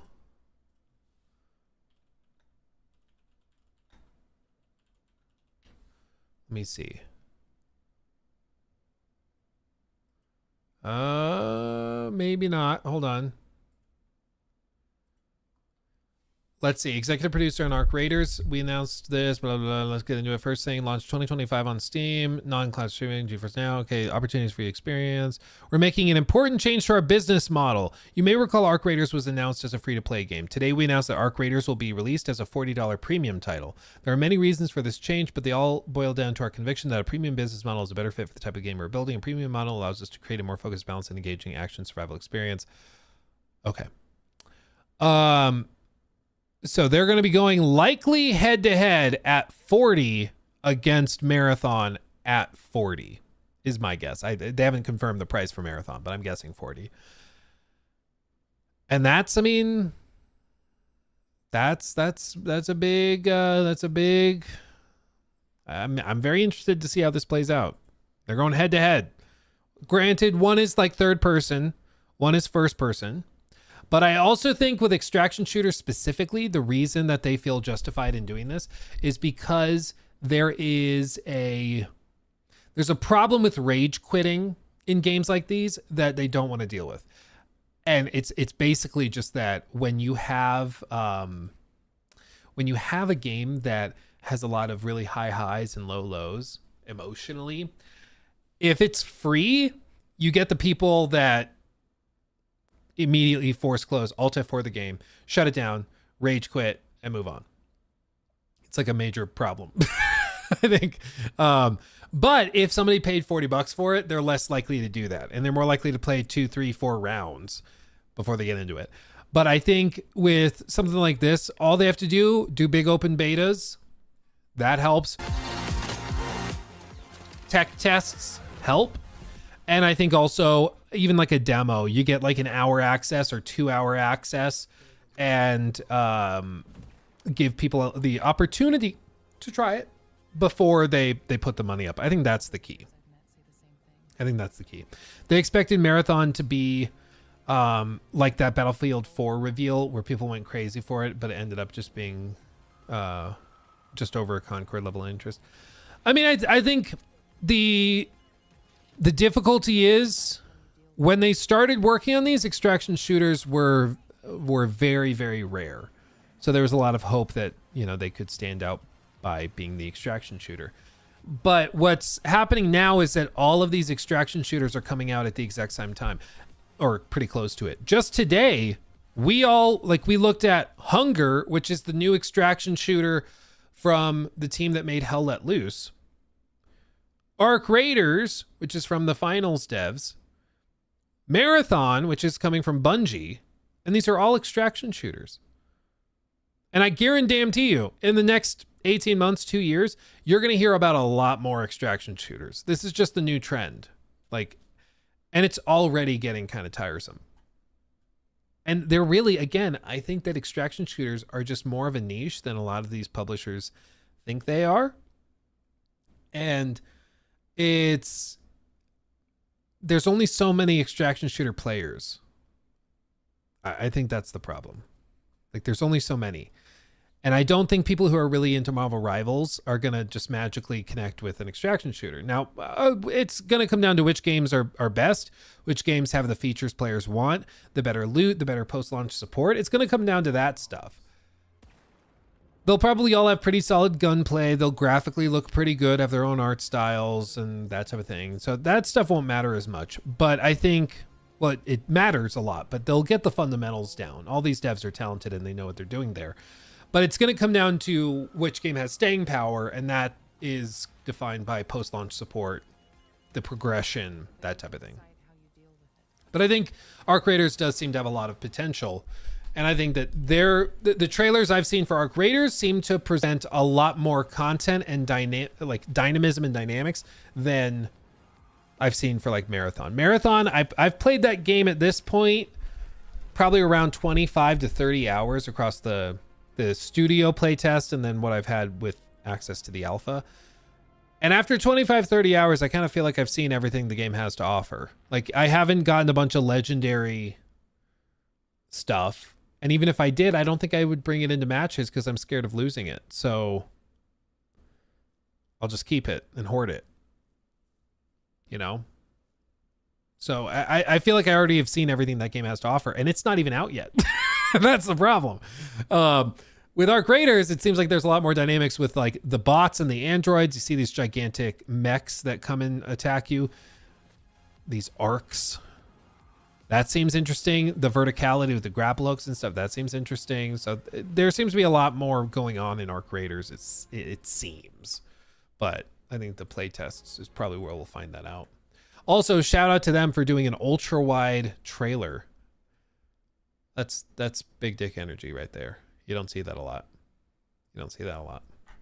I love ultra wide gaming. I love it. I wish I could do it more on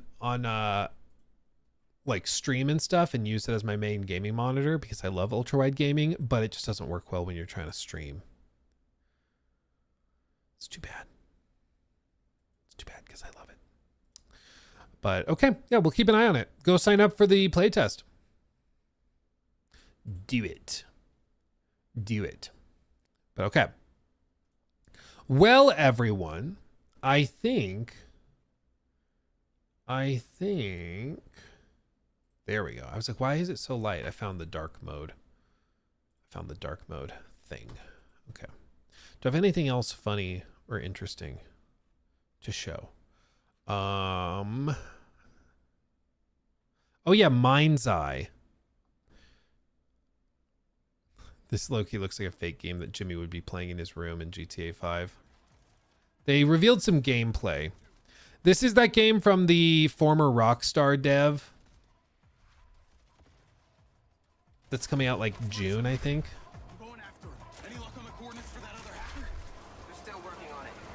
Pro, find me that location now.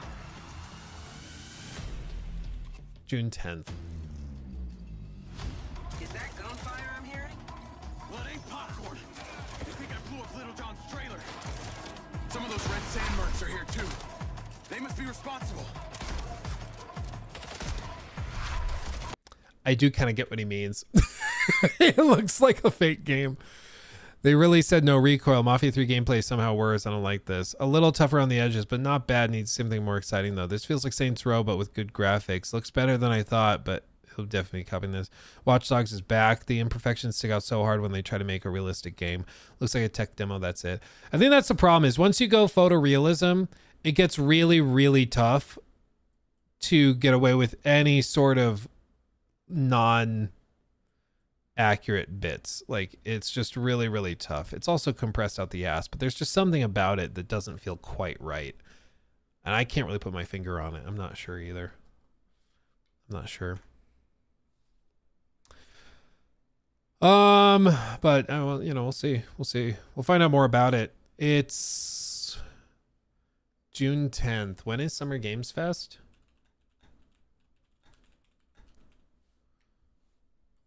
It's scheduled for June 6th through the 9th, with the main event being a live kickoff show at YouTube Theater June 6th. So they'll probably have like a big gameplay trailer or something at Summer Games Fest would be my guess. But June 8th is Xbox gameplay. Okay. The big thing is to be at the stage or on the stage at Summer Games Fest. I think you have to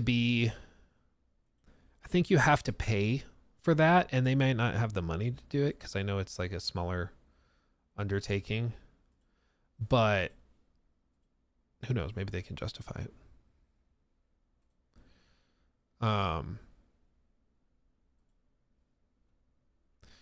Paris.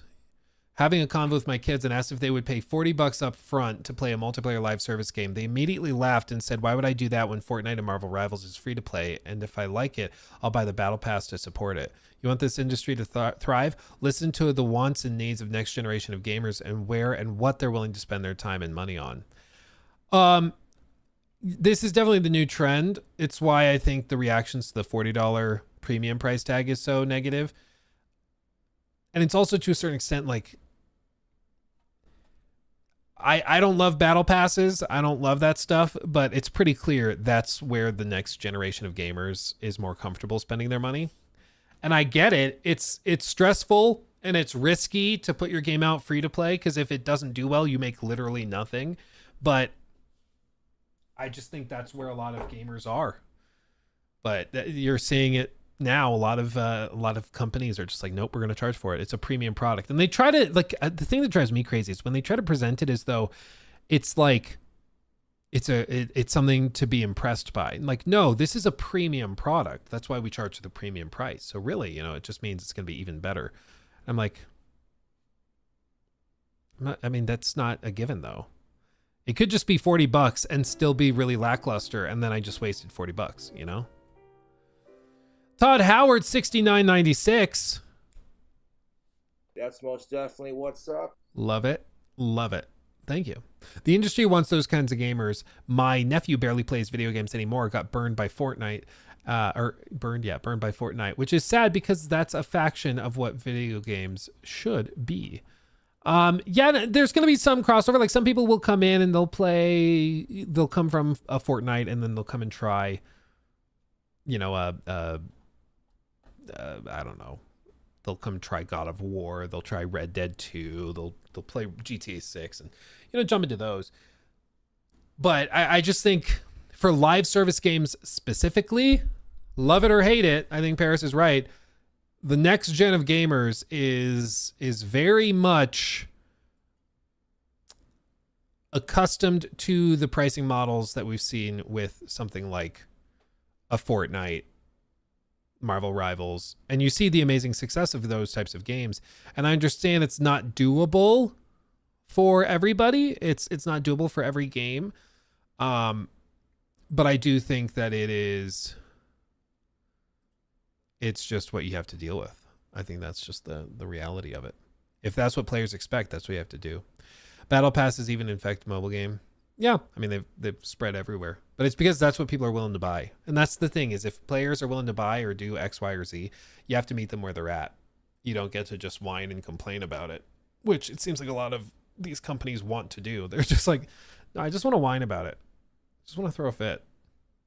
And still charge $40, $50, $60, $70 for our game. It's like, you don't get to choose what people are comfortable with it or with. If they only want to pay 70, they only want to pay 70, and you got to deal with it. But anyway, it is what it is. You're damn right. It is what it is. Yeah. Do you think $20 is a good price for Marathon? Domi, some people have asked, like, what price point would I be comfortable with Marathon? Would free to play fix the problems? I think that question comes after the core question. Like, the real question is Marathon ready for release? And I don't think it is. I don't think it will be in 5 months, based on what they have told me, even to my face, is going to be there. They've said it's going to have 3 maps, the 1 game mode, and the ranked mode might be there at launch, but they haven't even started on it. And the 4th ship, which they're very excited about, is only for late game players, and it comes after launch. And even if all of that is there day one, I'm still not sure if, like, the maps being so small and the loop, with only 6 playable characters, I'm still not sure if that gameplay loop is enough to justify hundreds of hours. I just don't know if there's enough content there. I genuinely don't know. So I just feel like, we're putting the cart before the horse when we start discussing pricing and stuff, because that assumes that Marathon is a complete package right now, and it's just deciding what price is appropriate for the product. I don't think the product's done yet. Like, we can talk about whether your banana bread that you made is worth $5 or $10, but if it's still raw and it hasn't been baked yet, I feel like we're getting ahead of ourselves a little bit. Yeah. So, because I think the problem is just that if it launches, even with ranked, with the 4th ship, with all this stuff, free to play. Well, let's say it this way: if it launches the way that they say it's going to launch, with the 3 maps and maybe ranked mode, I think even free to play, it's just lacking in content. I don't think there's enough there to keep players engaged long term. And I think it's because they're being forced to rush it. I think Sony is pushing them and forcing them to get that out the door. And it's too bad.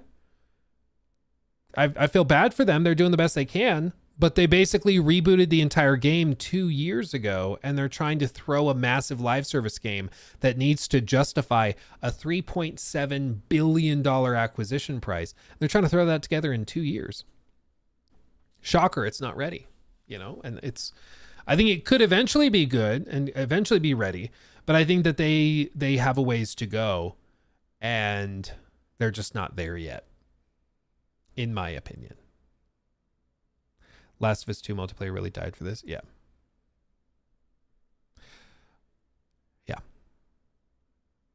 But to be fair, I mean, that Last of Us Online mode might have sucked. We don't know. And I don't think we can assume that it would have been really, really good, because, we We don't know.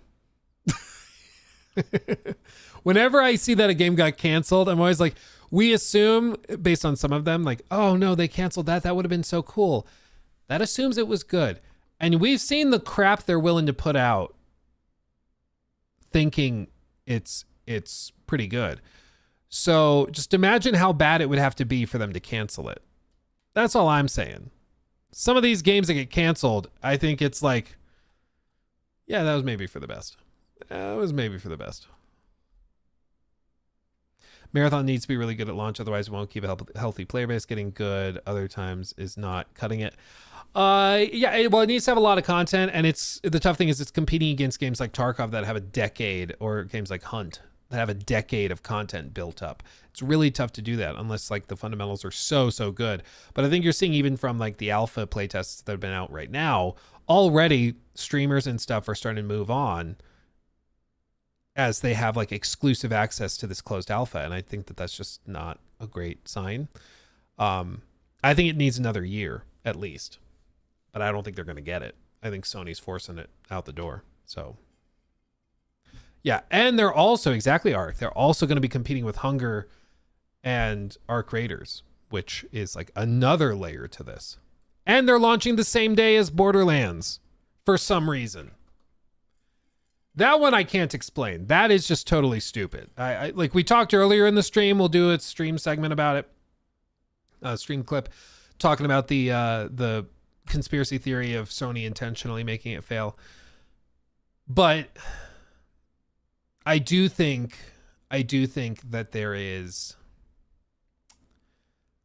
not a clear explanation for launching it the same day as Borderlands. I don't know. Even with the explanation that Sony just needs it out the door and is trying to just move on, I don't understand why they would launch it on the same day as Borderlands. Unless they really are just so cocky, they think because it's Bungie, it'll beat it. But even then, I just don't know why they would do it.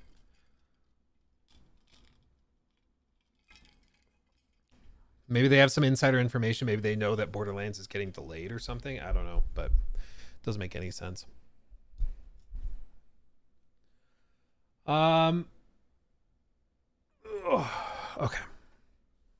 Okay. All right. I think that pretty much does it for us today. Let's see.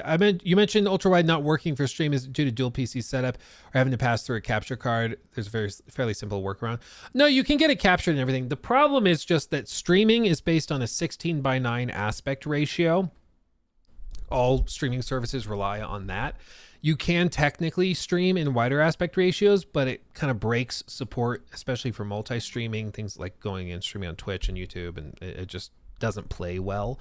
And even then, when you test it and you try streaming ultra-wide or uploading content ultra-wide, people think something's wrong, and people don't like it. So I'd have to keep the aspect ratio the same, but then my computer would be cropped, or I'd have to have the window that I have open expanded. But it just creates all sorts of extra headaches, because then if I'm reviewing a game, but the game doesn't support ultra wide, I have to go through the extra steps of trying to get the game running properly without ultra wide support. So it's just like every step of the way, it's added complexities when I could just use a 16:9 monitor, and that's kind of at the end of the day, the problem is it's just why do that when you just do this. Where you get the Warhammer statue, that was sent to me by Games Workshop. It's like kind of crazy. It's huge and massive and weighs a freaking ton and is like photorealistic. I've done some studio tours and stuff. It's kind of epic, and I am very spoiled. It's very cool. Very, very cool. We looked it up. It's like a $1,400 statue or something. It's ridiculous. I'm very spoiled.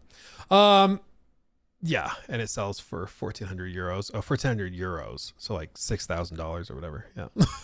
It's crazy. But anyway, I love you all. You guys are amazing. Thank you for all of the crazy support, the viewership. You guys are fantastic. Welcome all of the new members. Glad to have you guys. You guys are fantastic. And we'll be back Wednesday, rocking and rolling, talking about all sorts of extra cool stuff. So buckle up. And if you're in the Discord or you're not yet, get in the Discord. Do that connection thing. Just Google connect YouTube to Discord. Follow those instructions because I will have another audience Q&A thing for you, and we'll look at those on stream. Okay? Okay. Yapping is done. Yes, the yapping is finished. Much love, everybody. I'll see you soon. Hugs and kisses. Bye-bye. Mwah.